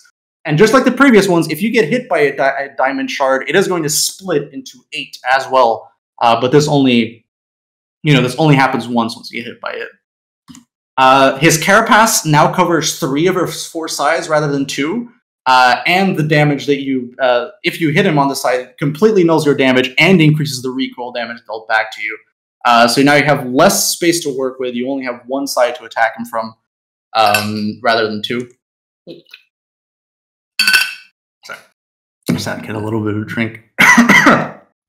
His conflagration is pretty simple. He just throws out 9 blazes rather than 6. Honestly, this by itself makes the phase a lot scarier because, you know, all that much potential to reach that dreaded 5 blaze firestorm stage. So yeah, you gotta really work out how to move him around this room. Don't let him eat too many blazes. And his torrents get 2 upgrades. First up, the flame walls travel 1.5 times faster. They move at 3 teleport tick speed rather than 2. And every time he uses torrents, he's going to throw a fireball at every player, which causes that mini torrent, which was also present in the Grand Emperor's fight. And then it deals a bit of damage in AoE. So this is going to target every player. So not only do you have to go in and out of him while dodging the flame walls, but you also have to try not to be, too close together, which can be a real problem if you have a spirit tether at the same time. But with good coordination, you can time it. Yeah. And then the fire feathers, finally, the last upgrade, I promise. He is going to throw out 2 additional feathers at each player, rather than just 1. So it's like Maiden. He throws out 2 random ones close to him to each player. He attacks every 3 ticks rather than 4. And after every 3 attacks, he's going to pull those back. So if you want to see what that looks like, there are a lot more feathers on the ground now. And so, yeah, if you get hit by that storm of feathers, you are going to die very, very quickly. So it's not a good idea to do what these players are doing in the example, which is just not getting out of the way. Obviously they should be moving towards the left and the right here to spread out the feathers a little bit more. This is just bad gameplay from these 3 blue guys. But yeah, they're going to get absolutely railed by these fire feathers here. But yeah, once we get to 20% HP, he is going to be moved to his healer phase. Honestly, I mean, don't panic too much. I don't think this one is as hard as the Desperation phase, but it does kind of push that DPS requirement, I guess. He's going to go to the center of the room, and he's going to create these 4 aisles, which are colored in the colors of the 4 elements. And we're going to introduce one more NPC, actually, the last NPC to introduce, which is the Life Lotus. Unlike all the other lotuses, these ones can actually be attacked, and they don't follow a set pattern. Instead, what they try to do is they try to always move towards the boss at 0.5 teleport tick speed, which is the same as a Blood Reaver, so half the speed of a walking player. But if they get within 5 tiles of the Emperor, they will actually start healing him a crazy amount, an average of 100 HP every 3 ticks. They are very good healers. So you definitely do not want to let these guys get close to the Emperor at any costs. They have 400 HP, so yeah, you can kill them. They are not immune to freezes, so yeah, you can freeze them too. And yeah, so in the healer phase, he is going to spawn 4 Life Lotuses in each of the 4 aisles that he made up. So these are about 11 tiles away, so they have to get within 5 tiles to actually heal him, so they'll start closing in on him. But while this happens, he himself is going to be using out these different attacks, which are the elemental spells in different patterns. There's 3 first patterns, 3 second patterns, and a final pattern, and you can use these. I'll make that a bit more clear in the next slide. But basically, each slide he prioritizes with a certain element. and it deals a little bit of damage, and it also applies the elemental power. And any Life Lotuses that are alive at the end of these 25 ticks will end up healing the boss for their remaining HP. So this is what I was talking about, those patterns. So there's 3 first patterns. You can use these at random, like in any order. So you can use the middle one, then the right, then the left, or the left, middle, right, whatever. He uses his first 3 patterns, then he goes into his second patterns, again in a random order, and then finally goes into his final pattern, which is straight up a block of projectiles that you cannot dodge. However, it's worth noticing that the one thing I forgot to mention is that the ground here does hurt players like it did when the Mountain Shrine awoke. But when that happens, you can actually go to that ground before the wall hits the edge of the arena. So you have time to just completely dodge that and take 0 damage. But yeah, here's an example of what that would look like with all 4 elements. And each isle has a different element chosen at random. And it's going to be all 4 elements every time. Remember that while this is happening, the 4 Lotuses are going to try and make their way towards the boss. So it's a good idea to bring, maybe a guy on Ancients or maybe a ZGS or something and just get them out of the way, kill them before they can reach the boss. And after that, we have our last change, which is the post-healer changes. So he does everything he was doing in post-desperation. The only thing that happens now is that on every stance, he is going to spawn 1 Life Lotus in one of the 4 cardinal points. But don't worry, this isn't like sorry. This isn't like Nightmare where the parasite just spawns next to you and you get fucked because he just heals the boss instantly. The Life Lotus can actually only spawn if one of the spawn points is more than 10 tiles away from the boss. So in this example, the boss, these 2 spawn points are within 10 tiles of the boss, so they can't spawn there. They can only spawn in one of these 2 spots.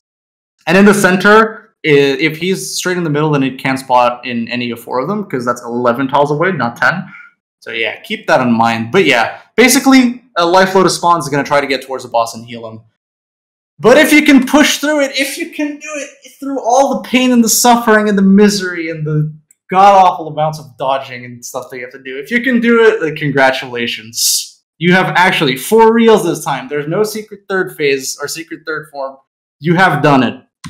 You have defeated the Divine Emperor.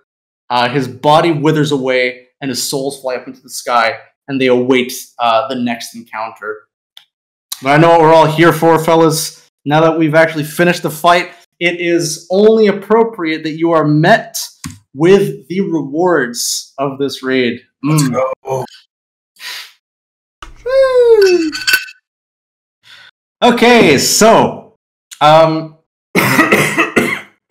I swear this happened last time as well when I was doing my practice. I actually just ran out of power in my voice. But yeah, so there's actually 10 different rewards on this table, with 2 of them being like non-purple rewards. They're not, they're like your vials of blood or your ancient tablet kind of thing. They're still unique drops. They're just not the big ticket items that you want. But there are 8 different purples that you want: 2 on the common table, 4 on the semi-rare, and 2 mega rares. So let's start. Let's build it up. Let's start with the Damascus Axe. This is an untradeable reward. This is the only untradeable reward of the raid, and it is not part of the purple drop table. It is just a common, fairly common. Well, not like too common, but it's a tertiary drop. Let's say it is a stronger axe in terms of attack and strength than the Dragon Axe, but for woodcutting, it is functionally identical to a Dragon Axe. It just has higher accuracy and higher strength bonus, which of course, you know what this is useful for. This is for the Sacred Tree. This is your best in slot against the Sacred Tree. And it has a really powerful special attack as well, where for the next 30 seconds, you actually attack 1 tick faster. So you get a 4-tick axe. Every attack and woodcutting action becomes 1 tick faster. So Can you use this at mud tree? Huh? Can you use this at mud tree? I wanna say yes, but Chambers has like a weird, it's like a built-in 5-tick cycle, so I actually don't know if that would work. I want to say yes though. Like, I think it would be cool if it worked. But yeah, I mean, you can just see the DPS comparison, even just on its own. It's already like, about 8-10% better than the Dragon Axe, but with the spec, it is an absolute powerhouse against the Sacred Tree. You can get your Sacred Kindling real fast with a special attack. But yeah, that's the Damascus Axe. Next up, we have a very interesting one. I feel like this is probably one of the more controversial ones, honestly, and it's not even a purple. But let's talk about the Cherry Blossom Petals, which make the Mortal Elixir. So the Cherry Blossom Petal is just an ingredient, right? You get like a bunch of them when you're rolling them in the table. You can get like, I don't know, 30, 50 when you get it, whatever. You get a certain amount, and you can mix it with a Torsoul, and at 90 Herb Lord, you can make a Mortal Elixir.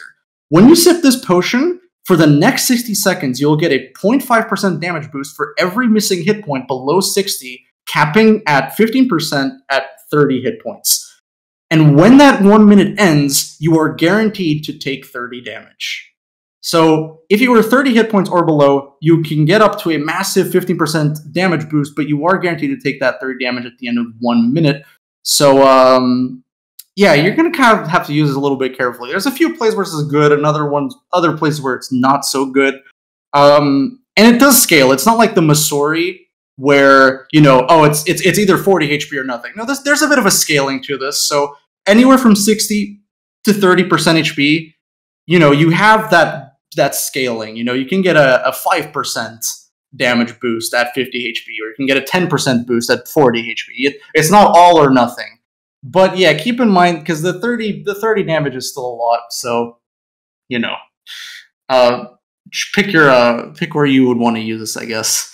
But yeah, that's pretty much all for the non-purple uniques. Let's actually get into the meat of it. Let's get into the uniques, starting with the common drops. Let's start with the Immolation Seal.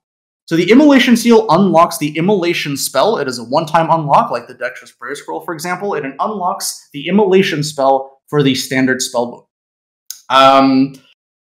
What happens is this is a cast against an enemy, and after successfully casting it, is going to burn the target 5 times for 5 damage each over the course of 10 seconds.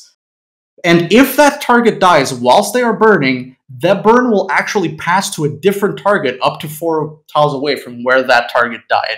And that will refresh the duration of the burn against that target at no further rune cost. Keep in mind the spell has a 1 minute cooldown, so you can't constantly spam this on an enemy. The way you're going to be able to get the real damage out of the spell is by spreading it to other enemies, because that refreshes the duration of the burn on that enemy. So if you're just using this with like no other enemies, let's say you're comparing this like a Thrall, this is only like a 0.2 DPS increase. You know, it doesn't even, you know, it's like a third of what a Thrall can do. But if you can consistently pass it on to different enemies, this can have a like plus 2.45 DPS increase over the course of a whole minute, just burning enemies that are, if you're consistently refreshing that burn on different enemies. And since you can cast it again while it's still going, so your DPS is only going to increase the longer you're able to continue spreading it. But of course, you know, there's a limit to how many targets you can do that with.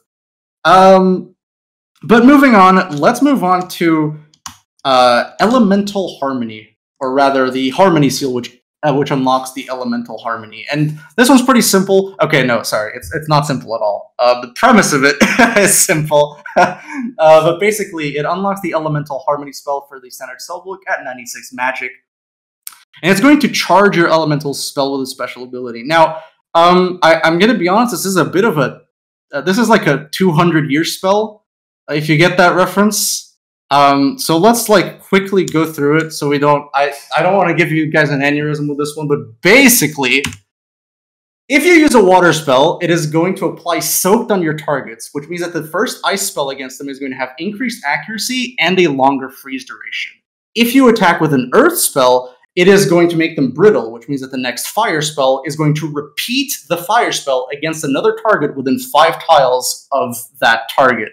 So if you have another target that's even further away, but they're close to that target, it's going to do another fire surge against that target.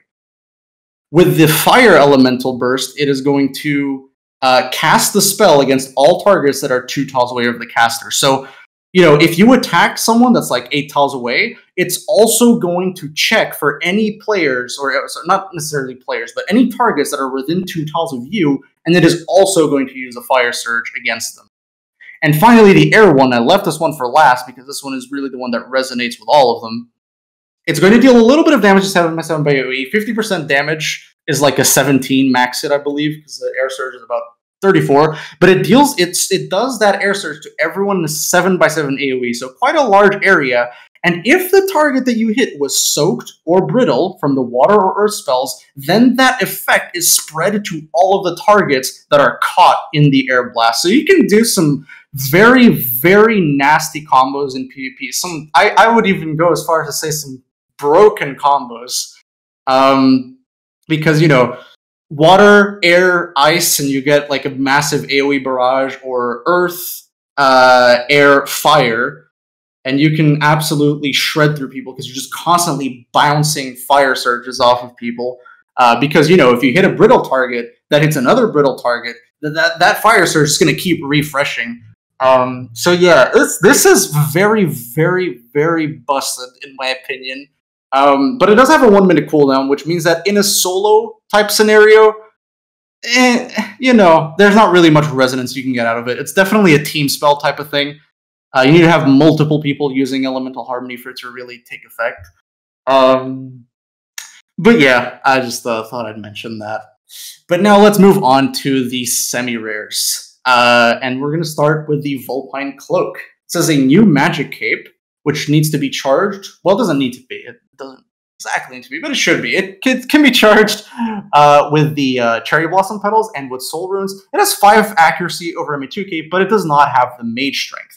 What it does have is that when it's charged, that a passive effect where every successful magic attack generates a soul flame that circles the player. And when you have 3 soul flames, the next successful magic attack causes the flames to explode in a 3x3 and deals damage in a 3x3 around you. So really, it's every 4 attacks, kind of like the Heka, it is going to have a special effect where it does an AoE around you. And the AoE actually scales off of your magic level. So here's a bit of a, this is the formula, you know, if you just wanted the math. But the important numbers here, I put some relevant numbers at 99, Imbued Heart, and Overload, and a couple of mage boosting gears. So yeah, you can deal some pretty decent damage with that AoE. It's like a free half Trident hit, I suppose, if you're able to get melee distance, that is. And for a bit of a DPS comparison, compared to just not having a cape at all, then usually the Vulpine Cloak by itself without the effect is not that much greater. The MA2 cape does win out pretty cut and dry. But if you were able to consistently pop off those Soul Flames and get your AoE damage off, it is a pretty substantial DPS increase once you consider that this applies to all targets that you're hitting, rather than just one, which would be what the MA cape would provide. You actually get a bunch of damage against multiple targets. But yeah, I think that's really it for the Vulpine Cloak. It does damage in AoE. But now we are going to get to the armor set, and this one, this one's interesting in my opinion. This is the Imperial armor. The thing to note about this one is that it has a little bit of stab and slash bonus, so it actually has a bit of accuracy. Not something we usually see in mage armor, but has absolutely no strength bonus. So it loses the 18 strength bonus in comparison to Torva. And it has considerably worse defense stats. Although it is better than Inquisitor against, I believe, slash, stab, and range. But it is incredibly weak to, actually maybe not range. It is incredibly weak to crush though. Because, you know, it's kind of the gimmick of being a samurai that you can dodge the stabs and the slashes, but the crush is too much. You know, that'll just cave your breastplate in. But anyway, let's talk about the passive effect. You know this was coming. You know there's got to be a passive effect. Every time that you hit the your target with a melee weapon, there is a chance that you can expose the enemy's weakness, and this chance scales with the amount of pieces that you have worn. At 5% per piece with a 10% bonus, so you get a 25% total once you have the full set. When the target is exposed, one of their 4 sides will be exposed like this. At random, so you know all NPCs have 4 sides, and if you hit it, it is going to that hit that you dealt against it is going to have 50% increased accuracy, 25% increased damage, and restores 20 run energy. So no, you don't have to be wasting stams all over the place just to run around NPCs. You actually do get that back just from doing this. I say a quick question in the chat here, actually. Each successful melee attack, does that mean Scythe can proc it 3 times? Correct. Yes, this was calced with Scythe in mind. And with another weapon, which we will talk about very, very soon. It's actually kind of a shame I didn't actually get to put the DPS graphs on here, but for a bit of a comparison, if you're not getting those procs, if you're not consistently getting those exposes, then yes, it is going to be worse than Torva. Of course, I mean, you're straight up losing 18 strength bonus. But if you can consistently proc them, and, you know, because the expose only lasts for a short period of time, I believe it's 10 ticks every time it comes up. So if you can get those consistently, then you can get upwards of, I believe, a 10% damage boost over Torva. No, you cannot proc it while it is exposed, but the hit against the expose itself can create a new expose. So while it is exposed, you cannot expose it again. But you know, as soon as you hit it, it can instantly generate a new one. But finally, let's get into the mega rares, starting with the Royal Sisters. This is a pair of a katana and wakizashi. This is a weapon with 0 strength bonus. It is a 3-tick weapon with no strength bonus, very high slash accuracy, and a little bit of stab accuracy. And what it does is that it strikes twice, where the first hit deals from 0 to max hit, as per, you know, every normal weapon. And the second hit actually deals 0 to 3% of the target's current HP. And that caps at 40. So for a bit of a DPS comparison, at something like P3 Verzik, the Royal Sisters just completely blow Scythe out of the water. It is a 30% DPS increase because that percent damage that you get, or the percent health damage that you get from the Royal Sisters, it is absolutely bonkers. But it is the current HP of the player, or of the NPC that matters. So the lower it goes, you can see once it hits the 800 HP mark, they're pretty much exactly the same. And then, you know, once it goes like to around 300 HP, even a Tent Whip beats the Royal Sisters. So it really falls off against low health NPCs. So the Royal Sisters are incredibly useful for raids. Not only raids 1 and 2, but also, you know, the Grand and Divine Emperor. So it is very good against the boss that you get it from, because he has such a high hit points pool. 6k for the first one, 7.5k for the second one. So you get a huge DPS out of the Royal Sisters from hitting it. But yeah, obviously, if you're gonna do like Slayer, then probably not the weapon you want to take. And we have lastly one final reward to go through. Here is the Sacred Blossom Bow. This is a 7-tick bow, 6 on rapid, which must be charged with Cherry Blossom Petals using 10 per attack. It has the decent ranged accuracy, like pretty good ranged accuracy and some range strength, but honestly, because it's 6-tick, this is pretty bad just for DPS, but you're not using this for your DPS. This is a spec bow. It costs 50% energy, and it fires an attack with doubled accuracy. If it hits, the enemy is inflicted with Piercing Petals for 15 seconds. And Piercing Petals will render any enemy's effective defense roll to 5,000, regardless of defense or level bonuses. So this is not like a Warhammer or a BGS, where it just permanently reduces its defense level.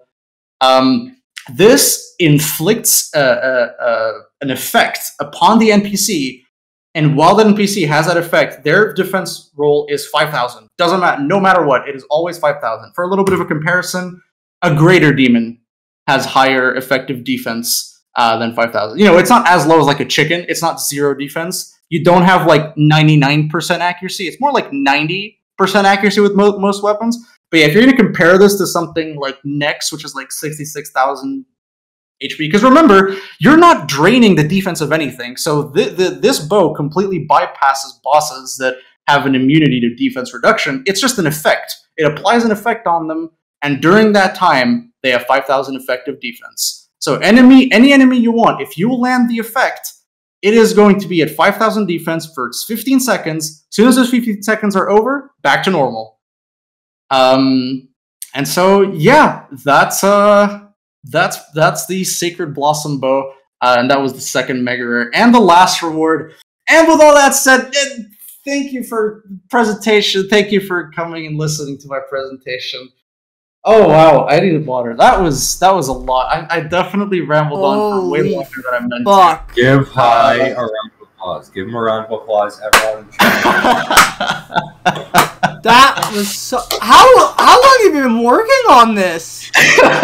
Honestly, like the minute you came up to me with the idea for this, I was like, I gotta do something big. I gotta like, I gotta, yeah. I can't imagine how long we would have like. How long was it? Like an hour? I think it actually was. I really wanted to make it more like 30 minutes, but I guess I just. My goodness. I hate to break this to you, but you are allowed to put less mechanics in. It's okay. It's okay. My goodness. Like, this is the fight that I would love to see come into the game, but I don't know. I'm hoping that maybe one day, by the hands of the JMod gods, they will come to you and ask for your help in making one of the greatest PvM encounters of all time, because it's bullet hell. It's absolute bullet hell. There's so much shit that you gotta be worried about. But I think that's what makes fights fun, is when there's a lot of challenge. So, yeah. I would love to see this come into the game. Thank you. I really appreciate that. I mean, it's, yeah. That's like the best feedback I can get, to be honest, so thank you. Alright. I know TSir said he wanted to say something about Raids 3. I'm not sure if our good friend is still alive, so let me ping him. TSir, are you there? If he's not, then I will say a couple things and then see what everyone else has to say. Because I just want to say it has been an honor to have you fine gentlemen come on the stream and present not only some crazy-ass PvM concepts, but some fucking crazy-ass meme concepts, too. It's been a blast. Bottom floor ohm. Bottom fucking floor ohm and girth. I cannot... Bro! I still cannot believe bottom floor ohm is a thing. Like, holy shit. That was absolutely fucking beautiful. And also disturbing at the same time. But, to be honest, it's you guys who made this stream the way it is. Alright? I'm just the guy who sat in the chair and judged. But you guys brought the magic to the stream. Whoa. Give yourself some credit. You punched the numbers in. Nah, dude. All I did was I said, I have idea for meme stream. Or not meme stream, but like for stream. Please help. That's it. You guys came together to help me out. So, thank you guys so much, and of course, I wouldn't have been able to also do it without the grand ol' help from Hemmiez, the legend, man himself, and of course, my fucking arch nemesis, Piers. So, without their judging ability, I don't know what I could say. So, yeah. I'm not sure if TSir is around, but if anyone has anything else to say, feel free to say it.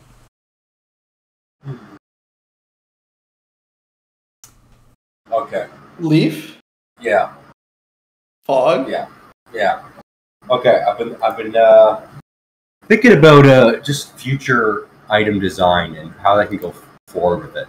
You know, obviously with the way the games are going, we got our recent stem of power creep. But oh yeah. Like a few bigger numbers, but is it when they released they were trying to push out like Zarate Bow and the Hiko Tumikin. And I feel like we need more weapons or items that change the way we play. So more niche weapons? Yeah, like everyone hated EOC because it was it was a complete change of the style. But if you have a weapon, it's like, okay, maybe I need to slightly change my walking pattern to use it better. Is that such a bad idea? I don't think it ever hurts to have like some new weapons that do something cool or work really well in one encounter compared to another one, or maybe a couple more middle ground weapons. Like the one thing I kind of liked about the introduction of weapons like the Blade of Saildor is that, Slash is king when it comes to Verza, right? It's not necessarily a niche weapon. Of course, it's a best in slash one-handed slash weapon, but it kind of helped bridge a gap. It's a weapon that's much easier to obtain. But that's one thing I was thinking I had in mind is what if for future game design, two-handed weapons can be maybe more big stats to one-handed weapons, they have the ability to have like I said, I had my utility offhands that they had some pretty wonky effects if you used them right. Yeah. Instead of just having to use defenders or shields or something like that, let's throw some more stuff like that in. Give one-handed weapons an actual niche. Right now, it's the dragons. The one weapon that I kind of have like a little bit of high hopes for, well, not high hopes, but I was kind of happy to see it was coming in, was the Fang. I know a lot of people kind of gave it a lot of shit because it's like, oh, all it is just a weapon that has a fuckload of accuracy. 2 accuracy rolls, by the way. Works against high defense targets, but kind of nice to see some stronger weapons that are good against high defense targets. I feel like we need more weapons like that. Yeah, I remember when it first got released, and I was immediately pushing, can we make this weapon hit when it misses? Can we get glancing hits? Because that's good against high defense. They didn't do that, but the double accuracy, that works pretty well. I'm thinking weapons like Chaotic Longsword when I think of weapons that are really good against beefy targets, because I think that was like one of the go-to weapons back in the day, like God Wars. Pretty similar to Elder Maul right now. I can't remember the exact stats. But Elder Maul is kind of dookie. Yeah. They should definitely have buffed it in some way, shape, or form. I don't know if it's too late to like add some sort of attachment to it. I feel like it's not. I actually did have a concept for the Elder Maul. I think it was called the Primeval Maul, and basically what it did was on every attack that you do with the Maul, it scans the opponent's defense level, and for that attack, it invisibly boosts your attack and strength by 10% of its defense level. So, if you're hitting something with like 300 defense, you just get 330 attack and strength invisible on that attack. So the higher its defense, the stronger it is. Of course, there's like diminishing returns because the accuracy rolls, but you still get like a massive boost. Big number, good. I was thinking of a weapon at some point that there isn't too many weapons that kind of like add like stacking damage. But I was thinking a weapon that like increases maybe your accuracy or damage as long as you're in an encounter with one NPC. But of course, there's a drop off when you swap from NPC to NPC. So there's kind of that you need to lock yourself into a fight and continue using that weapon to buff it up. Greatsword originally. Razor, the Razor was like that. Viper's Razor, it had the bleed that ramps up a lot. But my original idea for Kimura's Greatsword was every time you hit the same NPC, it generates an additional attack roll for it. So basically, it doesn't hit very hard initially, but when you're starting to roll, okay, you hit the NPC 5 times. Congratulations! Now you're attacking it 5 times each time you get five rolls each time you attack it because you hit it 5 times. There probably would need to be, otherwise maybe it needs 200. There has to be a cap. There has to be a cap. Like I would probably put a cap on mine too, but I just feel like weapons where you have to kind of commit to a style and kind of just like hybriding, because there are some encounters where you do a bit of hybriding, but in this case it's just like you can't commit to a target and you commit to using the weapon. And I want to see something like that come into the that's kind of what it's not quite the same as I had it before, but that's kind of what the Greatsword does now, because you do 2 6-tick attacks, and if you do that on the same target, the next 3 hits, they all go bang, bang, bang, right? Because they're all 1 tick, and then it repeats the cycle. But if you you can't swap targets when you do it. If you miss any ticks when you do it, you don't get the bonus. So you have to be careful which NPC you use it on. You have to maybe time it up or do a different. I always come back to Zarpus as an example, because it's not like Verzik where if you attack on the bad tick, you just die, or you just get bounced. Zarpus, you can take a little bit of damage to boost your DPS. So doing like a wonky 30-tick cycle with the Greatsword, and you'd have to maybe you stall on you have to have like 3 rag tiles instead of just the 1 rag tile we use for 5-ticking right now. I don't know. I'm just rambling at this point. That's fair. But does chat have anything they'd like to say before we wrap it up for the after party?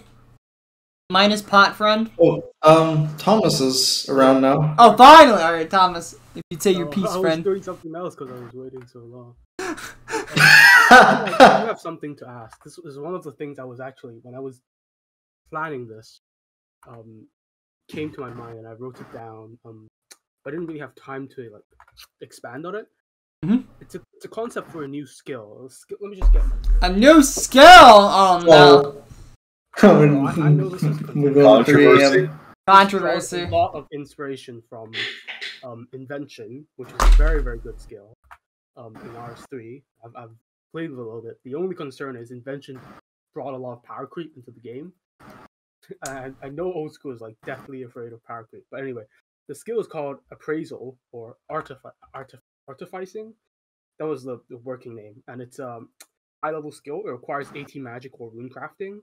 Yeah. Either crafting or fletching or smithing. So one of the production skills and one of magic and rune crafting. And originally I think it was only magic, but then I wanted the skillers to also be able to take part in the skill.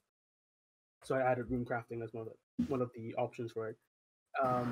The gameplay loop basically boils down to this. You have items and like equipable items. I'm not sure if it's equipable or only normal items. And you have rare items like boss drops, treasure trail items, those kind of things. Those break down into components or essences. That was one of the working names I had for it. Using essences. So to break down items, you need appraisal kits. So this is like a appraise these nuts. So it's a kit you can buy from an NPC. You buy it and then you can use it to break down your items to get your essences or components. And then with your essences and components, you can create three different types of items. Although I think the latter two are actually very similar. So you can create appraisal glasses, you can create enhancement scrolls, and you can create imbue scrolls. So, and what appraisal classes do is there's two levels of appraisal classes, and one is the basic appraisal class that you can use for any basic item, and then there's a level-based appraisal class that you can only use on rare items. So items like scythe, that sort of thing. So if you want to appraise your item, you will need to create these appraisal classes, and the appraisal classes will be expensive to make. So the higher level of the item you're trying to appraise, the higher level class, and the more materials you need to make that appraisal class. Yeah. So once you use your appraisal class on an item, so let's say you use it on your scythe or your bandage chestplate or whatever. If the item becomes appraised and it's now an untradeable item, and your appraised item you can now use an enhancement scroll on the appraised item to give the item an enhanced effect. So it could be just like +1 max hit, or it could be one of the cooler ones I had was like, in Leagues 4 we had the double hit, like on like a percentage chance double hit. So you could enchant your weapon. Leagues 4. Is it Leagues 4? I can't remember. Leagues 3, I think. Yeah. We're not 4 just yet, homie. Leagues 42. So it has the very small chance, so it's like a 1% chance on main hand to duplicate your strike, and I just thought like you could do cool things with that. And enhancement scrolls, like the higher level you have, the more like the high level scrolls you have might be more difficult to make. So the 1%, let's say 1% chance to have 2 hit splats instead of 1, for example. That might need like armadillo components, lucky components, that sort of thing. But then you have to break down treasure trail items for it. And the rarer the item, the more components or more likely you're to get the components you want from it. So if you break down some like really cheap item, then it's like a low chance for a lucky component, like a really common treasure trail item. But if you break down something really rare, then there's a very high chance for it to drop lucky. Isn't that how like Invention works? It's very similar to how Invention works. Yeah. I was gonna say, like, if we were ever to bring skills or like major concepts into Old School from RS3, like off the top of my head, Invention would be a really good one. And then I feel like Dungeoneering, not as a skill, but as a raid type thing, would be cool to have. Like those are the two things I would love to have. What if there was like a rating skill and you got XP from like chambers and top completions? I don't think I'd want to have it as like a skill, but maybe like you progress in the mini game, but at a much faster rate than, you know, than like. Honestly, I think raid Slayer tasks without the effect of the Slayer helm would have been cool. You know, just get a bunch of XP for finishing a raid kind of thing. But, yeah, I mean in that sense it'd be fine, but yeah. the one thing I hate about Slayer task and like trying to combine it with raids is the fact that you're locked in that I need to go get a task before I can go speedrun. No, that's why I said without the effect. I know. Without the effect, but I'm just saying, like, I wish that you were able to do stuff like, you could speedrun Inferno without getting a task, or you could, you know, do CM speedruns without having to get a Shaman task. Yeah. That'd be much nicer, but sadly we're kind of, in those two pieces of content, it's like, you kind of locked to getting a task. And at least in CMs, it's like, oh, you get a task, you're good for a week. But, like, Inferno, it's like, you better go get GM or you're going to be wasting a lot of time. Yeah. Kind of makes you feel forced to, if you want to grind out Inferno, you got to go get GM. Yeah, and I know. It's always been a bit of a point of contention. Yeah. Slayer tasks. But, it would be nice to have some type of, it'd be nice to have some type of, like, invention type skill. Yeah, dungeon, I mean, sorry. How broken do you think? Do you think it will completely break the old school combat style? There was like a 1% chance of doing 2 hit splats instead of 1. Because it's a very small percent chance, and I don't think it would be a very large. Well, I mean, it might depend on the weapon. It depends. Yeah, it depends on like a lot of things to ever add some sort of like modification in terms of damage. How would Scythe work with that? 6 hit splats. 6 hit splats? Can the game even render 6 hit splats? I mean, might as well just like add a thrall to your weapons at that point, dude. Okay, new meme concept, come right in. Thrall on a stick. You just put a thrall on a stick, and that will be appraisal right there.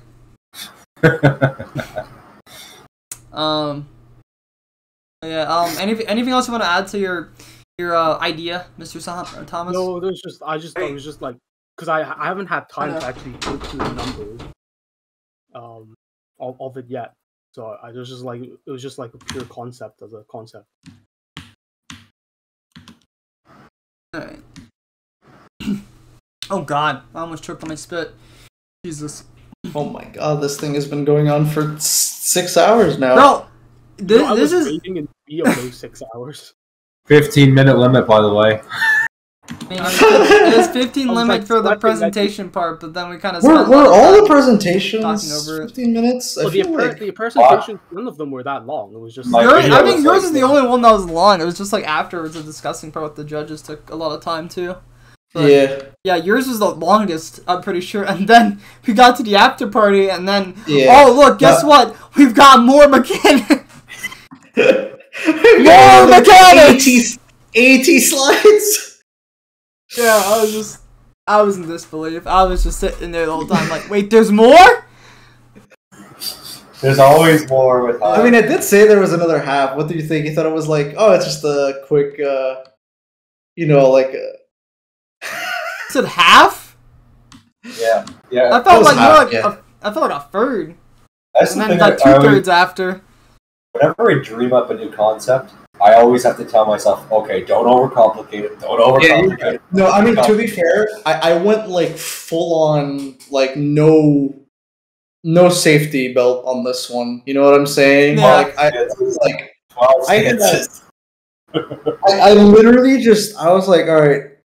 It wasn't to the point where it's like, how much shit can I shove in here? But it was kind of like, all right, what can I add to make this Bro, spicier? it's like you fucking like... You know, like how you, is the term based for turkey? Is that the term I'm looking for? I don't think I've heard that, but it sounds... Or like, you know how you put filling in a turkey? Yeah. You literally filled the fucking turkey with nothing but PvM mechanics. Yeah, you legit just shoved your fucking cock up the turkey and just PvM everywhere. Something like that. I had to say cock at least once to stream, alright? I'm sorry. It had to be done. Gotta meet my one cock per stream quota. What was... Oh my. That was a rubber chicken. But, First Draco with the pigs, now you with the chicken. I don't know, dude, but I just realized that it's fucking 8:41, and I do have an assignment that's due by 12, so I need to go get that. Okay, I need to go to sleep. It's almost 2 a.m. Well, let me make sure I give you guys your cash prize real quick, because it shouldn't take too long for me to go do that. So let me just log in and go give everyone who needs to get their money cash prize. I'm also, just saying this right now, I'm also going to take out 100 mil, but I was not planning on doing this. But after seeing what our good friend did, Draken, I wanted to give him 100 mil. He didn't win. But I felt like that blade animation was kick-ass, and he deserved something for it. So it was good. It was really good. It was incredible. It was well done. So I'm gonna log in now. I'm gonna go give out the prizes, and then we're gonna call it a night. So I just want to say to everybody who watched, I hope you guys enjoyed. It was a long watch. There was a lot of information, but I hope you guys enjoyed looking at some crazy-ass PvM concepts, and I hope you guys got a good laugh out of the meme concepts too. All right.